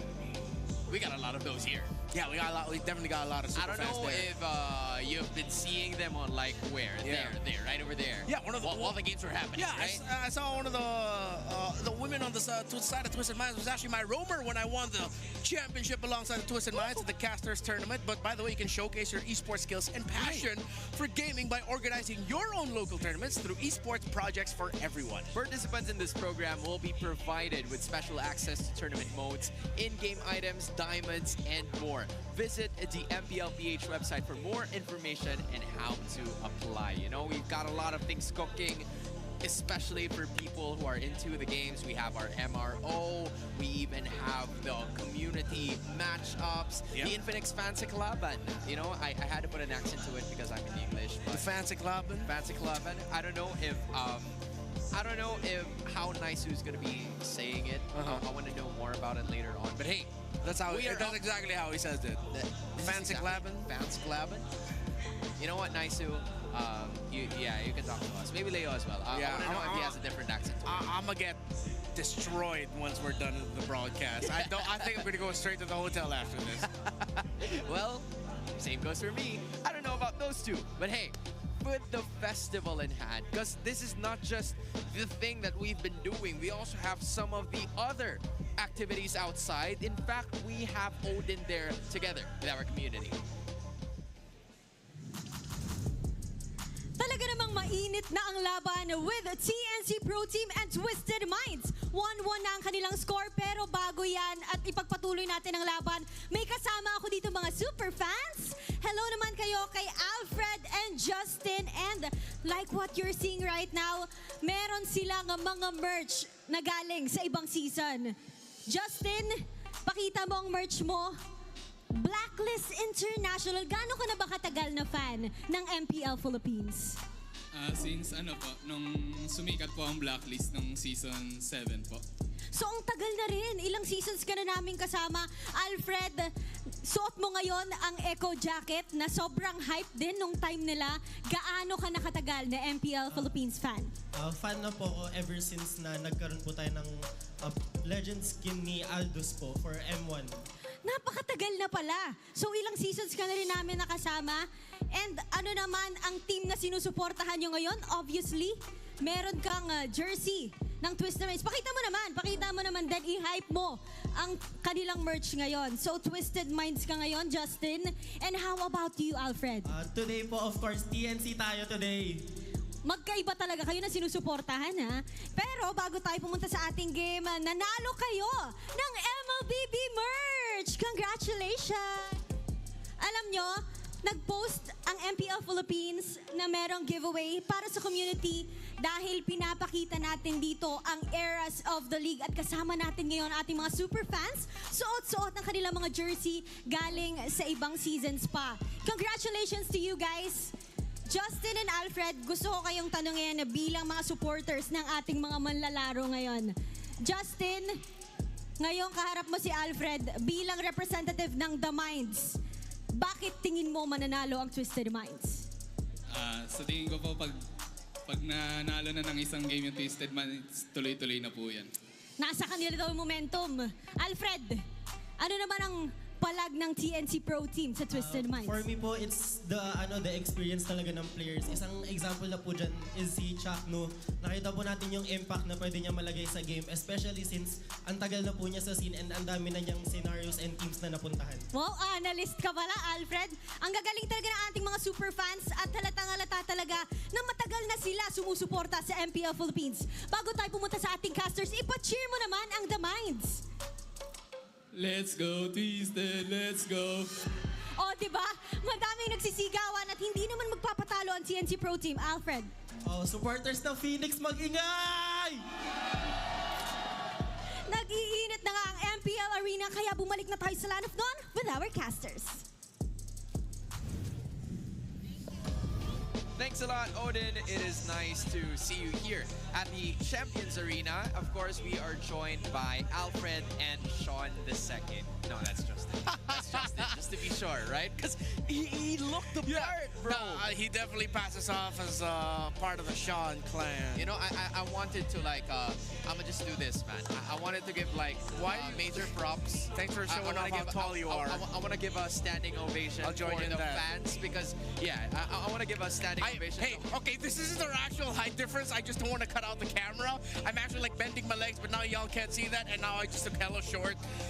Can we go to the shots of the players? Graphics, something? I'm embarrassed now. Something, you know, maybe a shorter Thank you. clip. There you go. All right. Listen to the Sean game. When he got the second and highest kills in KDA with 0 deaths in MPL Philippines history, that happened on September 28th, 2025 against Team Liquid. They went on to lose this series, but they did win this game #1 where he went 18-0-3. This was him on that Kimmy. I remember this. And you see a lot of the kills he was getting were towards the roamers and the mid laners, and he even got a few on the GOAT himself. That's crazy to think about. It's already a flex on its own to get a kill against the GOAT. Yeah. Not to mention even get a win against him. So, you know, there are some tendencies that whenever Carl TZ faces off against people who have been grinding their games, making improvements towards their games and ranked games, and then they get a lot of posting. That is what Sean probably did. But hey, it's in the professional scene, which is a totally different milestone in itself. Meanwhile, on the other hand, you're also going to look at Zaida, who leads the First Blood leaderboards from what we're looking at right now. Yeah, we said that earlier. Third team. Synonymous with Zaida this season. YSS, even though he doesn't have that high of a win rate, he does get a lot of kills. The Hayabusa has to be one of his most iconic. One of the few times where we actually got to see a Fanny this season was played incredibly well by a Zaida. Oh, that's a lot of kills for one specific jungler, and this is the reason why even a while ago in game #2 or NR, we saw Zaida being the rich guy in spite of that defeat. So that really goes to show you that he's a very stable jungler for the side of DNC Pro Team. And you were talking to me about probably he's the one up next. We talked about Shaknu, Benny Cutie all throughout the season, but Zaida, you gotta give this man his flowers as well, just really showcasing what he can do as he makes his way back into the playoffs. Yeah, I think because of his performance this season, a lot of teams are going to be looking towards trying to maybe get him away from the talents of the Phoenix. It's like, hey, how much for a little Zaida, you know? How much to get him on our team instead? And if I'm TNC Pro Team, I'm going to be jacking up the price, because Zaida is a centerpiece for sure. And if you're going to build around anyone in MPL Philippines, you build a team around Zaida. That is exactly what they tried to do here, giving him more capable teammates in what we saw as of the moment. Meanwhile, on the other hand, this was also a composition for Twisted Minds that we really didn't expect. 3 of the players that was part of the MPL Philippines Season 5 champion team was taken. No, 4 out of those 5 members, because Kane went to Cambodia. Yes. Obviously, that was the news that happened before this team, this roster was announced. And, you know, being led by a veteran player in MP the King and very tenured coaching staff such as Coach Boncan and Nesson, this is a team that was destined to shock a lot of people, and they did just that in game #2. Now, heading into game #3, we're going to be looking at quite a different dynamic here for both of these teams, because there might be some changes in terms of the draft approach that they had. But we are now looking at the broken wall. Shout out to the guy a while ago that had a broken wall inside her mouth. So yeah, that dude was funny. I hope we get to see more of him again. I still don't get how he gets to do that, bro. So that's a magic trick. Okay, Twisted Minds on the blue. CC drop juice in. Yeah, similar to their game 2 drafting pattern here, and let's see if they're actually going to be trying to go for the same exact one again. Dude, look at this. It's Gatot Kacha first pick again. I was looking at the comment section of the TNC Pro Team posting where they would say that Shaknu is balagpag in terms of his Gatot Kacha usage, which means he is a badass Gatot Kacha user. Yeah, so that's true. At some point, here's the change now. They picked up the Lancelot for Zyda, and Lancey will be settling with a Kimmy, who hasn't been opened in 2 games. Yeah, TNC continues to refuse to give the Kimmy to to Sean, and then they take away a Nausea pickup.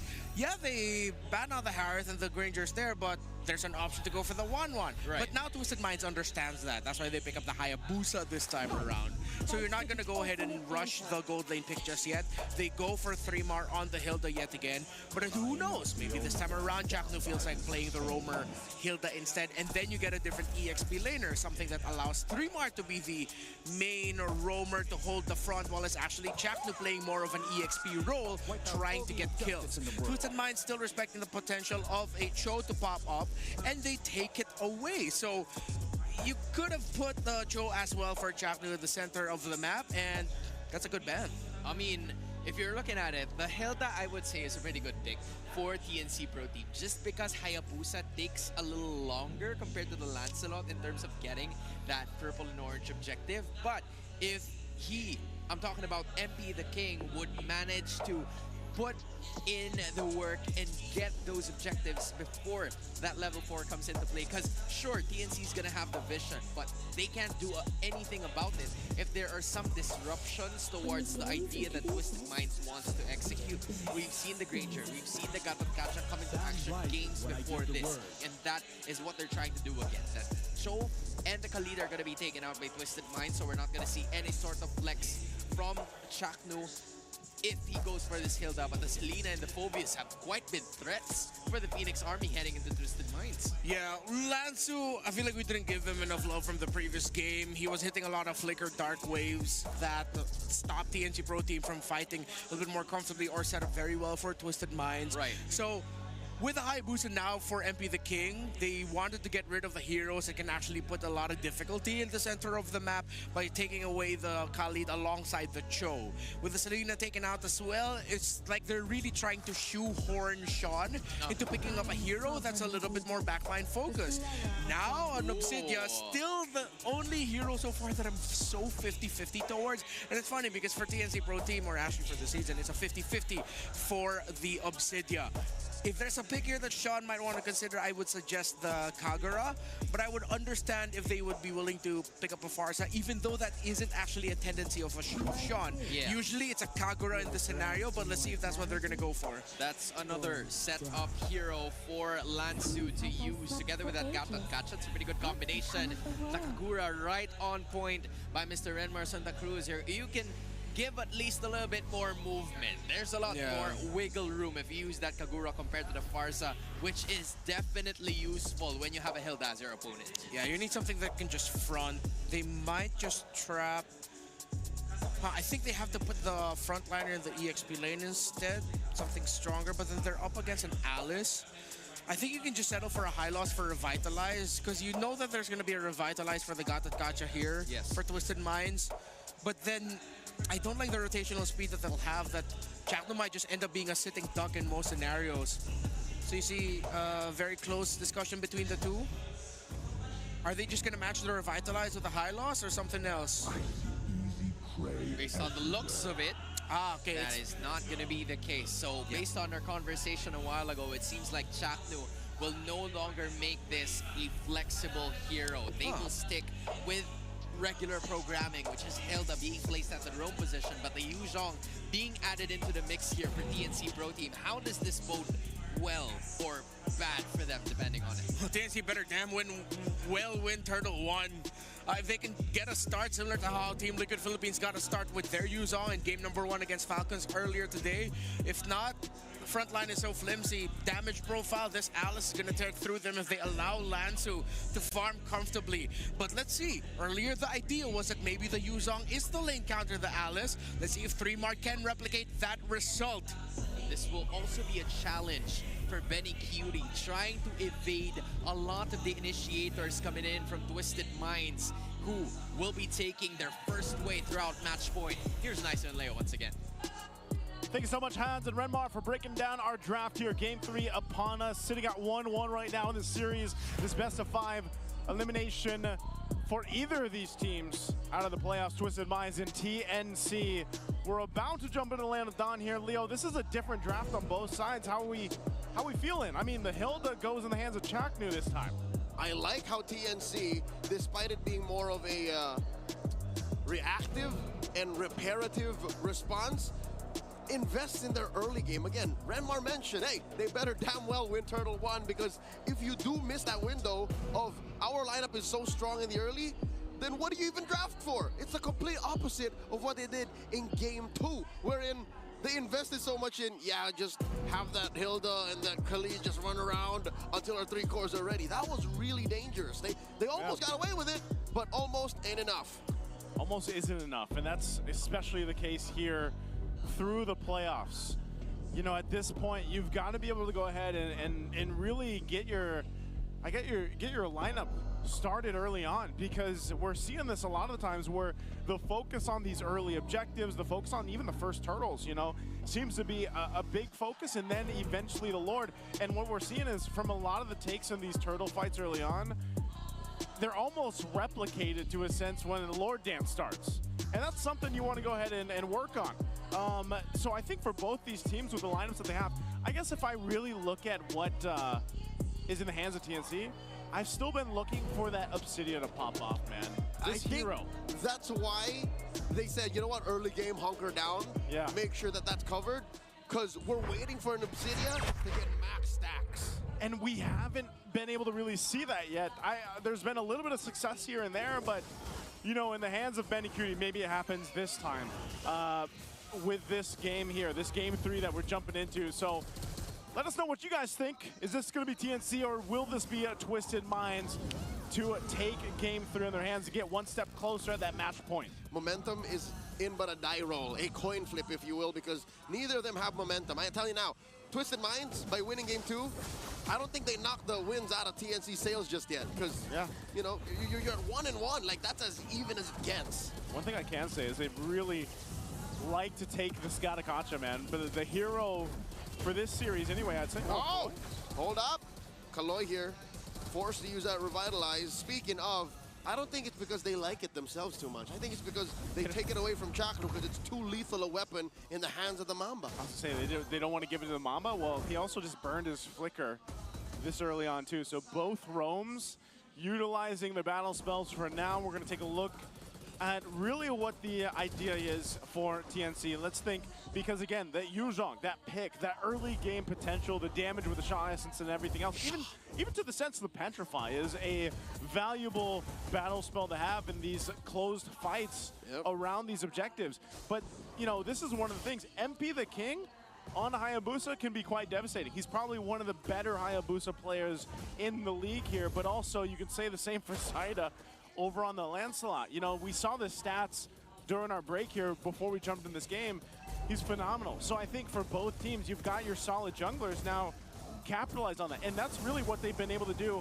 Throne of Ruin, I didn't see much of it, but that was enough to take down Zaida, deny the turtle from TNC, and now MP the King not gonna fall, not just yet, not enough damage on Lancey nor Chaknu to finish the job. This is all Twisted Minds. They're up by almost 1,000 gold, and Benny Cutie coming in maybe a minute too late. Yeah, it's really tough for Benny. It's like, you know, again, he can rotate to those fights, but most likely, especially these first turtles, it's going to be over before the time he gets there. Now, maybe if this was Expanding Rivers, you know, you'd have a better time getting there. But again, this is a fight. I don't even know what happened to Zaida. He got blown up.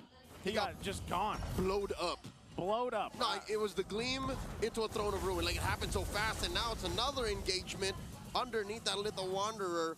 It's these scary moments wherein if Twisted Minds catches you off guard and they throw so much at you, this early game advantage just goes down the drain. Again, it's a war. Look at this. It's the mix of combination right now. Chaknu. Oh! tried to flicker away and went down anyway. Foiled again. Was that just a lethal ignition? Like, I mean, was that the burn from Sean? It looks like it, yep. To cap him out? There was either that or a stray projectile. Yeah, like a basic attack. Sorry, you always got to hit that, but that's what I was saying. You know, it's this kind of combination of burst that comes out from, you know, you could say the Kagura's burst with the Yin Yang overturn, or even the shadow kill from MP the King seems to be too much for TNC to handle right now in this early portion of the game. So even someone like Chakno, again, this Hilda is annoying. As a hero, it's annoying. You can put pressure across the map. You can provide vision. But she needs some time to get those defensive items, too, to go ahead and tank up a lot of this damage. And a sheer avenue to using that. Oh my God, what an amazing taunt.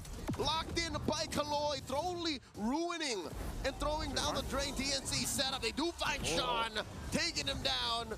3mar finds one, and that means Twisted Minds will be coming in half-cocked into the second turtle. Hey, they at least get something out of it. Great rotation from 3mar to be there for that fight, because again, I was just talking about that combination. Oh, Nasha? Finds the ult. That's 2v1. Nasha won't survive. Chaknu gets the kill. Okay, that was a good use of the Obsidia right there. Again, the hunt for bone able to secure that now. Turtles for the fight. In comes a Black Dragon form. One of the best tools to use in situations like this. Now Lancy forced to flicker back. The Throne of Ruin already used up. Lansu does live. A puncture by Zyda to reposition. Hard push by Benny Cutie up top. No one to keep tabs on him. And Zyda scores a turtle for TNC. Hey man, 3mar's doing work on this Yu Zhang here. He was able to zone out MP, keeping him from getting close to that turtle. And meanwhile, too, Benny getting a ton of gold up here on the top side, pressing that down. He does have a minor lead against Nasha here, just about 300 gold or so. But the biggest lead so far for TNC down to the roll. Benny Cutie able to go ahead and continue on. Again, Kaloy's going to charge up. Is he actually going to press this? Did conceal, but doesn't push through with the Unbreakable. He's really good at that. Did it through a wall earlier. And oh my God, off camera. 3mar. What are you up to, son? Gets a kill. And mind you, Lantu was there too, but I can't say the same for Kaloy. Gets a defensive AOG. Call it a dog. Joseph, what was that? I don't know. You didn't see it. That's not fair for me to ask, but what was that? What was that? I was saying earlier, 3mar was doing work, man. That's not work. That's a miracle. That's a miracle. I don't know what Lancer was going for. 2v1? 2v1? Is that just how strong the Yu Zhang is right now, currently?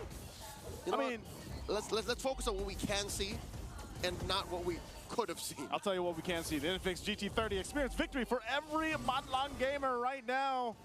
I'll tell you what, the Modlong gamer right now is 3mar, man. It's 2-0. That's him. He is the masses with how he took down MP. Come on. MP's got nice phalanges. He's got the fingers playing the claw on the Hayabusa, but where were those claws when he was getting hunted down by the big black dragon? Hey, man, you can't claw your way out of the big black dragon. It was just, you know. He petrified. For sure he petrified. I'd be petrified, too, if I saw that. That was like battle spell, buddy. That was part of the sequence. So looking at the map, TNC owning the other half. This should definitely be good news for TNC as they try to use this turtle as bait to try and take down that tier 2 up top. All of this is to set up for Benny Cutie's eventual emancipation from the laning phase. We'll see exactly how this is going to work for Benny Cutie. He is going to rotate, but he's going to be too late for this one, too. MP gets the turtle. I'm not sure if this is even going to be a fight. Oh, no! 3mar? TNC catches Twisted Minds performing the Ube. Now, Chakno caught between two. Lansu here, trying to survive. That is the HOB. Wow. The answer, the Throne of Ruin. Chaknu falls. No one from Twisted Mind taken out just yet. 3mar trying to survive with the Shaw energy.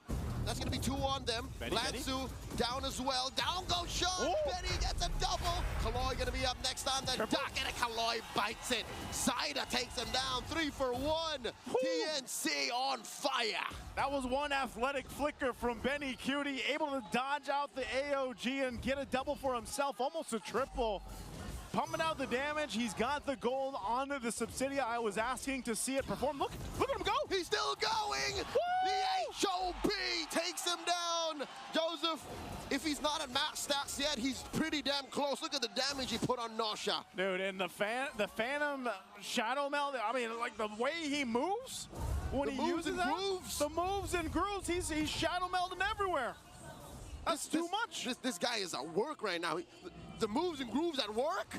I'll tell you what, did the build change? Is this a different build for the Obsidia? It's an early priority on the Haas clause, but look at this. Chaknu has 4 members on him, forced the flicker.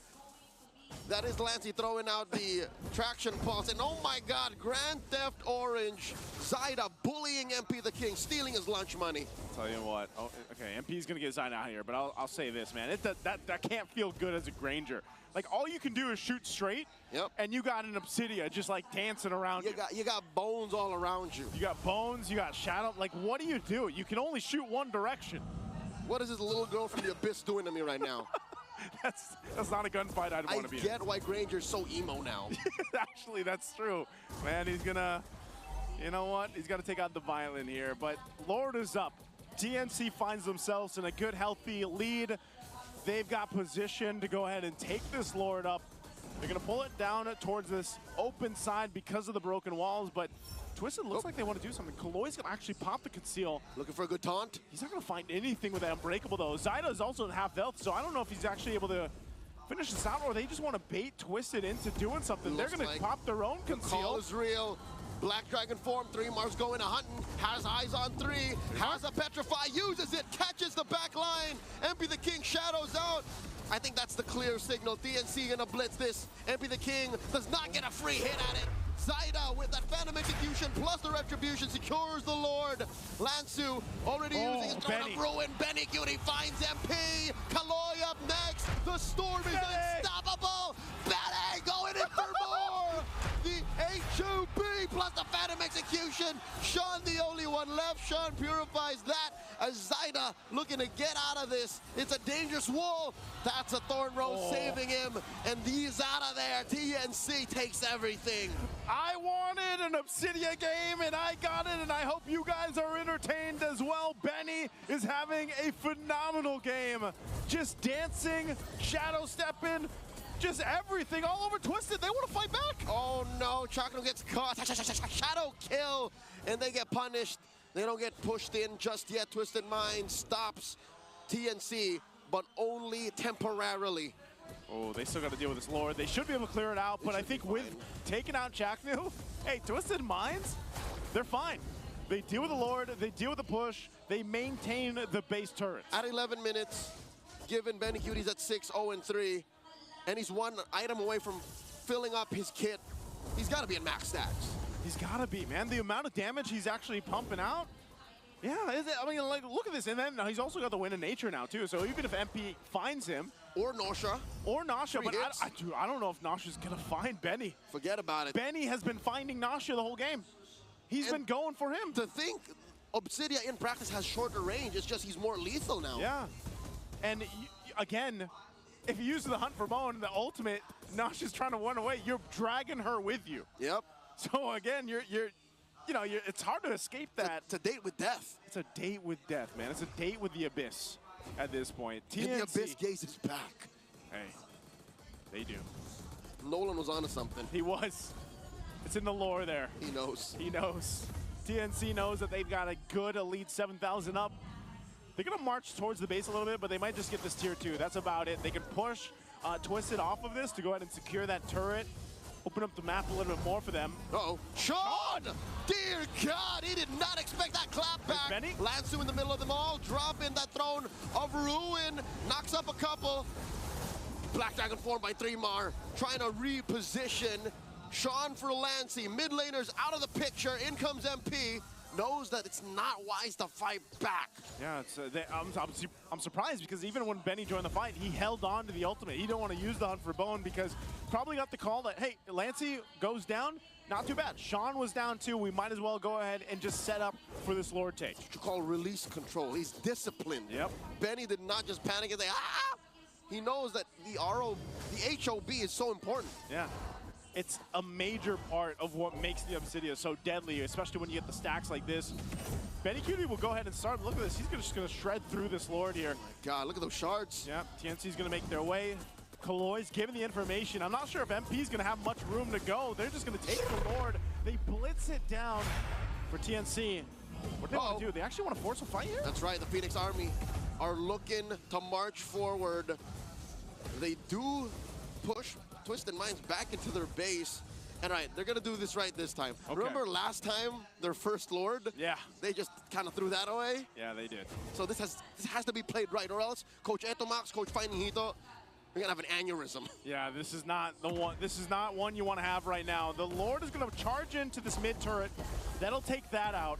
Now TNC, they're going to go and put pressure on this bottom lane as that wave push in. Oh God, Benny Cutie stole the aura. He's going to be more lethal now. Oh, this is trouble. Look at the damage he's doing to Kaloi. Black Dragon form by 3mar, looking for targets, has that petrify, lands half dragon form. I think TNC are happy to take this win. 2 inhibitors. Very clean, a very disciplined decision from TNC.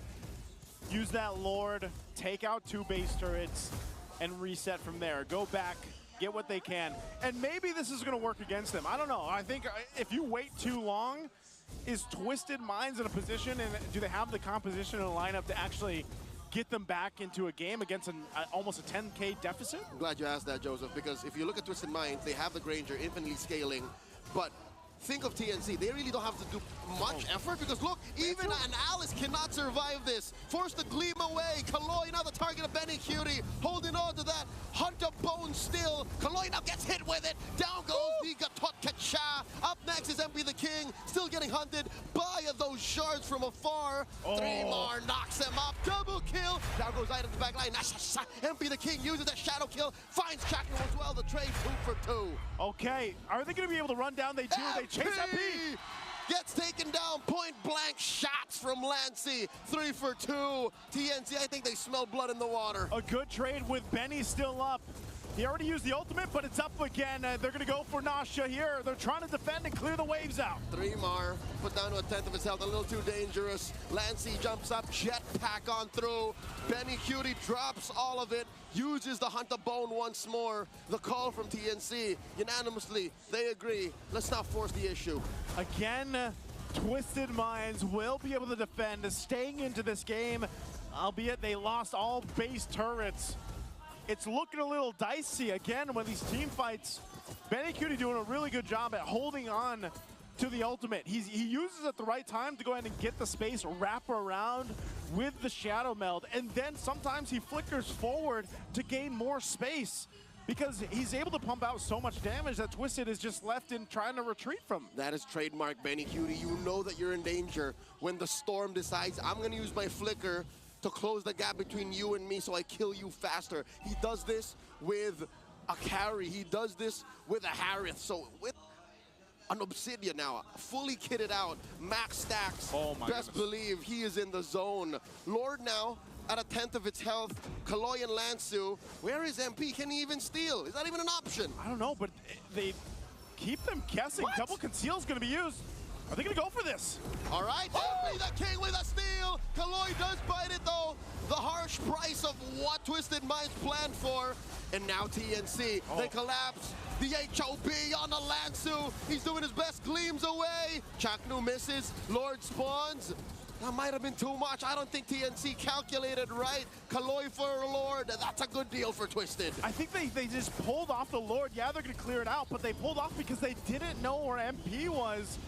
And he ends up taking the Lord anyway. Yeah, the Lord's dealt with, but Twisted at this point, they just need to buy any time they can.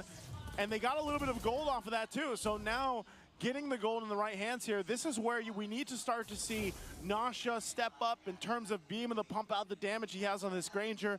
Sean has to be able to find the right setups too. But it's so difficult, man. We're seeing the health bars be depleted so quickly from Kaloi and Lansu. Up if they jump in the front line. I think that is the one condition that TNC gets this turned on him. If some way, somehow, Lansu gets a favorable Throne of Ruin, if Kaloi can get an AOG that knocks up 2 or 3, and then Nasha, as you said, lines him up, racks him up, strike out TNC, that's how Twisted wins. But for now, I think you're right. It's still an uphill battle for the rookies of MPL Philippines Team 16. TNC have them by the throat. And I'm wondering at what point are Kaloy and Lansu going to be tanky enough to deal with this? I mean, they've already got the blade armors here. Look at Kaloy. Look at the damage being dealt. I mean, I think he's going to keep his... Oh, no, not like this. Immortality gets popped. He does respawn. Black Dragon form. They're going for it. Lansu is taken down. Kaloy as well. Two frontliners out of the picture. Down goes Sean. A double kill for Benny. Nosha gonna be up next. Just MP. I don't think he can do this not by himself. MP wants to buy time by cutting the wave, but Chaknu and Zaida aren't gonna let him. So the rest of TNC will just wait for the waves to push in to end the game here. And that looks like it's going to be it. TNC worked for this one. And it's a great game for Benny Cutie on the Obsidia. The Phoenix Army are at match point. TNC showcased probably the best Obsidia game we've seen for Season 16. And I'll tell you what, it's none other than Benny Cutie to make it happen. What a game. Let's go ahead and throw it over to the panel to break down what they thought about Game 3. Those were the bombs coming in from Benny. Cutie just dishing so much damage. Not enough defenses for Twisted Minds to at least fight back. And in that last clash, TNC comes one step closer from getting their first playoff win since Season 9. The first highlight that we saw there, 4 minutes and 30 seconds in, Chaknu decided to help out Benny Cutie. They got that kill onto Nosha, and that's when everything just started to go wrong there for Twisted Minds. Perfect rotation by TNC Pro Team. They sent the roamer to the gold laner when the turtle was already up. That happened at around the second turtle, as it was happening, correct. And then that came off of Twisted Minds actually getting a lot better sequences in the early portions of the game. They had the lead in the scenario. They had the two turtles locked in, or they had that one turtle locked in. But then TNC Pro Team, again showing their veterancy, and Benny Cutie, the best Obsidian game so far in MPL Philippines Season 16. Undoubtedly perfect, if I'm not mistaken. 10-0-3 for the Storm. It all worked out, all part of the plan.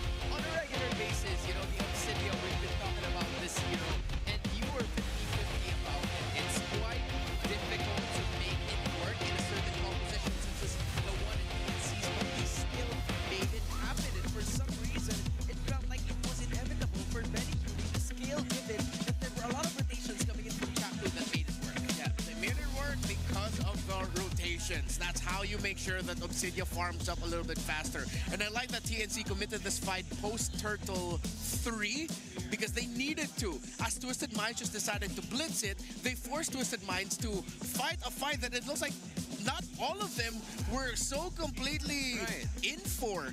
And it just led to the point where TNC Pro Team built their lead even more there. And Nosha, despite that fantastic Harith game in game number 2, continues to be the hidden factor, yet to be fully unlocked by Twisted Minds. They need to consistently unlock Nosha even more so because Benny Cutie, the times where TNC have won have been the games where TNC got to unlock Benny Cutie significantly faster than they get to unlock Nosha for the side of Twisted. And that was 1-1 in game number 1. Unscathed, same could be said for this Obsidia brought about by the rest of the members of TNC.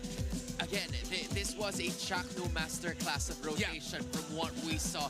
This, if you want to know more about how to move around the map, specifically with this map right here, which is, I believe, the Broken Walls, you visit this game. You visit game number 3 and watch Chaknu rotate in the mini-map. That is how Benny Cutie got a lot of his farms, got a lot of his damage, and it reached the point where he was even going to flicker in just to dish them out.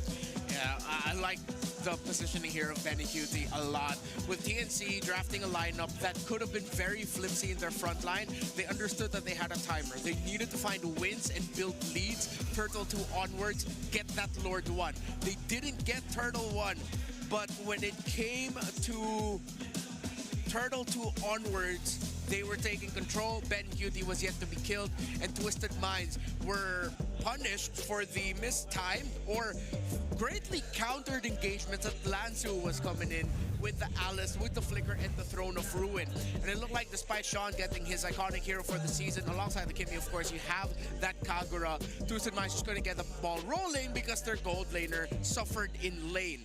Now, there's something that Chapnu did here that I appreciate. Usually you see Hildas in this scenario want to build Thunderbelt to get that offensive capability alongside sustainability. Okay. Yeah, went for the Tank Emblem set. Yeah, went for Concussive Blast, but look at his full build defensive item rush. He went ahead and built the Athena shield first, then went for the Anti-Cuirass into the Twilight Armor even. By the way, Twilight Armor, I'm going to be saying goodbye to you soon once the patch finally drops. But this was the perfect itemization by Chapnu because it allowed him to be more aggressive and to just constantly try and hunt down Sean, who was his main target, while MP the King was mainly targeted by 3mar in this series, in this game number 3. Yeah. You even actually had a great flank by MP the King to help Lansu out in the bottom lane, but 3mar just straight up countered that with getting a kill onto MP himself. It's like they had assignments, you know, which makes it quite easier given that they only needed to target like at least 1 or 2 specific people or heroes if they're actually playing as of the moment. And it really boded so well for them because it reached the point where the advantage was just right over there for the side of TNC Pro Team, given the fact that the Yuzong really helped out a lot in certain initiations. You're looking at Benny QE, obviously the rich guy, dishing out 66.7k total damage. And from, you know, the idea that I had in mind, I was wondering why it reached at least 18 minutes, but it made total sense because they were playing with an Obsidia. They had to at least wrap up some time for them to get the damage in, and it would appear in full bloom and full potential if it managed to make it to the late game. Yeah, and TNC Pro Team, I gotta give it to them. They improved on one of the things that I really was looking for them, which was longer engagements. Right. Wherein you see a little bit more patient TNC Pro Team that wants to really read the field and see if they can go and commit before they go for the full commit. They're willing to play the longer dance around the objectives, the longer little fights, and then go for the full-on fight. And that's tough to do with a lineup that actually has a damage front-loaded, damage overloaded front line, which was lacking for the side of Twisted Minds, who we initially knew as a very patient team, looking for, you know, some other opportunities elsewhere. But I think they were forced in a situation that they had to fight and scrap for resources, because if they don't, TNC will just continue to reign in their parade and burn the house down. So I feel for Twisted Minds in that game number 3 because they really had to claw their way back into this game, but it's just TNC Pro Team slapping them out of wherever they are. Yeah, no, straight up, they got slapped by TNC Pro Team. And for Twisted Minds, there's a reason why I was thinking like, with their lineup, front looks good, everything looks good, right? But it's because for majority of MPL Philippines Season 16, we got used to defensive overload through the front line. Right. Where your front line is so tanky that the slow front to back just usually goes in favor for those tanky front lines. But now we've seen an adjustment. Wherein as long as a team with a damage overloaded front line, such as a Hilda and a Yuzong, understands that they need to find their perfect time at Turtle 2 onwards, Turtle 3, win that Lord 1, find power spikes, and force resources out there, then that's how you make it work. So you see the new school playing a little bit more of an old school MPL Philippines Season 16, while TNC's the one playing the new school MPL Philippines Season 16 strategies post-Project Next in for the MPL PH playoffs. How poetic. That is how I would leave it. It is TNC with the match point, but now we're going to toss you back to Odin. Odin, what's up? Match point na para sa TNC Pro Team, kaya naman Phoenix Army, mag-ingay! But wait, katahimikan dahil meron tayong sumusuporta para sa Phoenix Army. We have here Sinyo! What's up? Welcome to MPL Philippines, Sinyo. Alam kong napakarami ang nakakilala sa inyo ngayon. Sa iyo ngayon, ito ang ating mga fans sa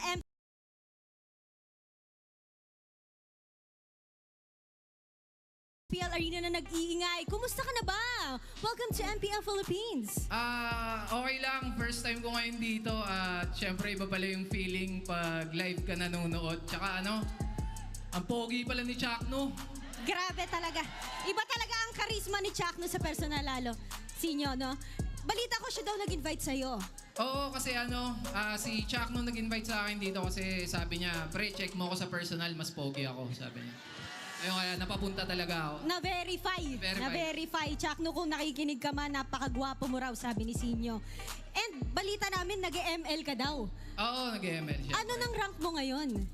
Hindi ko na maalala, pero ang highest rank ko is 74 stars lang. Sana all. Dahil dyan, bubuhatin mo raw si Chakno. Alam natin na nakasama ka na rin namin sa Project Next. I think 2 years ago, Sinyo, di ba? Oo, tama. Oo, nung may patch tayo na malaki. And sa laban natin ngayon, napapanood natin ang Twisted Minds and TNC Pro Team. That's old gods versus current gods. So sa tingin mo ba, nakakasabay na ang mga rookies natin na kalaban ngayon ni na Chakno? Yun kasi yung diferensya ng nakakasabay sa nakakapantay ba? Kasi may kita nyo naman sa standing, 1, 2. Pagka ganun dapat tulog din. Diba? So, makakasabay, pero respect the gods, hindi kayo makakapantay. Masyadong maanghang ang iyong mga salita, Sinyo. Ngayon naman, gusto kitang tanungin, ano ba ang mensahe mo sa ating MPL fans? At nasampulan mo na rin naman kami, kaya bibigyan kita ng 1 minuto para kay Sinyo. Mensahe mo para sa MPL fans. May maiksing mensahe lang. Siyempre, una sa lahat, salamat sa pag-imbita. First time ko dito, kaya nga napakasaya. Para sa akin, si Chakno ang pinakamagaling. Wala nang iba. Agree kayo, di ba? O dapat mag-yes ka. Yes na yes para kay Sinyo muli. Thank you. MPL Arena, mag-ingay! Maraming salamat, thank you. Sinyo. Maraming salamat We're happy to have you here. Sana makita ka namin ulit dito sa MPL Arena. Kaya naman, ibalik na natin sa ating mga casters dahil mainit na ang ating laban. Damn, Renmar. Well, we only got meters away from the Battle MC GOAT. He's right there. This is one of the tendencies that I wish I could exchange bars. You want to exchange bars with No, him? I don't. I don't think I have what it takes. Give me 2 months or 2 years. 2 years is set up just for to trade a few bars. To trade a few bars, and I think I would still get kicked in the butt. You think I would still get kicked in the butt. Man, he's been doing it all his life, man. Now he's here to support the Phoenix Army, who just won in 3. I don't know if Twisted Minds has it in them to get the comeback. Woo-wee! And he was invited by Chakno, so you know what to do. I don't know what else to say. Instead, we headed over to game. I was supposed to say game 3, but not anymore. It's game 4. Dang it! Let's just look at the draft. Okay, well, we're gonna leave the rap battling. Go talk. We'll keep the rap battling and the rhymes to Senior there on the floor. Before we head into game number 4, let's see what we saw from the previous draft. So there's a lot of focus from the TNC Pro Team side of ensuring that the Baxia and the Uranus doesn't end up with Twisted Minds, because again, Twisted Minds is one of those teams that excel with playing the bully type of EXP laner and jungler that can just show up, mess you up, and then suddenly, even though you haven't killed them and you've committed so many resources, they're still going, they're still wrecking your flow. They don't want that. One thing that I love about the bans that TNC Pro Team committed, they decided to go for the Fovia Selena removal in the second phase red side so that Twisted Minds wouldn't end up with it. And despite Sean ending up with the Kagura, because of, again, the rotations, we put so much focus on it, the rotations coming out of Chakno on the Hilda that went for the full build defensive items, Twisted Minds suddenly, they don't know, it seems like to overwhelm Twisted Minds, it's as simple as just put a lineup that can mess them up. Yeah, where you just throw, we were talking about it behind the scenes, you just throw bodies, and then Twisted Minds suddenly is like, uh-oh, this isn't like their formula. That isn't their comfort zone. It's a very difficult scenario for them because the bodies are just standing there, willing to be sacrificed by TNC. And for Twisted Minds, it's like, do we go for them? Yeah, exactly. It's like a lot of the fights where it's like, wait, are we at the right time? Are we going for it? So as we look for it roll to roll in the new school versus old school lane matchup, I think this is one of the reasons why we have to now pose a question. And I think we have to look at two roams. If you're gonna have to pick Foria, based on their performances so far, Zyda or MP the King in the jungle? Oh man, that's a difficult question, and I have to answer. You gotta answer it, bro. You can't dodge anymore. You can't dodge anymore. You can't dodge anymore. No, I can't dodge. Like, I tried to do that, right? But I can't.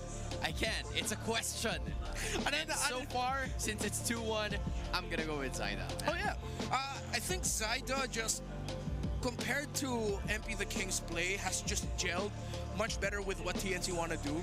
It's like, it's either Phoenix Army together strong or Apes together strong.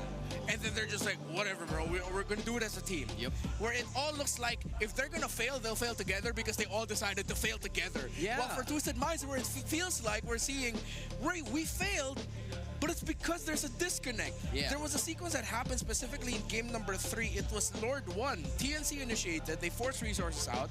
Twisted Minds backed off. I remember that. While some members re-engaged and dived. MP the King being one of those, Lansu being one of those, and they look kind of disconnected as everyone else wanted to escape, leading to the 4 kills secured for TNC and a triple kill for Benny Cutie. So roll to roll, I think we're both in agreement. Zyda right now just seems to gel better with TNC. But don't get us wrong, MP the King has had some moments of glory, especially in game number 2, and they're gonna need more of that in the preceding games if they want to extend the series, and not only just that, extend their tournament life, because tomorrow the games are gonna be as important. You're looking at a double elimination, situation for both these two teams. We're already looking at TNC, or should I say Team Liquid Philippines, advancing to that stage, and this would really be very helpful for Twisted Minds moving forward. And from what I saw, I think another matchup that we would consistently see here would be the EXP.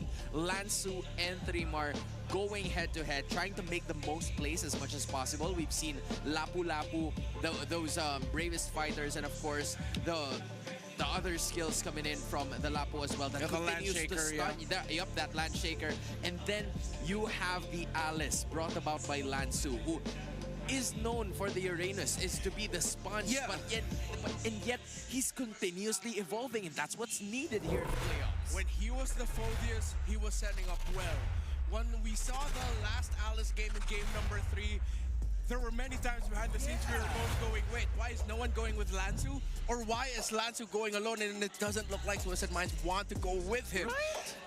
I have an easier said than done solution for Twisted Minds. Okay, talk to us. Put all your eggs in the MP the King basket. Ooh. You draft for MP the King, you play for MP the King, let him be your carry. He's your king. He's the king. TNC Pro Team this entire season has played for Zyda. Everything and for Zyda in his rotations and how he fights. Twisted Minds now has to change their timings. Kaloy and Sean with their initiations bring back to how they did game number 2, because that got Katya and Selena together set up much better for the jungler of MP the King at the time, which was his Lancelot. Given that idea, I found a sense of enlightenment, because I think that's easier to do. Aside from, the drafts, which are, of course, going to be in the care of the head coaches, the execution is where it's going to take part. And Zyda's going to be picking up another Lancelot towards the series. Meanwhile, for Twisted Minds, we are still figuring out, trying to think on whether or not they would be playing for MP the King. But here's the case now. This is the Dark Magician. This is like, the best hero for Sean with his best KDA, the second best KDA in MPL Philippines history. We're talking about the Kimmy here, and it finally reached his hands together with a Gatot Kacha, yet denied once again by Twisted. Sean needs to make history again with this Kimmy. And if the Gatot and Kacha and Kimmy is what they're going for, does that mean we might be seeing Twisted Minds recalibrate a little bit? That this won't really fully be an MP the King lineup. It's an MP the King and Sean lineup. And that takes away the pressure from Nosha. A rush by TNC Pro Team. Oh, man. Early Cho and Grok. If you're Twisted Minds, you're thinking, is this really going to go to the gold lane? Or is TNC going to whip up another surprise and somehow park a Cho in the EXP lane? Hey, man, at this point, Benny Cutie's like, I can't let this series go without me playing like a fighter gold lane because that's what I've been doing for the entirety of the regular season. So it should at least appear every once in a while, and now they're gonna speed things up, prioritize it at quite a high rate. And maybe that's why they were so willing to give Sean his Kimmy. The fact that they knew, all right, we're gonna give that, but we're gonna pick up the choke. I feel like the selection by TNC Pro Team is their end game draft. This is them looking to end it here, to close it out here, to deny Twisted Minds of forcing a game number 5. So Twisted go for the Hayabusa, but look, TNC already picked up the Grok alongside the Cho. Wherever you are in the map, you're gonna be worrying for the Haya and the Kimmy. Now you're gonna have to make sure that Lansu ends up with an EXP laner that can clear lane fast, get out, and help the jungle if needed. Hilda was taken out. At this point, if they could, maybe they want to be securing either the Lapu Lapu or the Esmeralda. We're gonna see in the bans. I think the bans will tell us which EXP laner they're gonna end up with because they have to take out at least one. I think the vision would also be a problem for Twisted Minds at this point. Like, you're looking at a Kimmy and a Hayabusa, which can be very vital in the early game if they're the ones who go first to initiate the plays once they reach level 4. But for the Grok and the Cho, they're gonna be aggressive as hell, man. I'm sure that they're gonna give such a hard time for MP the King at this point, because the idea that you were pointing out a while ago was they needed to play for MP the King, which is an easier strategy, an easier tactic, rather than having those disconnecting 50-50 risky plays that we've been seeing from Twisted Minds. So this really is a matter of will they be able to execute it into perfection. And for TNC, they should not be able to, they should not overextend, because that could be the window that Twisted Minds could take advantage of to continuously punish until the end. I think TNC Pro Team has already shown that this Cho is most likely going to be going into the gold lane with that Esmeralda ban, one of the heroes that we thought that Twisted Minds could go for. Right. Twisted Minds also taking away the Valentina makes me think, is there an ultimate that I am missing out on that Twisted Minds might suddenly show? Are we finally going to see Nausea pick up a fighter gold lane? Because so far he is the only gold laner this season who has not done that yet. TNC ban out the 1-1. They're trying to force Nausea into a fighter, but he can still just default and go Moskov, go Granger, the space creation. But then the thing is now, you're not going to be playing for MP the King.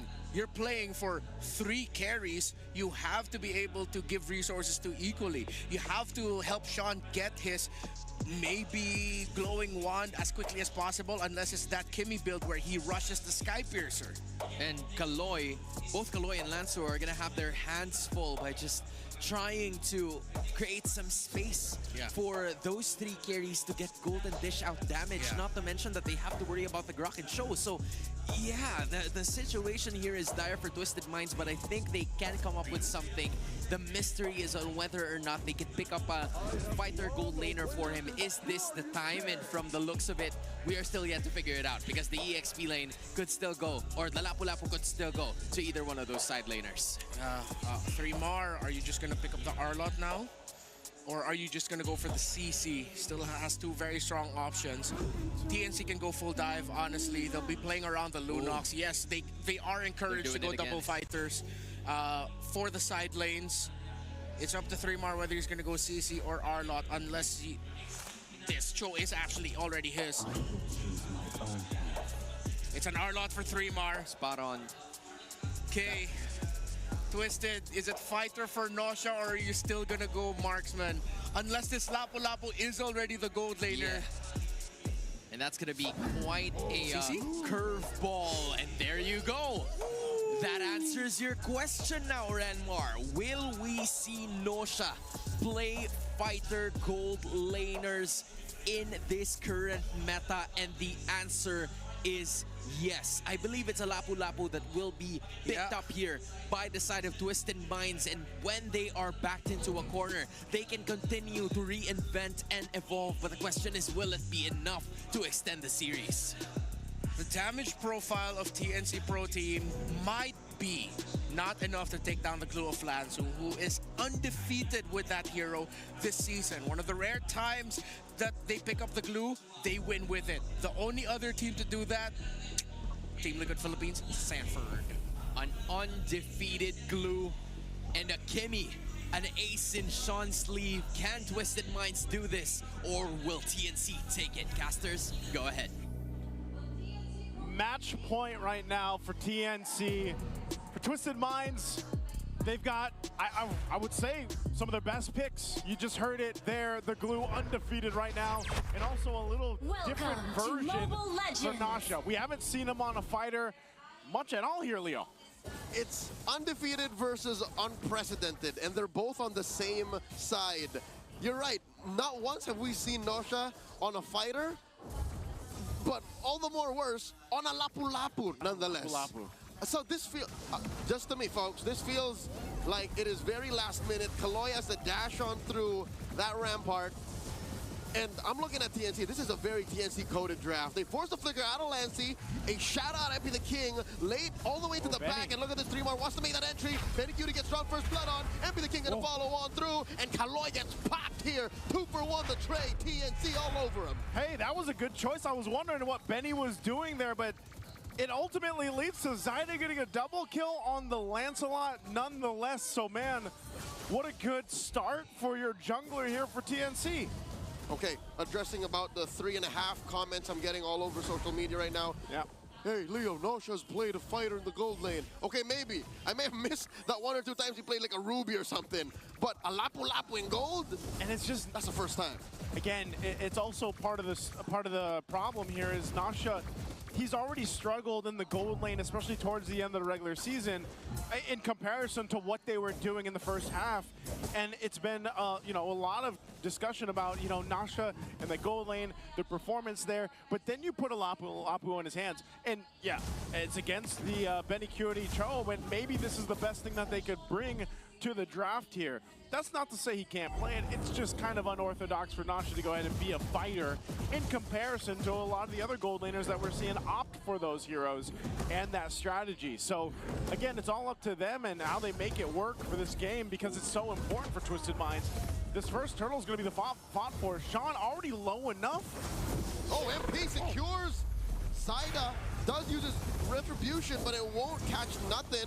Benny Cutie pushed out of there. Kaloy very low, dashing on through. The Phantom Execution skewers Nosha. Get taken down by Zyda. Lansu wants to get on out of there. 3-mar might actually fight the Vengeance, does so, but he doesn't have enough damage. This is a very tough glue. Dashing on through those little longs. Oh no, AOG! Disincentivizing the forward push of 3-mar and Chaknu. Good save there from Kaloy to keep Lansu alive. You know, and he does survive that, but still, it was great that, at least for MP, gets the objective. You know, the turtle, it's not going to be anything massive, but it's a step in the right direction that Twisted needs to get themselves a lead in this game. Now, when we really look at it, it's like, okay, well, you're probably not going to be relying on Nasha just yet. Eventually, even that, again, it's a lapu-lapu. He can go and fight 1v2, 1v3 later on, but you know, the main point is if he doesn't get picked off here by Benny Cutie like we saw him in the previous one, then he's valuable once he starts getting one of those 2 items to contribute to these team fights, because a lot of the damage profile is going to come from who? It's going to be that Kimmy. It's going to be MP on the Hayabusa like we've been seeing for the early portion of the game. And just overall, they have like this durable lineup, and that's what Redwire was trying to mention. That durability, that tankiness, especially with the glue, it should be hard for TNC to kind of deal with that. Juxtaposed to TNC, whose damage is literally just spread out all around their lineup. 3-mar can get a lot of damage in. Zyda, Lancy, hell, even Chaknu. And I'm looking at Benny. He's looking to build damage on this show. So, Twisted Minds, if they get picked off one at a time, they're going to get in trouble. Yeah, that's the problem here. And again, I think, you know, we've seen it as well. We talked about Lansu's undefeated glue. Well, what about Chaknu with his Grok here? He's one of the first Groks in this season. He is, and he made it one of those definite picks that teams really like to go for towards the second half of the season here, just because of the combination alone that this new Grok brings to the table here. You know, there's so many different combinations you can do, and the tech charge alone, if you're able to catch 1 or 2, is devastating enough. So now, fighting around the second turtle of the game, they're going to go ahead and get this pulled out. MP will just go ahead and wait for his moment. He's going to respond to this. Chaknu will be at half health here. But I'm wondering, is Benny going to start, or is Chaknu going to start this fight? They both can do that. That's the danger of it. Twisted Minds aren't sure, and the only member they have that has a Purify is Sean. So only he can be used as bait, and that's already dangerous as it is. Turtle now, less than half health. Rampart comes up. Kaloy gets popped here. Lancey gets his head, and in comes the rest of them. Final slash by Dreamar. Responds. He has Lanzu mounted on him, not before he falls. He's gonna take down Sean. Phantom execution. Norsha dashes on through. Tech charge, no one home, but they're already ahead. 2 down for Twisted Minds. TNC got their eyes trained on the Turtle. Man, they got 2 kills there, but I just feel like abilities and everything else were being thrown everywhere, not connecting either. On both sides. The jump in, though, for the Turtle. AOG plus a steal by MP. TNC didn't see that coming. Oh, and they get 3 more, and now Chaknu falls as well. A great pickup. MP gets kills plus the Turtle. Everything falls apart for TNC after that sequence. And it's very clear that TNC have this coded in them. It is injected into the DNA. Procedural rotations. We have a plan A, B, and C. Anything happens beyond that, we're out of here. But what happened, man? I mean, TNC had a 1.5K gold lead, and they won that exchange. They decided to go and try to get the Turtle, and then it all fall apart from there. MP happened. Oh, the kick under Norsha. He gets taken down. That was that's overkill. a gank, 2-man gank by Lancey and Benny. Yeah, that's, hey, you said this, you know, you go for that kick, especially with the damage Cho from Benny, and then the burst from Lancey. You're not going to survive that. I don't care how brave you are for this Lapu Lapu, man, for Nasha, but it's definitely getting tough here. I think, again, TNC is going to hold on to this kind of like minor lead that they have. Look at this, too. Skypiercer pick up for MP. How often does that happen? Not that often, man. That's why I said he's a big part of the damage profile. Benny gets the kick, isolating MP, but there's a stack for him. Give him the stack. Right as he bought it, too. I'm actually surprised, because, like, Benny, I mean, did he just see MP and he's like, I'm going to go for the kill here? No, this is Twisted Minds reading the situation. This is a big picture decision. They said, yeah, they're going to fight a lot, so let's put this item on you because you're getting a lot of stacks. Oh, Dreamar. Kaloy jumps on out of that AOG, but Dreamar able to respond, forcing that revitalize and the conceal. Yeah, he didn't have that final slash to really place it where he wanted to. He just gets it now. Zaida commits Grand Theft Orange. I guess that was a good trade. The kick once more finds MP. Benny finds sweet, sweet revenge. And now Benny's in trouble once more. Sean takes him. Final slash. This positioning. Sean. Oh, there's the tech charge. Sean throwing in the air, and they're still going to go. And there's the mount on the 3-mar. Looking for vengeance. Lifesteal on lifesteal on lifesteal. Lanzu falls. The trade for 3-mar. And now Kaloy's going to be up next. Lancey gets a double. And now Zaida gets taken out. Norsha is the one responsible. Chaknu running away. That's a bloody trade, 2 for 3. What a bloodbath the mid lane was here. A back and forth from both teams, but hey, someone's got to stop Lancey here if you're Twisted Minds. He's starting to scale. This is going to be one of the better scaling games of Alunux, but look at this. Lord for the taking. They want to blitz it. Nasha jumps in, but Chaknu's giving the information here. Can they delay Twisted from taking this? Oh no, it's flying clouds, but he's still too far off. And what an amazing catch by Twisted Minds. 3 for free. It's all for the rookies of Season 16. They take the Lord too. What a decisive decision from Twisted to blitz the Lord, go for it after the fight before that. And they're going to go for more. They do get the Brilliance out. Lancey? Oh, they catch him. He won't even get to use his flicker. That was a sad sequence of events for TNC. Theo, look how quick this lead has ballooned for Twisted. In a matter of, what, a minute and a half or 2 minutes at most, they've completely gotten charge of the game here. Oh, final slash displacing Lanzu. Move between the middle, the back, and the front of that mid lane tier 2. It's a free pickoff, but after all is said and done, TNC are still licking their wounds.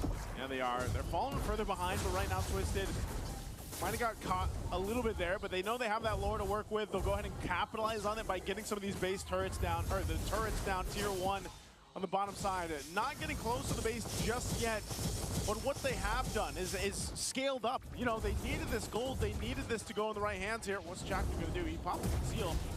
He's going to go for a play. Rampart forcing that jetpack from Sean. And here's the AOG, massive CC on all the members of TNC in the vicinity. Sean gonna be up next. Does get found out by 3mar. 3mar gonna go down, finds that final slash, but it's too little too late. As Lancey and Zyda wanna make their way on out of here, and they get caught out. Make that just one. Lancey's still alive. Lancey's clapping back. In comes Zyda, but he's going up against 3, and it might be too little too late. It's a wipeout. What has happened to the Phoenix? Great for MP the King to go ahead and juke out the moves from Zyda. Still surviving, will get himself a purple buff. But that was a great fight for Twisted. It looked a little bit closer than it should have been, but TNC not have enough durability and damage to capitalize on kills. And now they'll lose the tier 2 turrets on all sides here of the map. Joseph, is it just me, or is TNC getting a little sloppy? They are, man. I don't know. They're taking fights they shouldn't have, putting themselves in positions that are completely avoidable, yet they still lean into it with the gusto of an 18-year-old teenager on a track and field. It's because they're on flying clouds, man. That's why. They got the flying clouds to get them back into the fight, and I'm wondering if they shouldn't be jumping in these fights. They're throwing themselves at Twisted. You know what? Maybe I'm seeing something, or TNC sees something that we don't. Maybe you're right. Maybe it is the flying clouds. That's why they're saying, hey, once we respawn, we can just jump back in, go again. Go again, man. But I'm wondering at this point, but the more you go again, the more that lead grows. The more that lead grows. That's the problem right there. Twisted Minds, in a matter of literally minutes, they just completely locked in. I don't know what it was. I don't know how it happened, but Twisted was like, we got this. At some point, they scaled up appropriately. They've been punishing TNC's decisions on going again, and now this Lord is up here. Twisted should have mostly free reign on this, because I think even if Chakra decides to force a fight here, I don't know if they're going to be in a position they want to, but some big things can happen. A tech charge, a final slash, or even Benny Cutie finding the right target to kick could change the course. There's final slash puts them all there, and a big Rampart plus a tech charge knocks him out. Benny Cutie looking for that perfect kick, and they do have the backline advantage. TNC gets scrambled on their own side of the jungle, and Chaknu here looking for that basic attack. Chaknu falls, and look at the back. A shadow kill by MP the King, takes down 3, all for just Sean. Now it's just Zyda and Lancey left. And all that Lancey can do is brilliance away, plus the flicker through the wall. He's fine, but not if MP has something to say about it. Shadow out, shadow in, plus the kill. It's just Zyda left on the map. It's only Zyda, and it's not going to be for long. They're going to collapse down, force him to the base. He does clear out the minion wave, but now the mid turret is going to be the focus for Twisted. They should be able to get this and then go for the Lord here. Again, when everything was thrown at Twisted, the tech charge, the setup, with everything else, even Benny Cutie going in for the kick and the final slash and everything, Twisted still won the fight. It didn't matter if they got thrown in the air for seconds. They still win with this kind of lead. So now we see the folly of Twisted and how TNC are spoiled for damage. It's spread out everywhere, you're right. And what if a good chunk of that effort and time goes into CC? Where do you find the opportunity to deal damage? That's TNC's dilemma right now. Yeah, and you can see this. Benny Cutie picks up a brute force because him himself, like, he's having a hard time. Yeah, he gets a kickoff, but even so, he kind of has to put himself in a position where he's going to take a ton of damage. And it's very different in comparison. Now at this point, Nasha, I say he's showing up in this game. He showed up on this Lapu pick and is making it work. Maybe struggled a little bit in the early game, but right now he's scaled up well enough to go ahead and be that bravest fighter. The conceal from Kaloy, flushing out Chaknu from that little brush. Chaknu obliging them, looking for the steal maybe, does not find it. Gets a tech charge going backwards, and that will be a pick off on Nasha, traded out for Chaknu. Gets the mount on the 3mar, 3mar falls, and TNC have nothing to do but to retreat. Lancey sacrificed himself so Benny and Zyda could live. Man, oh man, what is happening in these team fights? TNC, they've lost any of the momentum they had at this point. Twisted have won every single team fight for the past 5 minutes or so. And now they're going to go ahead and get ready. The Lord's making his way down the mid. Zyda and Benny Cutie trying to buy time. Chakno will be up in a couple seconds, but they're going to lose a base turret up top. And is this a possible ender to get to a game 5? Oh my god, the flicker forward by Lansu gets the mount. Serving up a kill, Lansu falls. It's a 1-for-1 trade. Lancey just about to respawn, and oh my god, a big tech charge! Plus a puncture on puncture on puncture, and the base is barely up! The Lord gets taken down! MP falls! It's just Nosha left! TNC, like the Phoenix that they are, may have just found another chance to claw themselves back into this game. And the Phoenix Army comes to life after that one, because what happened? Twisted Minds! They threw themselves thinking the game was over. They had the Lord, but they didn't deal with what TNC had to throw. Now Benny goes in for a kick. He's able to go for Nasha, but it's only in a buy time. He's tanky enough. We're going to have to look at the replay on that one, because what happened? Twisted Minds. Looking at this, they approach the base. They have the Lord. The drag on through. Lansu dies when he's attached to the wrong member. And now look at this. Oh. Lord is up. Great tech charge. It was 3 Mar and Chaknu. It was enough for them, just 2 of them, to ruin that back line and take down 4. Nosha alone, what's he going to do, especially without a wave? Yeah. So now TNC are able to diminish a huge chunk of that lead. It's gone, man. But they're not out of the woods just yet, Joseph, because look at the map. I would say, you know what else is gone? Ruins. Their turrets are gone. They got 1 turret. They got, oh yeah, wow, all right. So luckily, that 1 turret that they have left as an inhibitor is the long lane. That's a long lane, man. So if they play their cards right, they might even be able to contest. I'm just wondering, after that whole interaction, that miraculous base defense, is TNC able to go ahead and get themselves the next Lord? Mind you as well, how many times have we seen Chaknu on whatever team he's on, able to help be a part of those defenses? You know, those kind of defenses, man. That is innate in Chaknu as a player ever since he debuted in Season 4, 2019. I remember the day I first laid eyes on this man. He just does this whatever team he's playing for. He does it, man. I don't know what it is. It's in his DNA. It's heart. It's the heart of the Mamba at this point. And I think even then, this Lord is up. You're nearing that 18-minute mark. You're 17 minutes into this game. They might delay it up to the 18th point. They know they have to deal with the wave, so Twisted might just go ahead and try to blitz us, at least to get a response from TNC. They know Benny's down on the bottom, so they're going to go for it. Lord's at half health. What can they do? Benny's trying to rotate up here in time while TNC is trying to go ahead and fight on through. Capture post thrown out. Nosha down to a quarter of his health. Lancey gets popped. Oh my god, where'd that come from? They're already a man down. Benny Cutie has Sean trained on him. 3 Mar mounted by Lansu. And that's Chaknu very low. Chaknu gets popped. His immortality spent already. 2 members missing from TNC while Benny Cutie left roaming like a vagrant. What was the plan? What was the plan? Benny Cutie cancels the recall. I don't know if he's just, okay, he's like, no, I'm getting out of here. It didn't seem like there was much of a plan there. Because TNC, they just got zoned out and taken out. I mean, even then, look at this. They're going to wait for this. Yep. And wait for the timing. They wanted to spawn 18-15. Yeah. They're just buying time here. Just All right. Coast is clear. Let's go. No, wait, what? The Evolve. All right, they wanted to spawn 1845. 1845. There it is. There's the Lord. Again, I don't know what happened there. And maybe this is the case. With TNC, this lineup is going to work better on the defense. The only problem now is that this is a much stronger Lord to deal with. Do they have what it takes to actually win the fight here? You know, you're looking at the items. Even Benny Cutie got the rose gold. He's going a little bit more damage here on the last item. Might be a BOD, might be a Malefic. Might be a BOD, might be a Malefic. And over here, too, you've got some of the defense there. Oh! Lansu gets hit by the kick. Benny dashes through.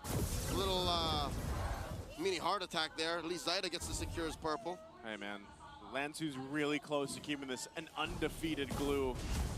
Benny will go ahead and clear out the lanes the best he can for this. That Lord is making his way down mid, though, so now for TNC, they're going to try to delay this, most likely using the ramparts if they can, too, but a conceal's going to be used. Kaloy, they want this last turret. They'll hold the Lord there, but there's the jump. They do get it, but Saida just gets squished there. Not a response from TNC's arguably MVP, and they do take out Chuck for the shadow kill from MP the King. TNC might just actually roll over and take this L as Lancey throws everything but the kitchen sink at Twisted. Ladies and gentlemen, we're going all the way. Twisted Minds takes game number 4. I don't know what it was, but it just seemed like TNC lost the focus. They lost the plan towards the end there. Again, something wrong. Twisted Minds, though, taking us to a game 5. Let's go ahead and throw it over to the panel to see what they think about game 4. What I think is that nobody's gonna go home just yet. Twisted Minds, sure, they're rookies. But my oh my, super rookies came to play. We are going down the wire. In MPL Philippines Season 15, these two organizations delivered shockers, forcing then Aurora and Onyx PH to game 5s. They both didn't get the dub, but now going up against each other, they forced game 5. Twisted Minds started to punish TNC over and over again. And the question was posed for Nosha. Can you play the fighter gold? He can definitely play the Lapu-Lapu gold lane. Oh, but look at this guy. This man who has led a team that was composed of MDL talents. Don't get me wrong, they are strong as crazy. But with MP, they've reached another level that we didn't think they had. I said play for MP, right? But this wasn't them funneling everything into the Hayabusa. This was them going for double fighters in the side lanes. They have another carry in the mid lane. But that means when everything happens, when all the action just starts to roll out, the Hayabusa can do whatever the hell he wants. Yeah. You're not funneling everything into him, but you're giving the choice of MP the King to do whatever the heck he wants to do in the team fights. And imagine, if you're a jungler, that feels amazing. Yeah. You know, you're like at cloud 9 at that point, just because of how much space you had where, in fact, if we're looking at the MVP highlights here, TNC had the upper hand initially. Still. Just because they were able to at least get a lot of those setups in arrangement. But for Twisted Minds, what I liked about this team was they were fighting for every single objective available. And this is where it changed. Just taking control of those objectives. And not only that, because for TNC Pro Team, it was not quite the cleanest of objective takes. Yeah. Thus, MP the King initially taking a lot or majority of the turtles in the first few minutes, and that snowballed even further because for Twisted Minds, they were waiting for the right opportunity, the late game centric idea from this team, taught by Coach Bonchan. They know how to operate in the later portions. Yeah, and this has been a common theme for Twisted Minds all throughout the series, not just in this game number 4, the sudden rush for the Lord when they can. That would throw TNC off their game. So it was a good mix of, yes, as Taisio and Leo put it, TNC Pro Team seemingly losing track of their own plan and how they want to execute and what they want to do, mixed with Twisted Minds, forcing TNC Pro Team to start scrambling. Because suddenly they're going to be committing plays and Lord rushes that TNC Pro Team weren't exactly ready for. They lost track of the plan. Lancey lost track of his positioning and his footing, and Twisted Minds punished. Sean did not go for the kill crazy, low death, Kimmy performance that we're used to seeing him in, but he was one of the major problems that TNC did not have a lot of solution for. They did not take down the Kimmy down fast enough multiple times that allowed this glue. Again, we posted earlier that TNC Pro Team might not have the right damage profile to take this glue down, and we got to see it once Twisted Minds took control or kept the game close. TNC struggled with the presence of the glue. It's been very difficult for them, and there is a reason why Lansu using this glue has been undefeated. There was a really good front-to-back composition from the rest of Twisted Minds, given enough vision from where TNC is going to be approaching, and it seems like they've had all of their bases covered with the grass, the positioning. There were enough personnel on the bush coming in from Twisted Minds, whereas TNC had a really hard time trying to figure out where they can enter, because once they see Lancey, it's gonna be over for him just because of how much backline access you have on the other side. You have to mention Nosha as well. When he's using that Bravest Fighter, it makes it a little easier for him to deal damage and also get a little bit more tanky, which is both Zyda, Benny Cutie, and Lancy could not afford because they need to dish out damage first. But if they're the ones taking the brunt of the damage, it's going to be difficult for them to pull things off. Yeah, and it looked like Benny Cutie did definitely struggle on this gold lane. Cho, a little bit more of a utility route in the approach. Yes, he has the damaged items, but look at the adjustments. For Sean, with the magic power as he has, he decided to go for the Blood Wings. Then he went Immortality. Then he also has a Rose Gold Meteor. So even though he gets kicked, he has the Purify. And he has a good amount of survivability as well through the shields. Kaloy, of course, with the Revitalize on this Gattacacha, which is why for the majority of Season 16 and for the majority of the Gattacacha high loss meta that we've been seeing in the trade for the roam, the question of can you beat the Revitalize of the opposing team, of the opposing roamer, is always constantly asked.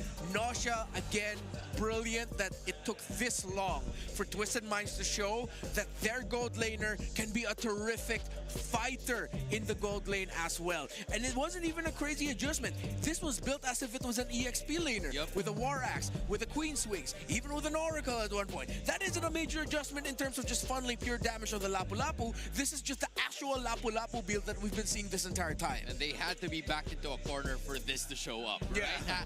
Now I wonder, if they're going to be backed into a corner multiple times, what more? How many more aces do they still have up in their sleeve, right? Because for MP the King, the idea for him was that they were trying to push him in a situation where he was forced to use utility. But that wasn't the case now. That's one of the conversations that we've had right before the start of this match, right before the start of this game. But for MP, it doesn't really matter. If you play for him, it's fine. But just like what you said a while ago, he can do whatever he wants in this point in time, dealing so much damage and giving so much problems to the front lines of TNC that they can't do anything about it to begin with. This is why one of the infinite keys to victory for TNC Pro Team is to win the lane matchups. Because if Twisted Minds are winning the lane matchups and they're comfortable, that means that MP the King is free to roam. He is no longer looking at the side lanes and thinking, who can I help at this time? Yeah. The reason why Twisted Minds went on that great run to start off the season was when multiple times we were pointing out that it just looked like 4 dudes being really stable, being really good at what they do, so that MP the King can just do whatever he wants. So now the main character shifts, the focus shifts for TNC Pro Team. How are you gonna ensure you unlock and supplement Lancy? How are you going to ensure that if Benny QT is going to be playing a little bit more with a utility approach, something that is just used to set up a little bit better for the team? Who else is carrying? Zyda cannot be the only carry. They have the damage if Lancy survives. The focus again turns to the mid laner of TNC Pro Team and his positioning, something that has been haunting him all season long. Yeah, it's quite the predicament here, specifically for Lancy, because yeah, he's been using Lunox in the past 2 games that they've lost. It doesn't have a lot of mobility. Sure, you have a way out, but compared to the other heroes that Twisted Minds had, they had a lot of access towards that back lines and back doors. So yeah, it's a scenario that Coach Etomax, Coach Hito, and the rest of TNC needs to figure out, because Twisted Minds seems like they still have something that they can show here in the Champions Arena. But before we head into game number 5, here is Odin for you together at the MPL Festival.